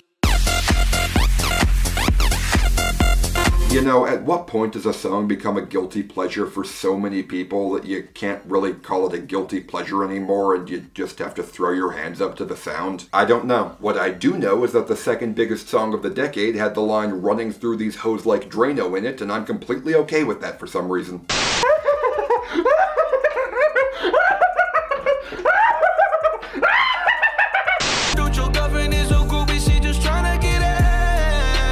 Hey, remember that one time Post Malone uploaded the song's chorus looped for 3 minutes straight to his YouTube channel and tried to pass it off as the full thing because he was afraid the song wouldn't get big on its own merits, and then it ended up going to #1 for 8 weeks and becoming one of the biggest hits of all time?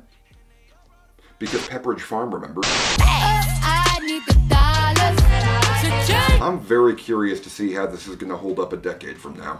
We are still kids, but we're so in love. Most most of you probably haven't seen the video that shall remain nameless that I made way back on the exact week that this song was first released as a single and re-entered the Hot 100, where I said that I recommended it and hoped that it got big, saying that it struck me as the wonderful tonight of the 2010s. Now, nearly 3 years later, after Perfect by Ed Sheeran has become one of the defining songs of the decade and I've talked about it dozens of times, I can say that my initial assessment was accurate. Is Ed Sheeran capable of making much more interesting music than this? Yes. Is this the least ambitious, most phoned-in thing he's ever made? Yes. Is I Found a Love to Carry My Love one of the worst lyrics of the decade? Yes, and I will not shut up about that. If you scrutinize this song with even the slightest speckle of cynicism, you'll find it to be one of the blandest, most saccharine #1 hits of all time. However, pretty much everybody not named Buckley gets burned out on cynicism from time to time, and in those times is when you'll find that this song has a place. It's a song whose emotional complexity doesn't extend much farther than the contents of a box of sweethearts, and I really don't think we need more than one song like this, but that one song is good to have around. But here's my number, so call me maybe. Yeah, sing along with this in the car whenever it comes over the radio. Big whoop, wanna fight about it? Oh, I think that I found myself a cheerleader. This song seems to be the go-to example of a #1 smash hit that lacks the importance, cultural impact, and staying power that the title implies. But I think there's something to be said for hit songs that weren't generation-defining touchstones of pop culture, but instead just linger around in the back of our brains as a collective generation and put a smile on our faces whenever they decide to swim back to the front for a minute. I don't know anyone who would say that this is their favorite song, but I can't say I know many who hate it either. The song is just a happy little memory. No more, no less. I gotta say though, sometimes I wonder what this guy's been up to since the song dropped, or if this whole experience has like given him any unique insight into the industry and how it works. So I asked him those questions. Take it away, Omi. Hey Sean, what's up? This is your boy Omi. How Cheerleader got remixed was back in 2015 when I got signed to Ultra Records. A German DJ called Felicien did a remix version of the song. It gained a lot of traction in Sweden, went like 7 times platinum, and then the rest of the European countries started taking on to it, and the world by extension, Australia, the US, Canada, you know, absolutely love the song. I really love both versions. Reason why? The first version, the original version that was released back in 2012, is from a style of music that is indigenous to where I'm from, which is the island of Jamaica. This musical genre is called ska. So I have a special connection to that version of the song. But I appreciate the remixed version because the remixed version is what appealed to a wider audience and got people listening. What I've been up to, I've just been putting in the work in the studio. Also, a couple of entrepreneurial ventures that I've been dabbling into, and I've also been using the opportunity for some family time. You know, you gotta factor that in, especially because of the pandemic right now where traveling is restricted. So I'm using this time to, you know, spend with my family. What advice I would give to somebody looking to make it in the industry is just to make sure you're passionate about music, because it is a craft that takes years to build. It takes a lot of focus. It takes perseverance, it takes patience. So if you don't possess all of these qualities, you're gonna have a lot of problems, because there are a lot of talented, hungry people out there who really want this. It doesn't owe you any favors. Like, you gotta go after it. And if you believe in your gut that it's what you want and this is meant for you, this is your path, then you should go after it with everything you got and seize the moment when you get it. I hope I was able to answer your questions. Thank you so much for being a fan. God bless you. Omi, fan of my fans. Just for the record, I originally asked him to sing a cover of Oh Mickey, You So Fine, You Blow My Mind so he could be the definitive cheerleader king of pop culture, but he said no. His loss.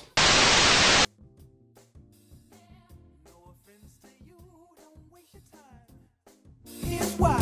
Because I'm happy. Clap along if you feel like a room without a roof. You know, it wasn't until I really thought about this song that I realized, what does Pharrell even do on his own? I mean, the guy is basically the garlic powder of music. You can put him on literally anything and he'll improve it, but I definitely wouldn't want to eat a bowl full of pure garlic powder, and so I can't say I'm really surprised that this is Pharrell's only solo hit in his nearly 3 decades in the music industry. But with that said, yeah, this is a nice little neo-soul thing he's got going on here. It's the definition of non-essential, and I think it's barely even good, but I certainly don't dislike it at all. Honestly though, the best thing about this is an interview where Pharrell says he's salty that Happy didn't win the Oscar for Best Original Song, saying that his song is going to be remembered forever, while, and I quote, "Who's going to remember that song from Frozen in 10 years? You know, I suddenly find it a lot easier to believe that these two went to the same high school. What do you mean? Yeah, everybody gets one, I guess. But baby, there you go again, making me love you. Well, here's my worst opinion. This is honestly probably the most interesting and best melody that Maroon 5 has come up with this decade, and that, along with some good harmonies, are enough for me to forgive the white reggae production and what a massive prixicle Adam Levine sounds like. That said, I do concede that a good amount of my affection for this song probably does come from the hours I spent listening to Overexposed on my iPod in middle school, and I would gladly erase the 9 weeks this song spent at #1 if it meant that Gangnam Style could become the chart topper it deserved to be. So hello from the other side. Adele. Baby, you're a firework. When my kids ask me what the culture of the early 2010s was like, I think I'll just show them Katy Perry trying to empower gay people, domestic abuse victims, and children dying of cancer by shooting fireworks out of her boobs, and they'll get the general idea of what we were about.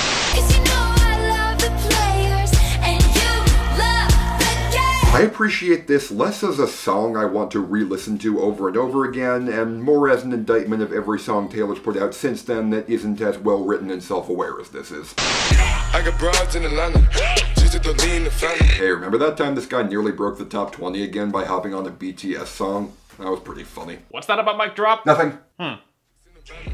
Legacies, found wait and see, look like a panda. But yeah, this one seems to get a bum rap, and I don't think it deserves it. I mean, yeah, it's an obvious Future rip, but it's also better than most actual Future songs, so I see no reason to complain. Also, it's absolutely great that this song would have never been a hit if Kanye West hadn't plopped it in the middle of Life of Pablo pretty much in its entirety, and yet, again, the only actual #1 hit Kanye had this decade was his ode to alien butt stuff. I'ma disrobe you, then I'ma probe you.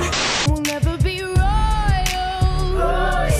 In 1925, poet T.S. Eliot famously wrote, "This is the way the world ends. Not with a bang, but with a whimper." I can only assume that in that quote, he was referring to Royals by Lorde becoming a smash hit 87 years later and beginning the process of killing off the raucous era of party music in favor of downbeat minimalism, because if he meant that literally, all I have to say is that, as someone who's currently living through the actual end of the world, it sure ain't fucking whimpering, I can tell you that much.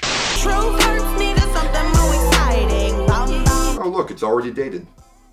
Hold on, oh no. You didn't walk up with that, how you doing? Okay, Camila, you can just stop. This is your thing now, and you're not gonna do that thing better than this, so you might as well just throw in the towel now. Also, as someone who recently familiarized himself with Young Thug's back catalog, I can't listen to his verse on here without bursting out laughing at how much Thugger clearly doesn't want to be there. With that said, the rap verse definitely could have ended up much worse, considering that the verse was apparently originally offered to Gunna, who turned it down because his manager didn't know who Camila Cabello was. You heard that right. The manager of Gunna turned down a guest appearance on a song by a Fifth Harmony member because he thought that Gunna was too big and important for it. Hubris, thy name is the Schneider to Little Baby Sandler. It's going down. I'm yelling timber. Somewhere out there exists an alternate universe where this song made country rap a thing, and Old Town Road is seen as passé and uninspired by 2019. I would say that this is one of the most overhated songs of the decade because I remember everybody pummeling this song into the dirt when it first got released, but honestly it seems to have mostly just been forgotten over the past few years, so I'm gonna recommend that y'all head back and check this one out. The song is actually a pretty unique minimalist take on the dancehall and Afrobeat trends that were a thing between 2016 and 17, and while I can understand people being pissed that this became the first Spotify song to pass 1 billion streams back in the day, I'd argue that it sounds significantly better when divorced from the trends it was riding. Really, my only complaint is that this song lists Wizkid and Kyla as feature credits, but Drake didn't give the City Girls a feature on In My Feelings. That just ain't cool, man.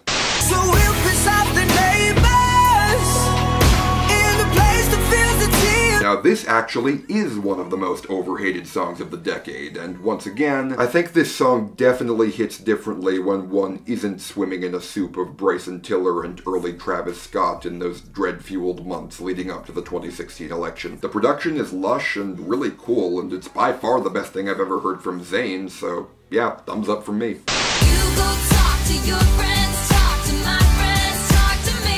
And to round up this rally of my worst opinions, yes, We Are Never Ever Getting Back Together is my favorite #1 hit from Taylor Swift. I mean, I don't think it's anything great. We're still in the realm of songs that I solidly like, but don't love. With that said, if I can give Taylor Swift's #1 hits credit for one thing, all of them do a great job at what they were intended to do, even if I don't always appreciate what those intentions were. We Are Never Ever Getting Back Together is Taylor's final transformation out of country and into full-blown pop stardom, and it does that by creating a big, catchy Max Martin sing-along chorus about blowing off douchebags. I can appreciate that. I honestly think this is a much more effective middle finger to the haters than Shake It Off ever was, because Taylor actually sounds like she's speaking from her heart rather than making a calculation, which is something I found is lacking in pretty much every song she's released since then, Blank Space Style and Lover notwithstanding. Taylor Swift is in her 30s now, and whatever she ends up doing next, I hope she doesn't forget how to speak from her heart, because that's what she's best at. Jump in the Cadillac, girl, let's put some miles on it. I really want to love this song for how slick, suave, and self-assured it is, but god, that chorus is so douchey. Gold jewelry shining so bright, strawberry champagne on us. Lucky for you, that's what I like, that's what I like. Dick! I'm only gonna break your heart. God, this song is so much better than you remember it. Also, I miss Luda. Can we bring him back, please? Please recognize I'm trying, baby.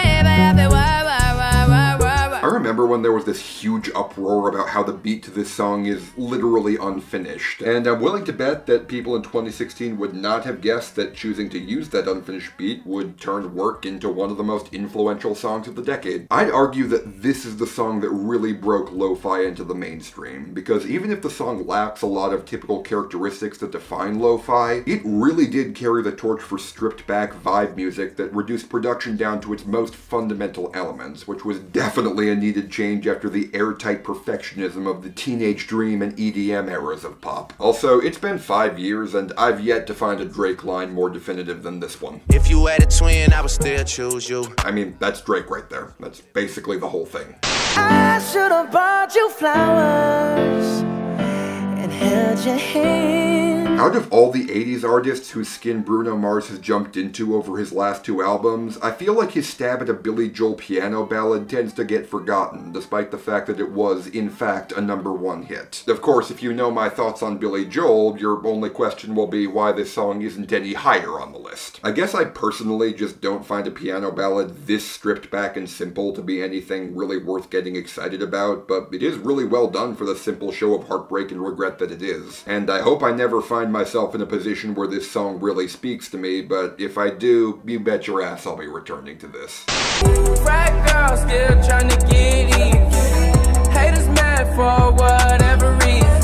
I don't know when exactly Sway Lee decided to start scattering himself all over songs I love, but I'd say this is as good a point to start as ever. Seriously, going from no flex zone, no type, and swaying to unforgettable, power glide, sunflower, and sicko mode has got to be the biggest glow up in pop music since the One Call Away guy decided to replace Justin Timberlake and actually managed to pull it off. And that's to say nothing of Mike Will Made It, to emerge from a blitzkrieg of utterly unlistenable trap beats to produce this glorious nonsense. Nicely done, guys. Keep up the good work. You make me feel like I'm living a teenage dream. God, I want to go back to 2010. Can I please go back there? Please? I promise to kick Dr. Luke in the balls when I get there.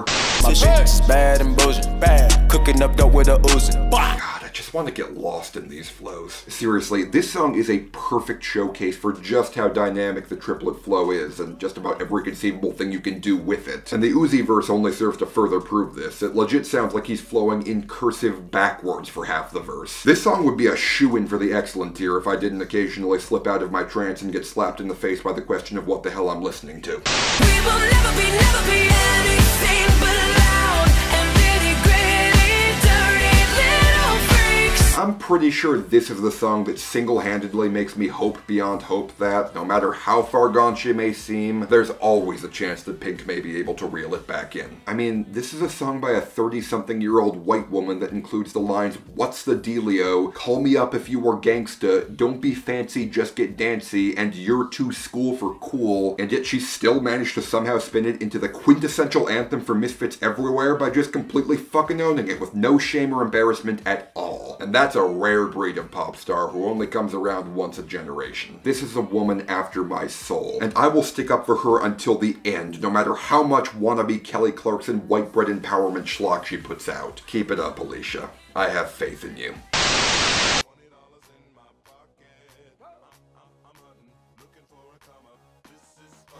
I'm gonna pop some tags. Only got $20 in my pocket.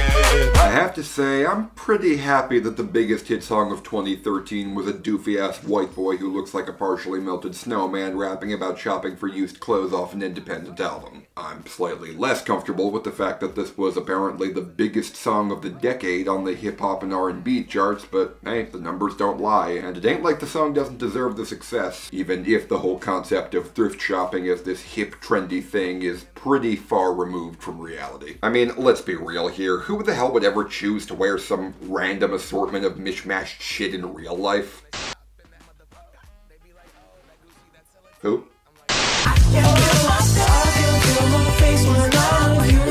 Oh, thank God. We need a new Michael Jackson who isn't the poster child for everything wrong with everything. I'm a motherfucking star boy. Them robot voices are party.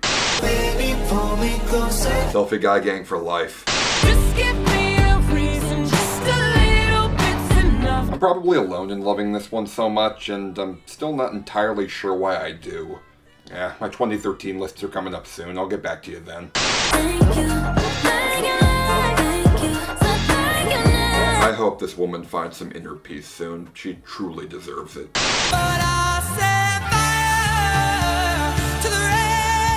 Adele. Bitch, sit down. Be humble. I've seen a distressing number of people over the past few years say that this song isn't actually all that good and that people were overhyping it just because it has Kendrick's name on it, and in actuality it's nothing more than just another by-the-numbers trap song with nothing special about it. But honestly, the only thing I have to say to those people is, bitch, I strongly disagree with you. No, but seriously, I understand why the idea of Humble being overhyped might linger in people's minds, because it is pretty basic for a Kendrick song, I concede that. No unapologetically furious tirades about racism or mind-bending lyricism and flows over a red-hot beat here. It's just a pretty straightforward brag rap track that also goes on a tangent about how stretch marks are okay. However, just because it's basic doesn't mean it ain't fire, and I suggest giving this song another listen, because if you can hear Humble and not be taken in by the punchy beat or Kendrick's charisma and wordplay, well, I don't know what to tell you. Maybe we don't have any of the same DNA. Never mind, I'll find someone like you. Adele. Okay, fine, I'll cut his nuts off with a hedge trimmer. Just please let me go back. But it's out of my control. Spider-Verse is the best animated film of the decade. Change my mind. Please! This is the definition of a song that's definitely not for everybody, but for the people it is for, it really is damn near perfect. I would at least try to explain the appeal to those who don't get it, but it really isn't the kind of a song whose appeal could be succinctly summarized in a few sentences. So instead I'm going to direct y'all over to my best hit songs of 2015 video, where I take a really in-depth dive into this song. The Hills is the type of song that captures the popular consciousness once, maybe twice a decade, and for those who have accepted it, it's going to be a fixture in their musical diet for the rest of their lives. And on the exact opposite end of the scale, we have one of the most universally appealing songs of the decade, which is still in the top 20 as we speak, and has, over the past few months, absolutely shattered records of longevity on the charts by spending 38 weeks, or nearly 9 straight months, in the top 10. I've talked about this song many times before, and I intend to talk about it a lot more in the future, so for now, pretty much the only thing I have to say is...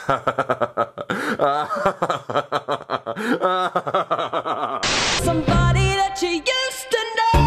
You didn't have to cut me off. The phrase ahead of its time gets thrown around a lot, and especially when it comes to music, but I don't know if I could think of a better example than a hit song from 2012 about a pathetic, self-impressed man with a victim complex getting the piss taken out of him by a stern, level-headed woman truth-bombing him to his face. There's a solid case to be made for this being one of the single greatest breakup songs of all time, and I'm thrilled that these two strange people allowed us to step into their world for one brief moment, even if the only notable legacy of Gautier's career outside of this song is that I now know how to pronounce the abbreviation for Game of the Year.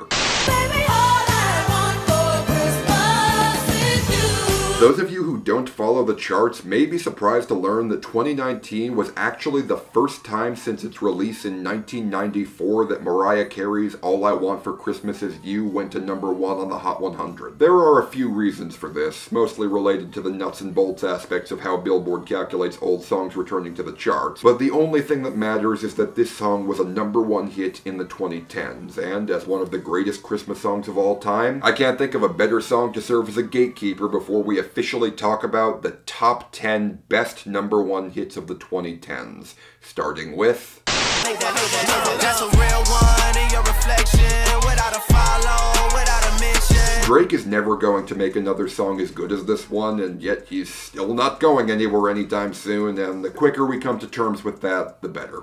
They got nothing on you. Nothing on you, babe. Nothing on you. This was probably the most pleasant surprise I came across going through all these #1 hits. I remember this song being good, but I did not remember it being this sincere, well-layered, and unabashedly love-struck. This isn't some random pop rap song that just had an unrelated hook jammed onto it just to get on the radio. This is a genuine, complete artistic vision where the hook and the verses complement each other flawlessly. This song simply has no low points, as both Bruno Mars's delicate crooning and B.O.B.'s genuine proclamations of love and loyalty come together to create one of the most beautiful songs of the decade. This one really deserves to be talked about more, and it absolutely deserves a spot this high on the list. The earth is not flat. So we put our hands up like the ceiling can't hold us. Like the ceiling can't hold us. You know, I love that Macklemore is aware of the implications of being a white man in a genre invented and pioneered by black artists. That's the type of self-awareness that we definitely need more than ever these days. But unfortunately, this seems to be a case where Macklemore's wokeness has kneecapped him artistically. Simply put, Macklemore was not the kind of artist who could handle the success that he deserved. And while I love a good moped-themed posse cut every now and then, it was clear that Mac's white guilt was forcing him to dial back his ambition and holding him back from ever attempting to hit the A-list ever again. I weep for the type of career Macklemore could have had if he had embraced the throne and continued to put out songs like Can't Hold Us, because this is some king shit right here.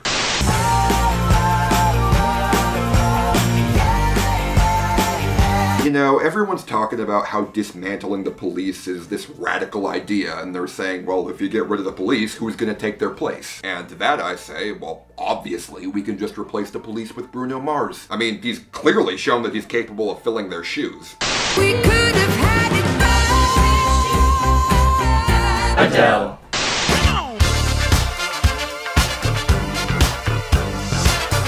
Song of the decade, and hot damn, it deserves it. I love it, you love it, your mom loves it, your kid brother loves it, your pet capybara loves it, everyone loves it, and anyone who says they don't is either lying or just hasn't listened to it enough. One of the all-time greats, for sure. Although, it is still one step below.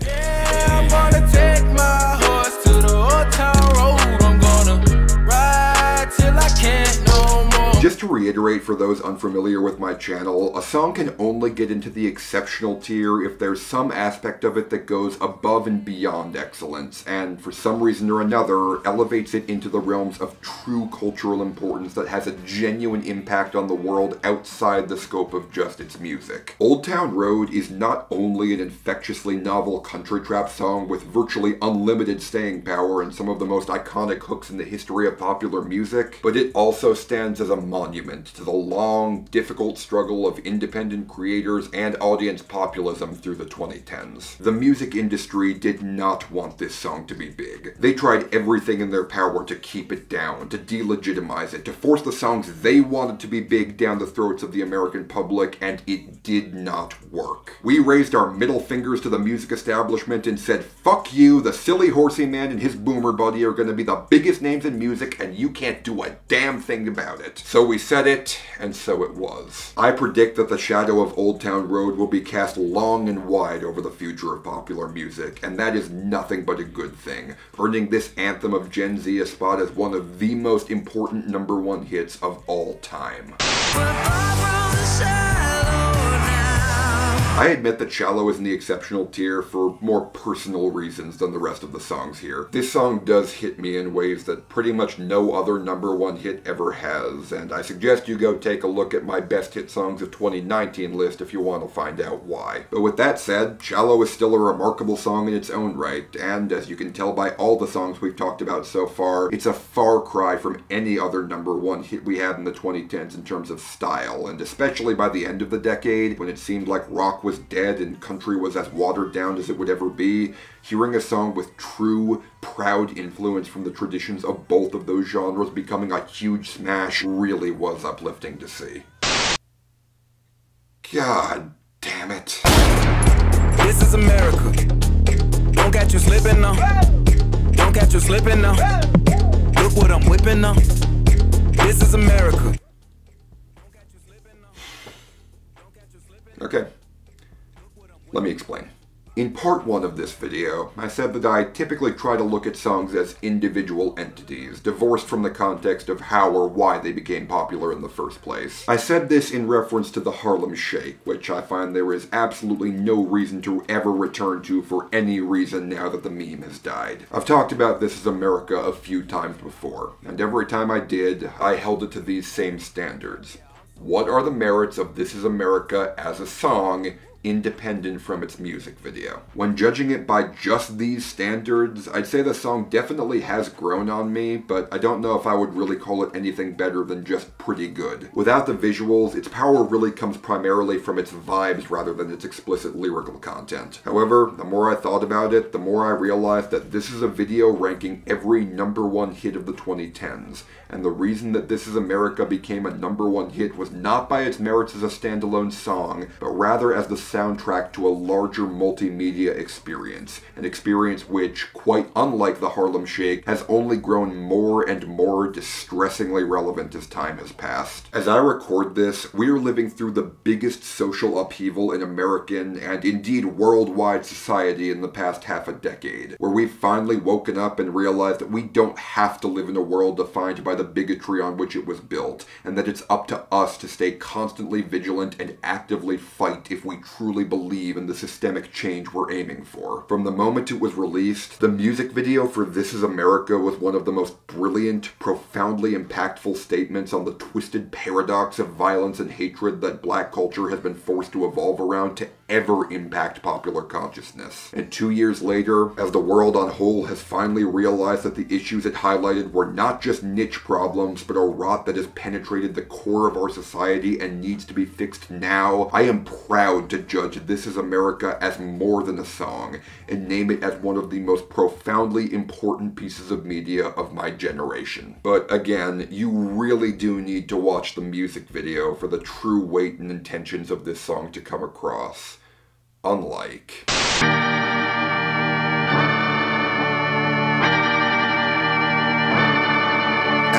I really hate that Sicko Mode is this generation's Bohemian Rhapsody has become such a cliche, overused, normie thing to say, because the thing about it is that it's absolutely true. Everyone always holds Bohemian Rhapsody up as this musical second coming that completely shattered all the rules of what music was even capable of being, but what a lot of people tend not to realize is that Bohemian Rhapsody is really only transgressive when compared to other popular music of the time. There's plenty of stuff way more artsy and experimental than Bohemian Rhapsody from back then. It's not like Queen invented the concepts of multiple sections or an a cappella opera chant. That song only has the reputation it does specifically because it took all these prog rock concepts and made them more accessible to the public without watering them down, taking previously niche ideas and turning them into a pop culture juggernaut. And I'd argue that Sicko Mode does something very similar. You don't have to go very far down the rabbit hole of experimental hip-hop to see that Travis Scott really didn't do a whole lot of innovating of the hip-hop genre with Sicko Mode. But what he did do was take a lot of bizarre ideas and combine them into an absolutely stellar listening experience that conquered the world, bringing forward ideas and concepts that simply had not been considered in the mainstream before. For years now, Sicko Mode has been the flagship best song of the decade for this channel, and the more I think about it, the more true it becomes. It's a song that only gets better and better with every listen, with a flawless synthesis of incredible concepts and talents that I can say with no hyperbole is one of the greatest pieces of popular music ever written. And I am absolutely honored to bestow upon it the title of the best #1 hit of the 2010s.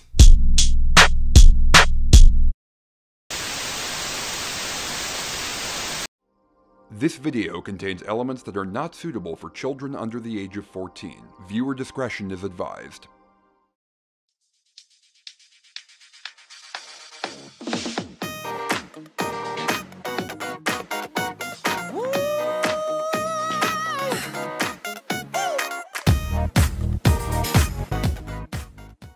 Hey guys, Sean Fay-Wolfe of Diamond X Studios here. This video is late as shit, but damn it, 2021's pop music was worth it, so let's fucking do this. Today, as a conclusion of my series of videos reflecting on the popular music of 2021, I'm going to be taking a list of the 100 biggest hits of the year according to both Billboard magazine and my friend Lydia Valentino's custom V30 music chart, and ranking them in order from my least favorite to my personal favorite. Now, because Billboard and the V30 use different methodologies to calculate the biggest songs of the year, that means I wound up with two different lists of the 100 biggest songs of the year. And when you merge them together, that gives us a total of 133 different songs we're going to be discussing. Sorry for the clickbait. As I go down the list and order the songs, I'm going to be putting them into tiers of quality as I go, with each song in a tier being worth a certain number of points, which I will use to give this year's popular music a percentage score at the end of part 2 of this video. And of course, this should go without saying, but literally every single thing I say in this video is 100% based on my own personal opinions, and even the specific orders of the songs are something you should probably take with a grain of salt. Disagreement is both expected and welcome, so please leave as many sweet, juicy, algorithm-fattening comments as you can below discussing your own opinions on these songs and how they differ from mine. I'll be happy to read and engage with all of them, just please do everybody a favor and don't be a massive dongle flop about it, okay? Okay. Finally, if you haven't seen my videos ranking the top 10 best and worst songs of the year, I highly suggest you go and watch those before this one, because I will be spoiling my pick for the worst songs of the year in this video and the best songs of the year in part 2. But if you've watched all of those, well, then I guess there's nothing left stopping us. The popular music of 2021 cast a very wide net of excellence, and I am honored that you've chosen to take a dive in and get caught up in all of it with me.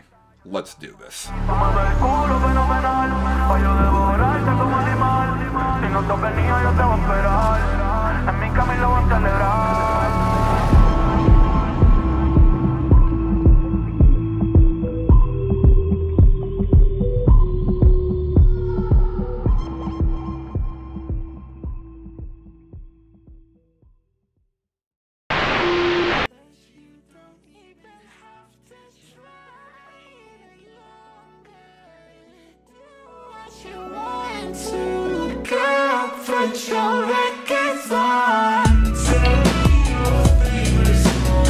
It's always really unfortunate when I have to give my pick for the worst song of the year to something that I can tell came from a point of artistic passion where a genuine artist was really trying to do something good, cool, and unique. But it's like I said in the worst list. If you're going to experiment, then you have to accept the risk that that experiment might go horribly, horribly wrong. This cover is a god-awful bastardization of the original Corinne Bailey Rae song, and a genuinely repulsive song in its own right, both in the cement mixer of tinny sludge that is the production, and in the weird lyrical recontextualization of a cute bit of self-affirmation into a leering creep show. I truly wish nothing but the best for Mr. Rit Momney. I'm sure he's got better stuff out there, but man, at this point, you're getting outdone by Alvin and the Chipmunks 2, The Squeakquel. You go ahead, let your head down. Go ahead, let your head down.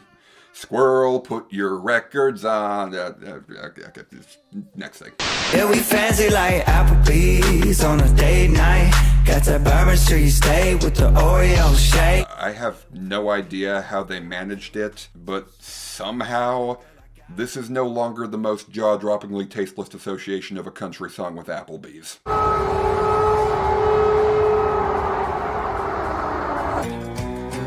And a little bit of chicken fried.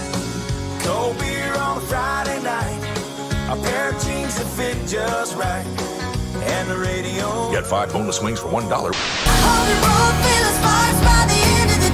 Oh god, this fucking thing. Yeah, no, I am completely 100% over this song. This was a kinda cute novelty at first, a country song that seems to be about wishing that Gabby's ex finds eternal happiness with the girl of his dreams, only for the new girl to cheat on him like he did on Gabby. What a twist, very clever, but no, I'm sorry. It's been 2 years now, and all of the novelty from that twist has disintegrated into ash, leaving nothing left but Gabby's ear-piercing voice, the insufferable buzzing production, and an inexplicably pointless guest verse from Charlie fucking Puth that completely ruins whatever remaining pathos this song might have had. I can't believe that I ever stood up for this. This is We Have Before He Cheats at Home and nothing more. And I hope that I never have to hear it again in my life.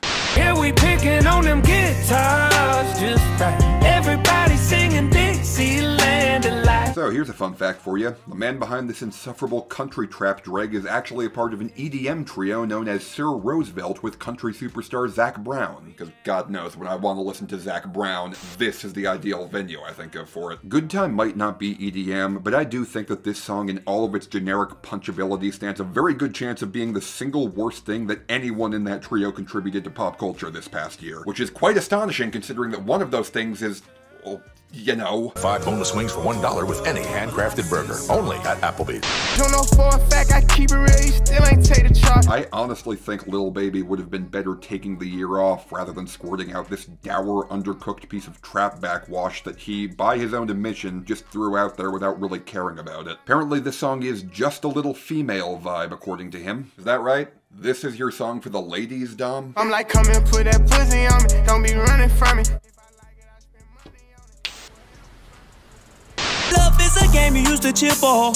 When I was down to talk, you weren't here for. This is the textbook definition of a song that's perfectly fine in the context of a 10-second TikTok and absolutely insufferable for even a second longer than that. To those of you who like this song, and I am asking this 100% legitimately, have you actually listened to it all the way through? You leave a trail of heartbreak. That ain't the baby, that's my baby. Her friends and her mom hate go. Lay down on the bed, do the cry, baby. Very rarely in my life have I ever seen an artist's stock drop harder than DaBaby's did in 2021. A year that he started out as a glorious meme that everybody loved having around, and ended as a pathetic asshole who refused to accept the reality that being homophobic these days doesn't make you badass and manly, it makes you a weird, insecure loser that the world is quickly evolving past. But then again, I guess if I did have to pick a sentence to describe DaBaby as both an artist and a person, it would be a man who hasn't evolved since 2019.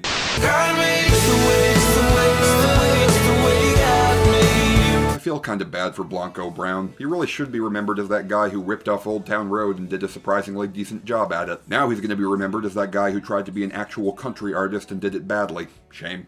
Staring at your dress cause it's see-through.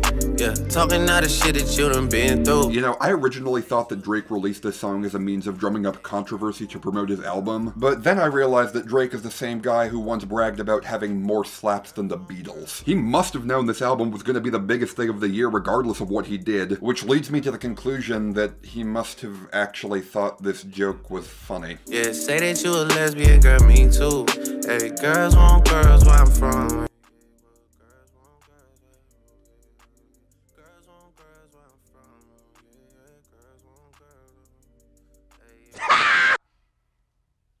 Let a young nigga come play in your throat, deep stroke your throat till I make you choke.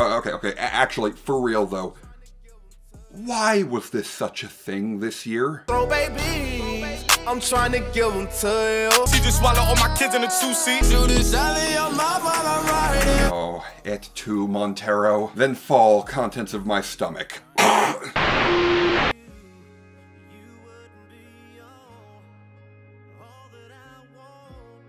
Baby, I could let go.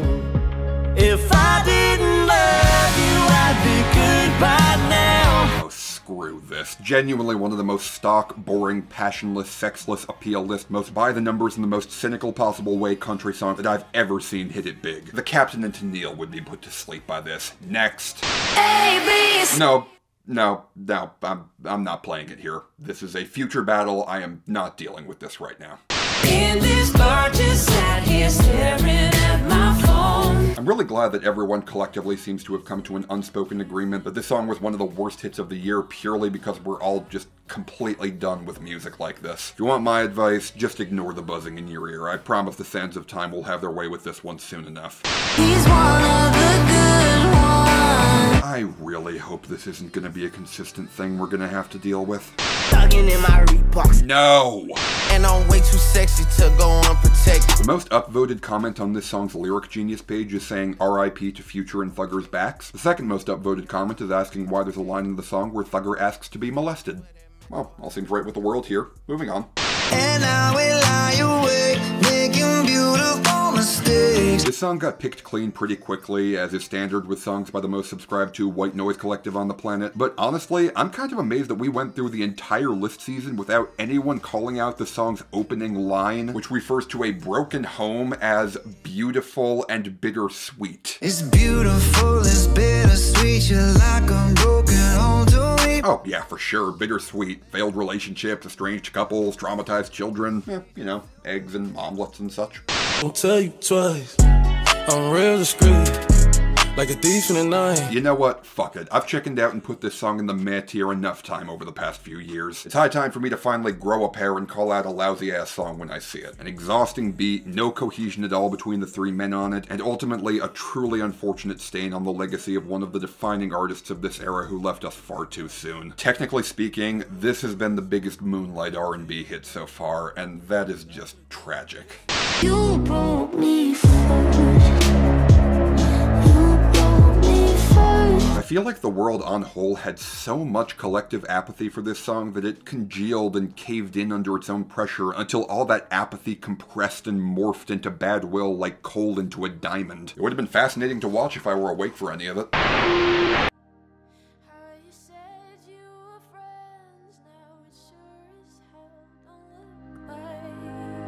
You betrayed me, and I know that you'll never feel sorry. Well, this is one song where I definitely feel the need to hold up the "it's my opinion, don't verbally de-pants me" sign. Like I've said plenty of times before, I recognize the merit of this one. It's a very well-executed version of what it is, but I was already getting pretty burned out on teenage melodrama by the time the year ended. And so, yeah, forgive me if the phrase, "it took you 2 weeks to go off and date her," made me break out in hives. Some things just go better together, and probably always will. Am I the only one who finds this absolute unit of a man belting out a nursery rhyme about how much he loves his wife over a muted Casio solo to be really fucking funny? But I know, yeah, I know it's a matter of time till you walk back out of my life. You know what? I'm really happy for Maren Morris and Ryan Hurd. They seem like they've genuinely found the love of their lives in each other, and I wish them all the best in their future endeavors as they tackle the big wide world together as a beautiful team bound together under the eyes of God. I hope they never have another hit though, because good lord, this is boring as tar.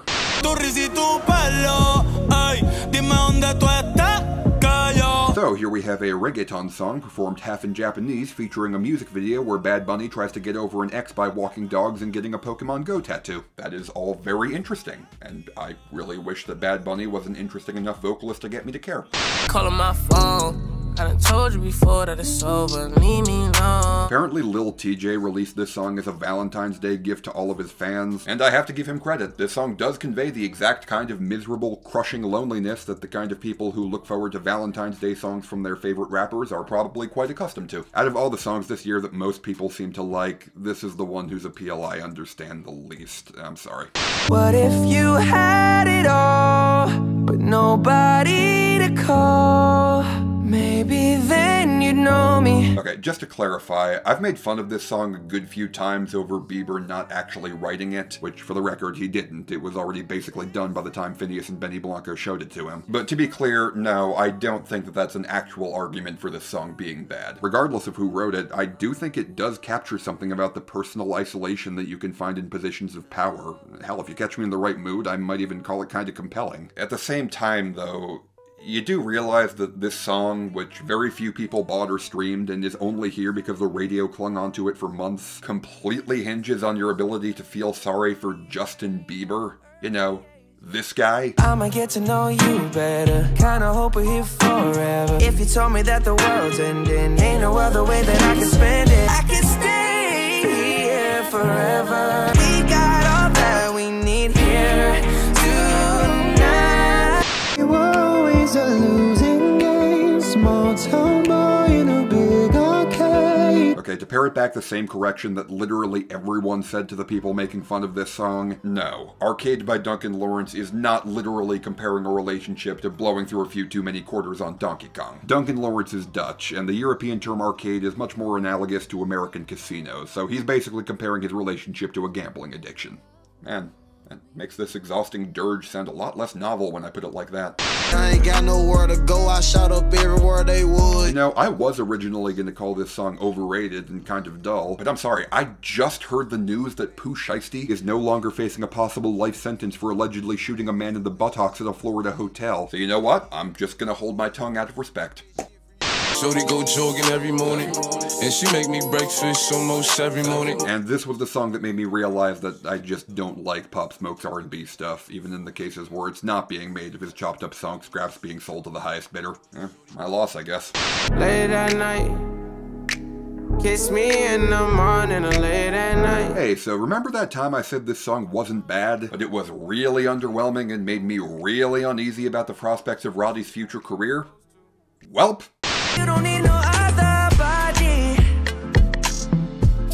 You don't need no other body. I've said it before and I'll say it again, Justin Bieber is the high fructose corn syrup of pop music. He might be gooey, basic, and sickeningly artificial, but dumping him all over something is by far the easiest way to get Americans to absolutely eat it up. I'm glad he helped the first Afrobeat song cross over into the top 20, but his job is done now and he can feel free to leave at any time.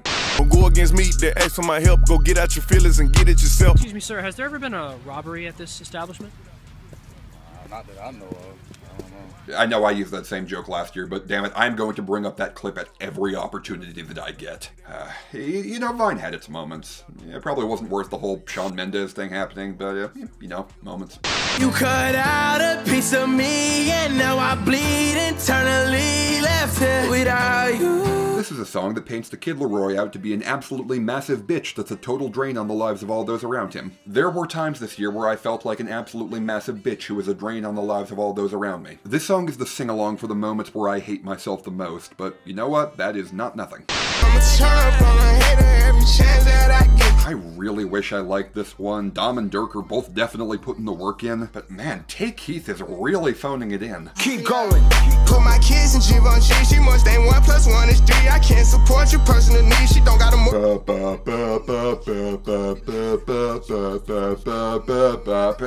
come on, man, you made Sicko Mode. You're better than this.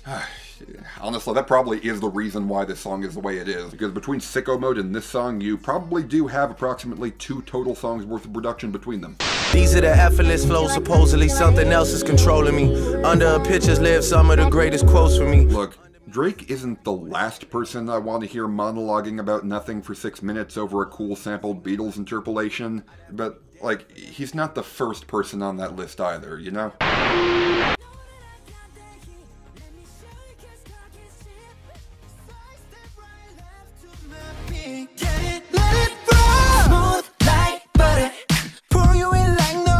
I remember that Lindsay Ellis, F's in the chat for her please, once made a point about how fascinating it was to watch Bollywood films portray America in fascinatingly ridiculous ways because Americans are so used to being the default standard consumers of pop culture, and so seeing the United States portrayed in a market that isn't concerned with appealing to American viewers is utterly fascinating. I bring this up because if there's one thing I've learned about BTS in the past year, it's that getting #1 hits in America is the sidest of side gigs for them. I mean, they like throwing bones to the American audience. It's a nice way to shore up their bank accounts and cater to a different part of the army. But these songs are clearly not where the heat of their artistic passion is, and they are clearly not what cultivated them such a devoted fan base. So no matter what you do, don't fall into the trap of just judging BTS by their English work alone, because there is a lot more to it than that.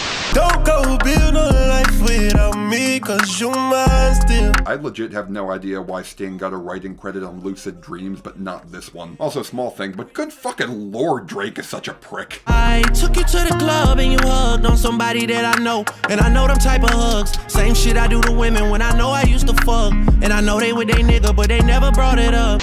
Did you have fun? I really couldn't care less, and you couldn't give him my best, but just know I'm not your friend. This is probably the most underwhelming Billie Eilish single I've heard so far. Don't get me wrong, I don't think anyone on earth has more of a right to make a fuck the press song than Billie Eilish, and it is still very impressive that Billie's worst single is still reasonably solid, but I don't know, it's just no collaboration between Florida Georgia Line and Chase Wait, what am I saying? Sitting here, drinking beer, talking God, amen. Killing time, living life with some down-home friends. I heard a lot of people shitting on this one, presumably because it is, in fact, a collaboration between Chase Rice and Florida Georgia Line, but I don't know. I think there actually is something to this one. It does a pretty decent job of capturing those times where you're just sitting back, relaxing, and casually ruminating on the meaning of life with your friends while cracking a cold one. Definitely nothing new or great, but perfectly fine for what it is, and absolutely superb for the men in the title.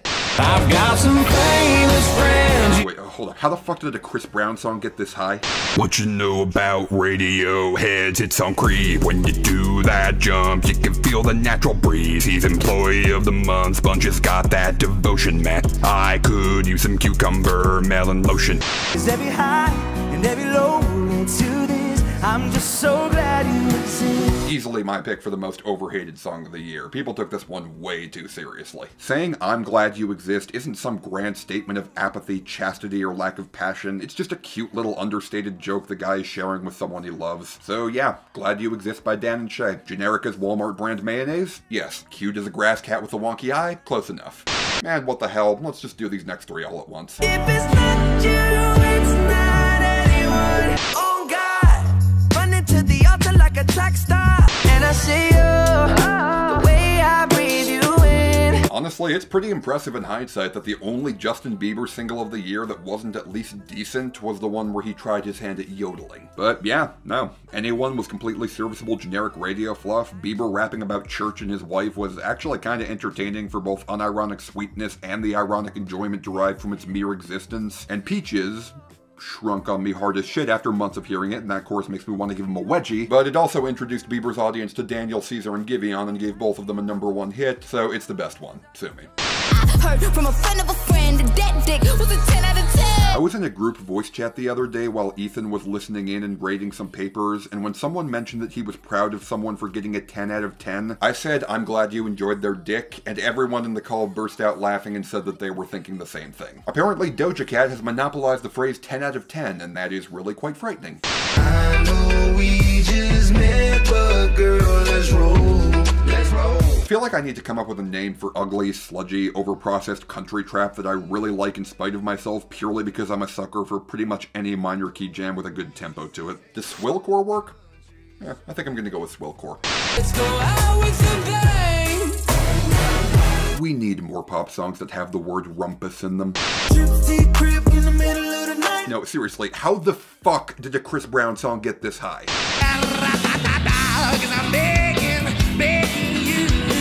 I heard a lot of people shit on this Eurovision TikTok sleeper from 2017 because it's basically a worse copy of the cover by Norwegian hip-hop duo Madgone from a decade earlier, and that is true enough. But I'm sorry, would you rather have them copy the original Four Seasons song instead? I need you, you understand, but I tried so hard to be a man. Huh.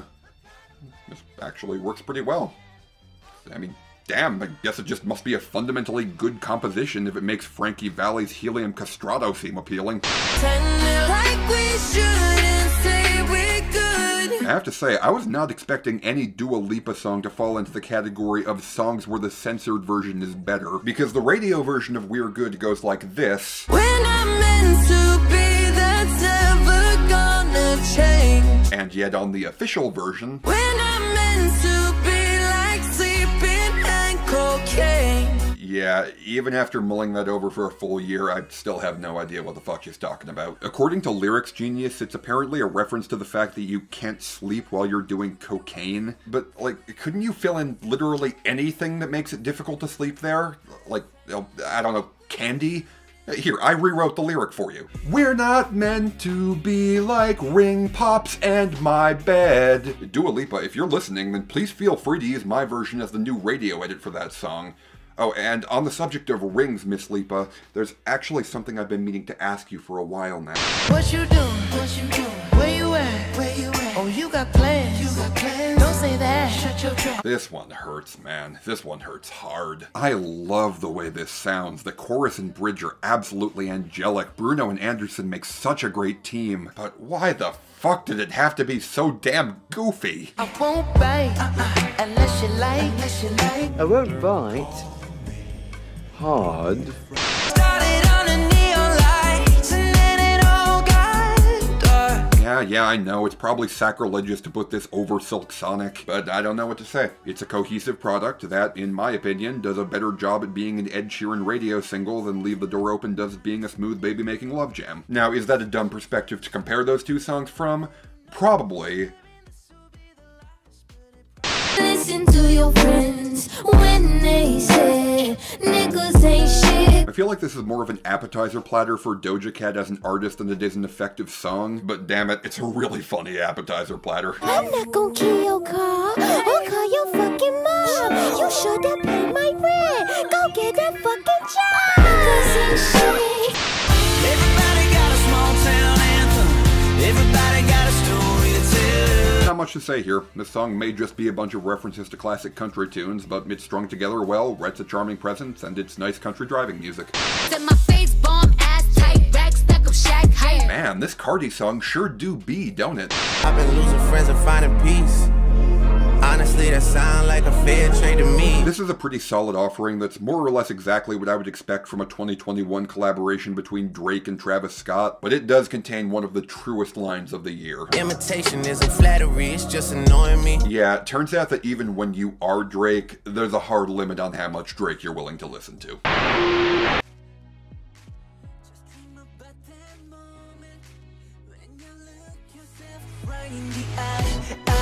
Then you say, I wanna dance, the music's got me going, and nothing that can stop how we move. I reiterate the same thing about BTS that I said before. I mean, come on. They literally got Ed Sheeran to write a song for them. They know exactly what they're doing.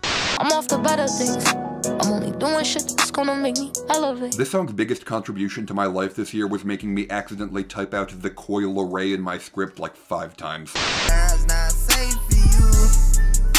You switch like a pussy little bit. I already said my piece on this song in my winter top 20 ranking, and I don't particularly care to give this man any more attention, so I'll just repeat what I said there. This is a good song, but it's the kind of good song that can only exist in a timeline as bad as the one we're currently living in. I wanna trust me, the way that you trust me.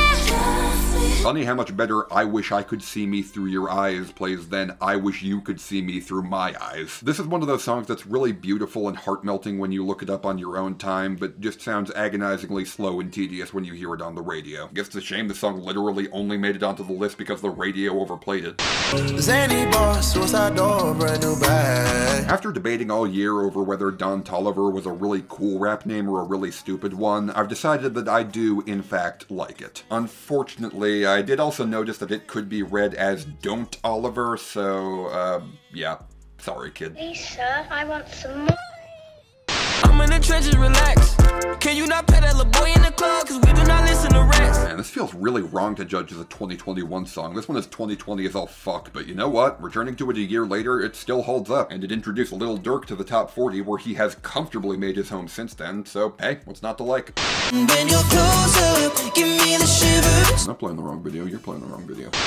Sitting over in the corner, baby, I saw pretty red lips, working on a white claw. Alright, this is the last generic Nashville radio staple that I'm gonna try and convince y'all is better than it probably is, but I don't know. I kinda like the light synth accents underlining the country production here, and the whole lyrical conceit of reflecting on the night of your transformation from a carefree barfly into a man in a happy relationship is honestly pretty cute. I'm not gonna say this is anything great, but I do like this a lot more than I think most of you would expect me to. I think it's worth at least one listen. Check it out and see what you think. I'm sitting here knowing I don't need you, pouring O's in the lid, sipping, chasing with my reef. Can't get my mind on Waukesha. Okay, the DeBarge sample was really throwing me off for a while there. To me, that riff is Ashanti's and Ashanti's alone, but once I got past that, I did find that this is actually a pretty compelling ode to addiction and the minefield of drug use as an aid to creative potency. I guess that's pretty much all I have to say, except, oh my god, don't do lean, you stupid, stupid children! All of these miles on this Chevy and present up you, all them days I spent wasted on you.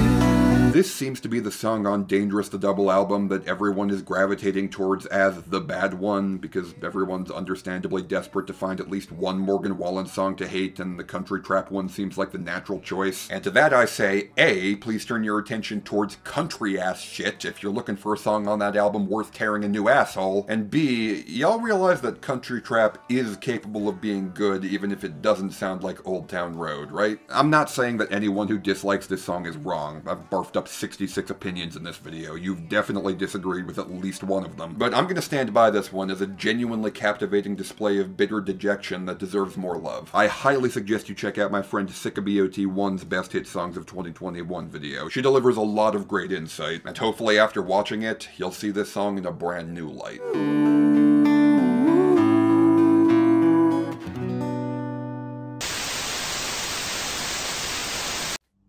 This video contains elements that are— Wait!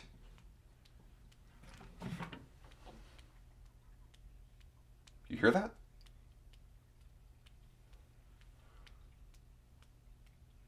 What the fuck is that? Who won't smoke with me? Who won't smoke with me?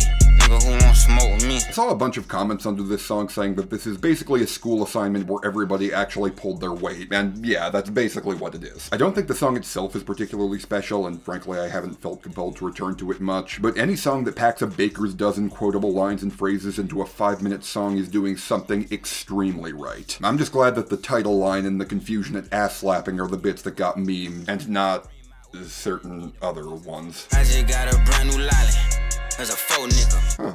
Wonder what a lolly is. Oh, let me just look that up on Urban Dictionary real quick and see what comes up. Oh, Christ! And my best friend, she a real bad bitch, got her own money. She don't need no nigga on the dance floor. I love that they abbreviated that word. You had space for another syllable there. It easily could have fit, but you decided to abbreviate it, and thus you turned a normal line into something magical. Thank you for that. Also, I'm making it my life's mission from now on to not let Dr. Luke's return to the music industry become a normalized thing. I don't care how good he is at his job. I never want him having any semblance of power over any woman's career ever again. I'm minding my business, as God is my witness, the weapon gon' prosper that's forming. Oh, come on, Cole. This is literally just a lot again with an extra verse by the Quicksand guy. I mean, granted, there are definitely worse things to repeat than a lot, and it's not like I won't take any attention for the Quicksand guy that he can get, but come on, Billy, you're better than this. Cold, cold heart.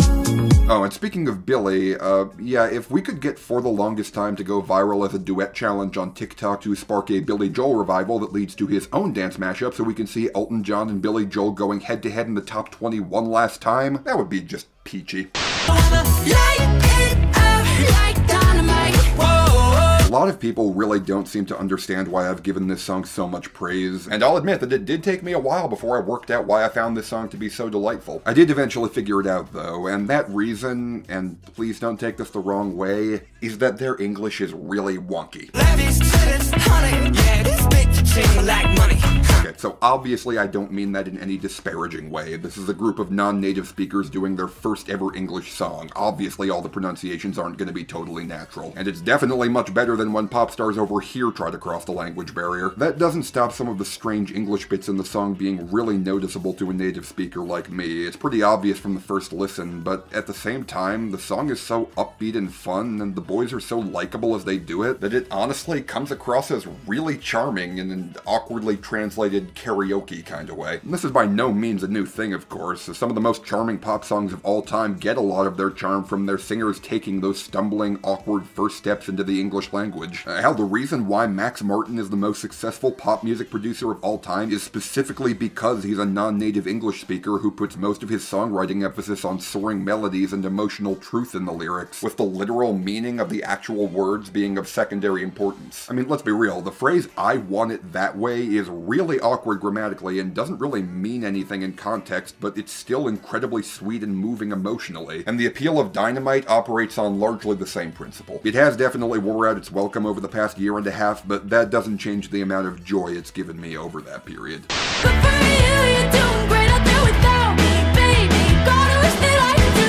I still feel like people overrated this one a bit, but I guess that's nothing new for Paramore. I don't get why so many people hated this. I mean, we've milked every other corner of 80s nostalgia to death. It's high time Belinda Carlisle had her time in the sun, and it's definitely the best hit that Ava Max has had. Good God, that Jay Sean cover didn't hold up well. Also, fuck you, this line is funny. And you might think I'm weak without a sword, but if I had one, it'd be bigger than yours. God made it rain, the devil made it hell. You know, I was gonna give this one its due as a genuinely pretty cool piece that really does a great job at capturing the dark thunderstorm vibe it was going for, but I think that instead I'm going to share this cartoon I made for no particular reason. Enjoy!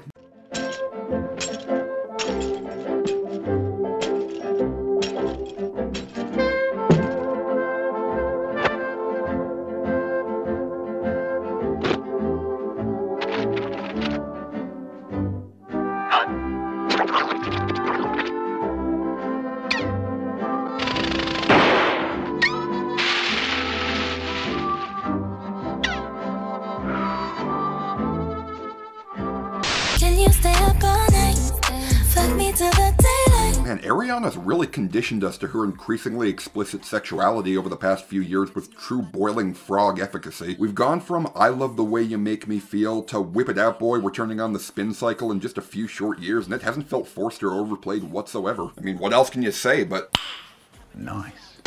Sometimes all I think about is you. So, the soundtrack to a Minecraft YouTuber slash fiction is well on its way to becoming one of the biggest hits in Billboard history. And look, Dream, you may think that my Minecraft fanfiction series is weak without a charting theme song, but trust me, if I had one, it'd be bigger than yours. And if you want it, if I hate you, fuck you. Lyric of the fucking year right there, jeez.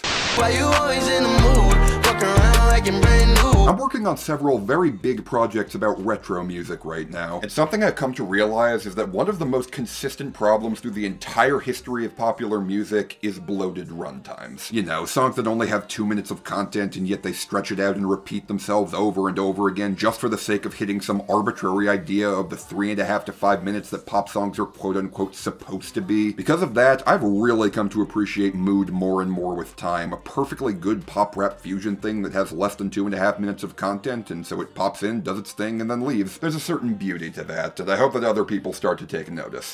I need you to stay, need you to stay. Oh, hey look, people are taking notice. Fuck yeah. You holding me, holding you, makes a hell of a view. Yeah, this one might get my vote for the most overrated hit of the year, because I really don't think this is all that special for an Eric Church song, but, like, it's still an Eric Church song, you know?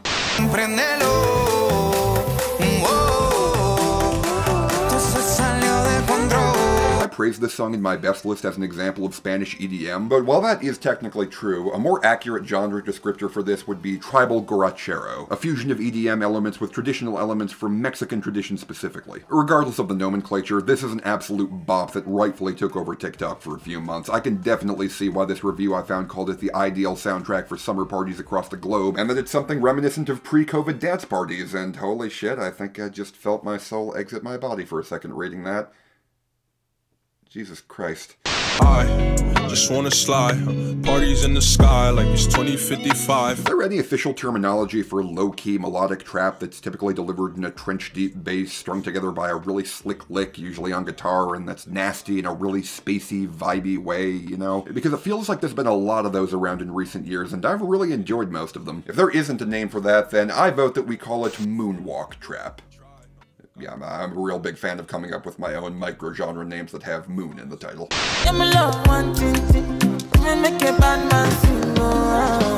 To be honest, there's like 8 different remixes of this song all going around, some of which pitch it down, some of which have an extra verse, and some of which have guest rappers, and I still have no clue which one is the actual version that the most people are listening to, but I've enjoyed pretty much all of them that I've heard more or less equally, so thumbs up from me. This is the other massive Afrobeats crossover. I'm typically really annoyed by songs that stick around long after they've peaked in popularity because the radio refuses to let them go, but honestly, the fact that the radio is clinging so hard to a Nigerian export called Love Nwantiti is really cool. I reiterate what I said in my winter ranking. Afrobeats has the potential to expand the scope of American popular music in a similar way that reggae did when it first crossed over. I really hope this isn't a one-time thing.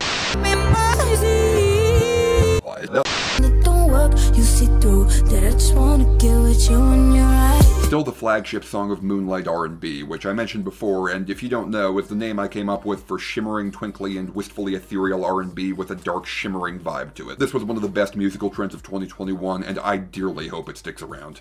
So when you gonna tell that we did that too? Yeah, this one's not in the excellent tier anymore. I mean, it's still real good, and the fact that we have a mainstream radio hit in 2021 that sounds like it could have come from a Beatles record in 1967 is kind of insane, and I'll definitely take any Billy Joel shoutouts that I can get. Come on, TikTok, make it happen. I don't know, I just didn't really return to this one that often. Not much else to say about it. 'Cause I can't love you more than my hometown. There's a ceiling to how likable a song with the premise of I love you more than anything, but I'm still not willing to move out of bumfuck nowhere to be with you can be. And I don't know if I've ever seen a song push harder against the ceiling of likability than this song does against that one.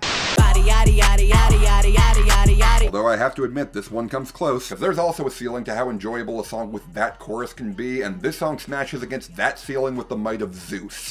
Yeah, I know a few things a man ought to know. The instrumental on this one is a bit jangly for my tastes, but that's more than made up for by Lainey Wilson's silky, beautiful voice and the clever lyrical conceit of listing off things she knows that men ought to know, starting with shit like changing tires and fishing, and slowly evolving into how to treat a woman correctly. It's a brilliant setup with very good execution. A lot of respect for this one. We don't got nothing to say. I swear to God, I never fall in love. Travis Barker is the actual best hit song of 2021. Blue cheese, I swear I'm addicted to blue cheese. I gotta stick to this paper like blue sleep. If you actually know drill music, then you'll know that this is quite possibly the most generic drill song in the history of the genre, with a random guy who's never made anything else like this in his life who's admitted that he just wanted to make a Pop Smoke song after Dior got big, and built on a sample that's so commonly used in the drill scene that it's basically the equivalent of any other hip-hop song sampling, like, Rise or Impeach the President or something like that. This really is Baby's first drill song. It is to drill what My Ex's Best Friend is to pop punk. And just like My Ex's Best Friend, the fundamentals here slap so hard that that basicness really doesn't bother me. Oh, by the way, if you want to laugh, check out the Lyrics Genius video where this dude tries to describe the meaning of the random filler bars he came up with that wound up redefining the course of his life. A lot of people on TikTok, they thought I was actually talking about blue cheese, the dressing. When I say blue cheese, man, so when you look at the new $100 bills, there's a blue strip in the middle. You know what I'm saying? So I'm addicted to blue cheese, man. Like, I'm addicted to that new 100. Like, I love that face on the 100, that strip. That's my blue cheese, man. I'm addicted to that shit. I can't get enough of it. Okay, for real, no joke. I legitimately have to ask, what the actual fuck happened here? Spoiler alert, this nigga dies. Keep blickies, and you know the weed sticky. My finger itchy, the Glock like to leave hickey. I don't know how I wound up here. I was seriously considering this for the worst list for a while because of how exhaustingly boring I found it, but then I kept finding myself humming gang shit that's all I'm on to myself under my breath, and then one night I listened to it in my car with the volume all the way up, and it just clicked. Know the dogs had to hit on where we knew it hurt. Gang shit, that's all I'm on. This song just has such a cool fire affect about it, and I just love the way it all flows together with both 21 and the sampled Project Pat vocals being absolutely killer. Even Drake, who looked fucking adorable in the video twirling a knife around with his goofy ass heart buzz, even his part clicked in the context of everything else. I honestly think that when you take the individual tracks out of Certified Lover Boy and listen to them in isolation instead of a Drake Drake marathon out of obligation, they work a lot better as standalones because, yeah, at the end of the day, I have to admit that Drake actually put out a respectable number of bops this year. And on that note, We'll see what's about to happen next, okay? Okay, okay, we'll see what's about to happen next, okay? I need me some Jesus in my life, amen. I'm 4, but I love me a threesome. DM a dilly to she my little secret. yeah, I praised these two at length before and I stand by it. I think it's pretty clear at this point that Drake has already beaten the main story. He's just going around doing side quests now. I'm just glad that at least some of the fruits of his questing are worth a damn. Shout out to What's Next in particular for the single ballsiest line of the entire year. I'm on a hot 100, numero uno. This one ain't come with a bundle. Good lord. I mean, even if you're Drake, declaring that your song is gonna go to #1 in the lyrics of the song itself is fucking bold. I mean, Drake knows the industry better than anyone. I'm sure he deliberately picked the best date he possibly could to ensure that the song would have no competition. But just imagine if he, I don't know, dropped a song on the same day as Driver's License. A song that blew up out of nowhere that no one saw coming. If Drake had a song in his catalog that bragged about being #1 only for it to debut at #2 behind some random teen sitcom star? Okay, well, I'm sure on the one hand, Game would have no choice but to recognize Game, but on the other hand, man, I don't know if that's something that even Drake could come back from. You know what, it might seem weird, but I think I'm actually going to group these next two together as well. You and me, it ain't no worries at all. Any problem, I'll be there in one call.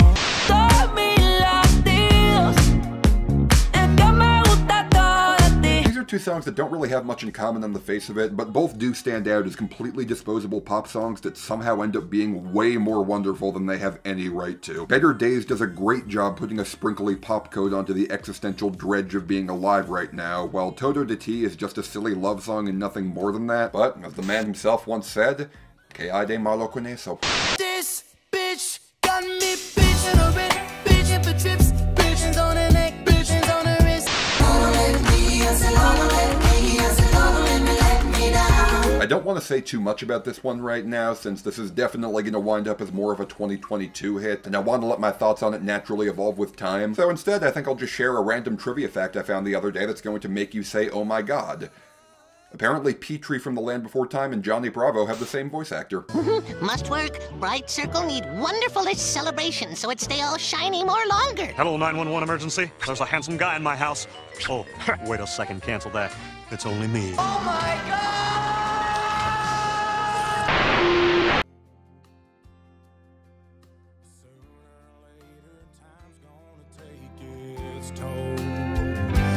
This ain't nothing lasts forever, but they ain't saying us together. I constantly heard people refer to this song as boring over and over again throughout the year, and as the old adage goes, never before have I been more offended by something that I completely agree with. I think it is totally reasonable to call this song boring. It uses the most basic country ideas and tropes in the world, and Luke Combs really doesn't do anything different than he usually does. This is one of the best examples I've ever seen of the basics being enough. Luke has such a warm presence here. The entire song feels like it's giving you a bear hug of good vibes, and when you combine that with the simple but still really touching lyrics about how love is what finally made this man believe that there are some things in this world that are eternal while everything else around him dies. I'm sorry, it's corny as fuck, but I absolutely love it. Niggas claiming that it's love, dog, but it can't be. This is literally a song where Rod Wave thanks his fans for their support by singing Hey There Delilah at them. I'm 1,000 miles away, but it all took. Now you look so pretty. This is the goofiest thing I've ever heard in my life. Why is Rod Wave so good at this? Funny how the hottest Ariana song of the year wasn't the one where she literally says she wants to 69 with you. Underwater reggaeton is officially one of my favorite things, and people need to make more of it. See somebody's problem, and somebody's problem's about to be mine. Morgan Wallen singing about someone being his guilty pleasure who he knows it would be best for everyone if he just didn't engage with, but he's gonna do it anyways, is not something that my brain is ready to process right now. I'll be on the way like call me by your name. Tell me you love me in private. I feel like the best part of this song that no one talks about is that he literally named it after himself. Lil Nas X wants this song to be his mantra, his identity, and it's astonishing that he pulled it off so well. He was literally just the bull riding and boobies guy when he made this, and this song completely redefined the direction of his career in the most glorious way imaginable. So find someone great, but don't find no one better. Oh, fuck Fuck yeah, I love Bastille. That's why my most viewed video is about them. Life was a willow and it bent right to your wind. Screw White Horse or Love Story, this is the closest Taylor Swift has ever come to bringing the sound of a fairy tale to life. I ain't joking, do it sound like I'm kidding. I've been making like 2,000 a minute. I still haven't fully processed the fact that Polo G is apparently popular enough that his casual rumination about the nature of his meteoric rise to fame was able to debut at #1 on the charts. But then again, I suppose the quality of this song does prove why he deserves to be that big. Well, I hope I was your favorite cry. Yes, Olivia, you were. Proud of you.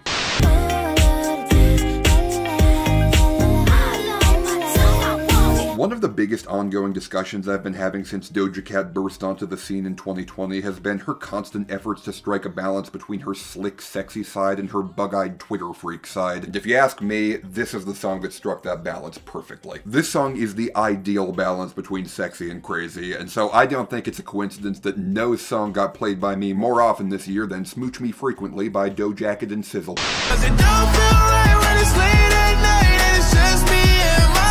An absolute bop in its own right, and joining Montero as being genuinely groundbreaking as a wildly popular song that topped the streaming charts and got tons of radio play, that also just so happens to be about some good old-fashioned PB&J. If Lil Nas X is going to stick around, I think we are going to have to start coming up with a lot more euphemisms for gay sex, and I, for one, plan on doing my part.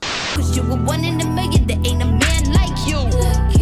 Apparently Doja Cat is going to be retiring from music soon, saying that she wasn't at all ready for the lifestyle being an A-list pop star entailed, and she simply doesn't have it in her to live that life. That's completely understandable. The lifestyle definitely isn't for everyone, but even if she does leave, at least she can take solace in the fact that the year of 2021 belonged to her before it belonged to anybody else.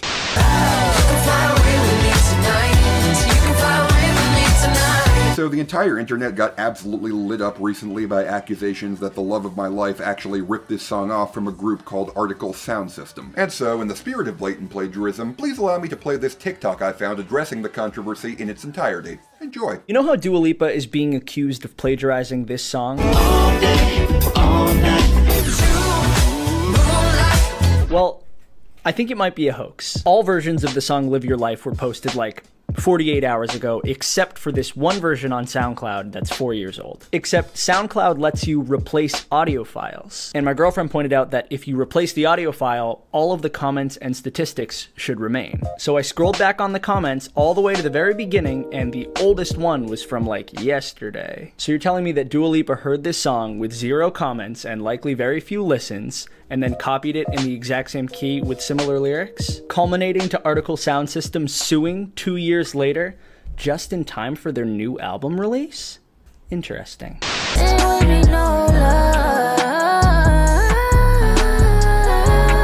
One thing that I've realized over the years is that Say It by Tory Lanez was one of the best hits of 2016, and I was stupid for not realizing it at the time. And now I have a song that sounds basically just like it by 2 much better artists that I can listen to without feeling guilty. So that's pretty neat, I would say.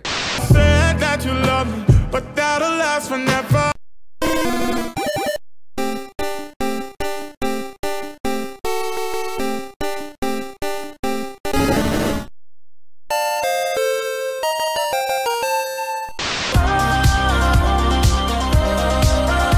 Awesome song without an original bone in its body, but screw it, I don't care. The Weeknd can keep doing this shit forever. That said, I would really appreciate it if he would stop using strobe effects in his videos, because frankly, editing them down so I can play them without having to put up an epilepsy warning is getting really old. I mean, seriously, who the fuck is he getting to edit these things?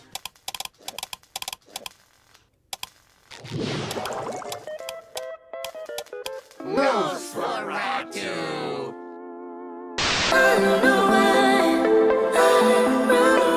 Okay, how the actual fuck is this still getting better with time? Finally, I'll be resting in peace. Finally, finally. Why does every Rod Wave song sound like the best album closer you've ever heard?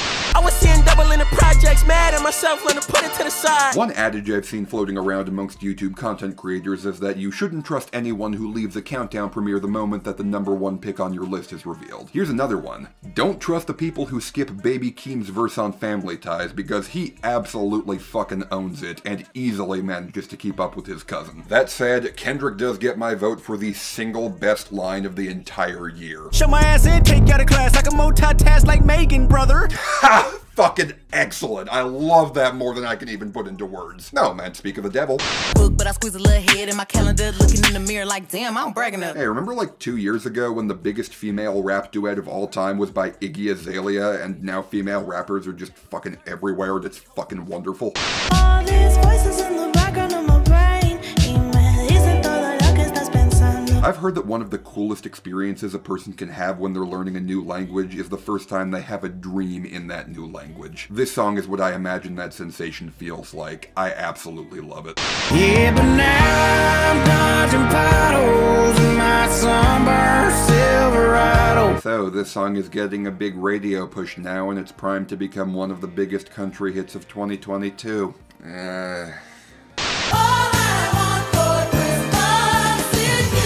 For the record, the song is just gonna be at number 11 on every year-end ranking from now until the end of time, because it's pointless to try and compare this in good faith to the year's actual major hits, and yet it's definitely good enough in its own right to be the gatekeeper for the top 10. You might then be wondering, why is this song number 12 on this list? Well... Voices singing, let's be jolly, let bells with boughs of holly. Yep, apparently this is going to be another recurrent year-end Christmas hit, so whenever this makes it, it's going to go one spot above Mariah for the sole reason that Brenda Lee was 13 years old when she recorded this, making this one of the most impressive vocal performances I've ever heard on a mainstream hit, even if she is a filthy leftist pig propagating the war on Christmas. Have a happy holiday. Saying happy holidays in a song about Christmas trees. What a travesty. 1958 was such a disgustingly PC time. I mean, what's next? Are you gonna tell me that all those peppermint J's meant to celebrate Jesus are getting turned upside down everywhere like an inverted crow? Oh God, the Antichrist is coming! Hit the dirt! You don't run from nothing, dog. Get your soul. Just tell him that the break is over. And speaking of the Antichrist, this song was my favorite hit that he had this year, and I feel like this particular song actually patches up one of his few shortcomings as an artist. Your average Lil Nas X song is kinda like the Nintendo Switch. It's got a unique place in the market, and it is strong enough at a fundamental level to give it a huge appeal, but a lot of people feel like it's just a bit too underpowered and could really benefit from just a little extra kick to reach its full potential. With Lil Nas X, that upgrade has typically come in the form of a remix. I prefer the Billy Ray version of Old Town Road, I prefer the Nas version of Rodeo, and I prefer the DaBaby version of Panini. God, that remix has aged so fucking strangely. While Montero is a great song, it did feel like it was missing that little extra kick, whereas Industry Baby is the upgraded version of itself right out of the box, with the Jack Harlow verse that gave it much more variety and core appeal. I just got a drunk text, meet me at a spot. I said pretty much everything I wanted to about this one in my best list, so I'm just gonna point out that for a song by the child of the biggest showbiz couple in the world, the promotion for this song was exceptionally shitty. I mean, first of all, the official audio of this song...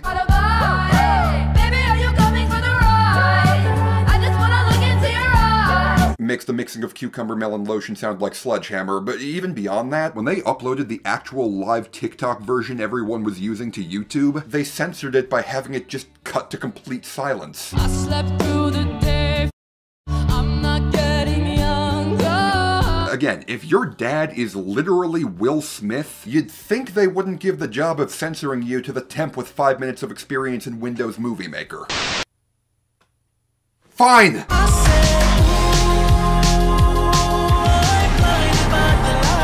Fuck it! You win! This song is perfect. It's the biggest hit of all time, it's been omnipresent for 2 years, and I'm still not sick of it. This song is pristine, it's flawless, it's untouchable. It's the second coming in musical form, and I was stupid for ever thinking otherwise. Now please, for the love of God, stop taunting me.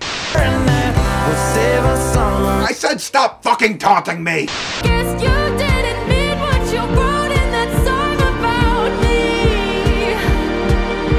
'Cause you said forever, now I drive alone past your street. I know it's blasphemous to suggest that an album's best song was its biggest hit, but you know what? I'm sticking to my gut. This is a brilliant snapshot of teenage heartbreak that does its job exceptionally well. And if you think that this 17-year-old girl is acting a little bit too immature for your tastes, trust me, it could be worse. What's got me thinking about my breakup? Like, maybe I'm Olivia, and my bitch ex Gina is Joshua Bassett, and Sabrina Carpenter, like, That's that bastard Enzo from the garage. Yeah, in case you missed it, SNL did a driver's license skit where they called two of the literal teenagers in this Disney Channel love triangle a bitch and a bastard, respectively. So yeah, maturity and age do not always go one-to-one.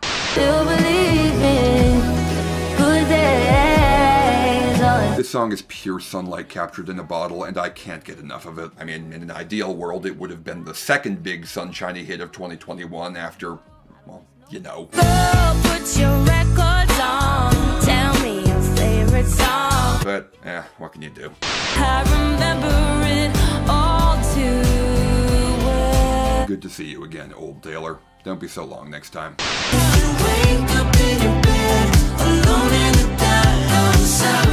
So I was thinking about whether there were any other big hit songs that had a similar comfortable feeling about them that managed to tap into similar feelings of frustration and regret in the arena of finding love in spite of your demons. And then someone in my Discord server reminded me of this. I've been one poor correspondent, and I've been too hard to find. But it doesn't mean, girl, you ain't been on my mind. Yeah. Leave Before You Love Me is basically the Sister Golden Hair of the 2020s. I think that tells you everything you need to know. You clearly weren't aware that you made me miserable. Okay, one more. Don't trust people who skip the first half of Happier Than Ever. I can be your lucky penny. You can be my four-leaf clover. Starting over.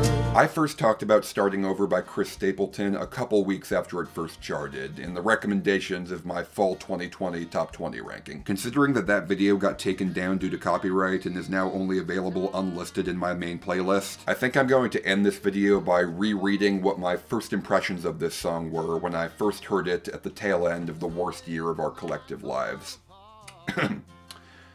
I know it's a well-worn cliche to say that this song is the one we need right now, but if ever there were a song to fit that description, it would be Starting Over by Chris Stapleton. Not only are the melody and delivery style very reminiscent of Bob Dylan, but as far as content goes, Starting Over is basically to the 2020s what Like a Rolling Stone was to the 1960s. Think about it, the pop music of the early 60s was all upbeat fun and dance crazes and sugar high happiness, and then Dylan crashes in with this song directly speaking to a huge number of disaffected young people who were being cast out into a world that they quickly found wasn't the shining fantasy land they had been promised as they struggled to find their place in the world with no real direction, like a Rolling Stone. Compare that to right now, where our pop culture is a reflection of how absolutely atrociously miserable the world is, and every young person is scared shitless because they're completely aware of how unforgiving the world they're about to step into is. Now, in this climate, we get Starting Over, where Stapleton sings about how he's gonna get out of his hometown because wherever he ends up has got to be better than where he is, and he decides to just stroll out into the world with his wife and just wing it, trying to figure out how to make a life of happiness and comfort for themselves without any real plans of where they'll ultimately end up, knowing that they could be risking disaster, but deciding that that risk is ultimately worth far more than sinking down into a quagmire of depressing stagnation. Am I trying to say that Starting Over is literally the next Like a Rolling Stone? Absolutely not, because Like a Rolling Stone is one of the most important inflection points in the history of pop culture, while Starting Over is just another country song. However, whether intentional or not, this song had a similar impact on me that I imagine Like a Rolling Stone would have had on someone my age listening to it for the first time more than 50 years ago. And frankly,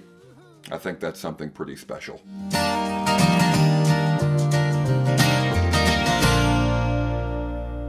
And with that, we're finally ready to lay the pop music of 2021 to rest. I'll be giving the year a full score in a second, but before we do that, I'd like to quickly remind you all to leave this video a like, subscribe and hit the bell for notifications of every new upload, and leave me a comment with your thoughts about the music of 2021, or literally anything else you could possibly want to say to me about anything. The more likes and comments the video has, the more likely YouTube is to recommend it to new people, and so if you could leave a few comments, I would definitely appreciate it. And you know who else I appreciate? My supporters on Patreon who made this video possible. $1 per main series video gets you your name in the end credits, $2 lets you vote for any song in the world you want me to talk about in grab bag reviews, $5 grants you access to an awesome community of people on my Discord server, $10 gets you access to several perks including early access to my videos and a personalized icon in the end credits, while $20 per video lets you personally pick any song for me to review in each new episode of Grab Bag Reviews. Furthermore, every patron of every level has an equal chance to be selected to give a patron review of any song they choose relevant to the video topic, so let's hear what today's lucky patrons have to say about their favorite songs of 2021. From Dan regarding Welcome to the Internet by Bo Burnham. Welcome Welcome to the Internet is one of the most fascinating takes on what the Internet is as a whole. Bo Burnham takes a chaotic approach and discusses the different social sections that are within the Internet, such as Twitter, 4chan, Facebook, and other social media sites, while also mentioning the rather yawn aspect of the Internet and the users who use it. Easily one of the best songs to come from a Netflix special in recent history, and for me, one of the best songs last year. From Roadrunner regarding Miss the Rage by Playboi Carti and Trippie Redd. Miss the Rage by Trippie Redd and Playboi Carti deserve so much better this year. With that industrial type production, and Trippie and Carti fit so well over it. It debuted fairly high, but I guess it didn't catch any traction, which is sad. From Fanstar 1 regarding Cover Me Up by Morgan Wallen. While I still wish that Jason Isbell could chart on the Hot 100, I'm at least happy that the song he wrote did chart, even if it had to be through a Morgan Wallen cover. This is not as good as the original, but it is still great, and it is interesting to see it has such strong streaming even now, being 24th on country streaming as I write this. From the Nocturne System regarding You by Regard, Troye Sivan, and Tate McRae. You by Regard featuring Troye Sivan and Tate McRae is a song that my local radio station played a lot this year, and it's really nice. Troye and Tate both sound good here, even though Tate hasn't really come into her own yet. I still like her voice though.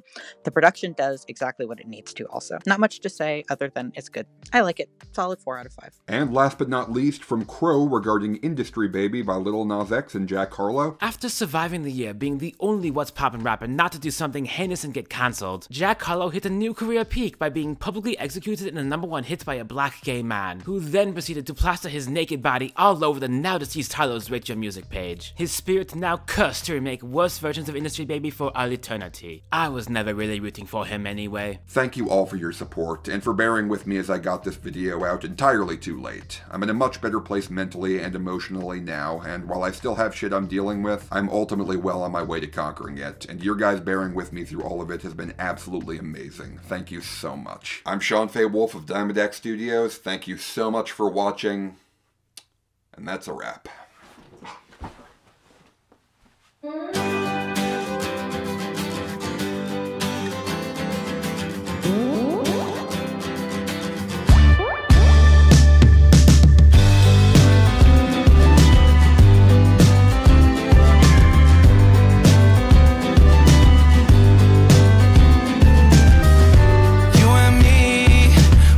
From different worlds.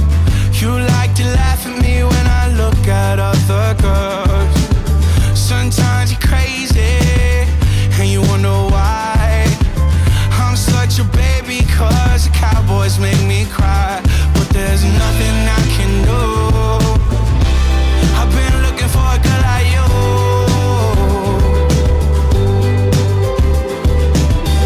You look at me, you got nothing left to say.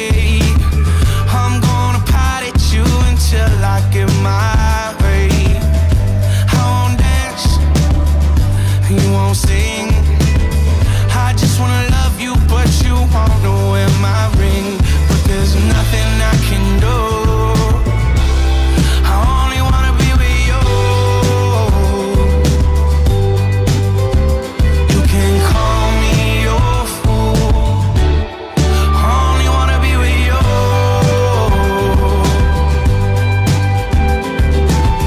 Put on a little dinner, sitting on a fence. I said that line is great. You asked me what it meant by.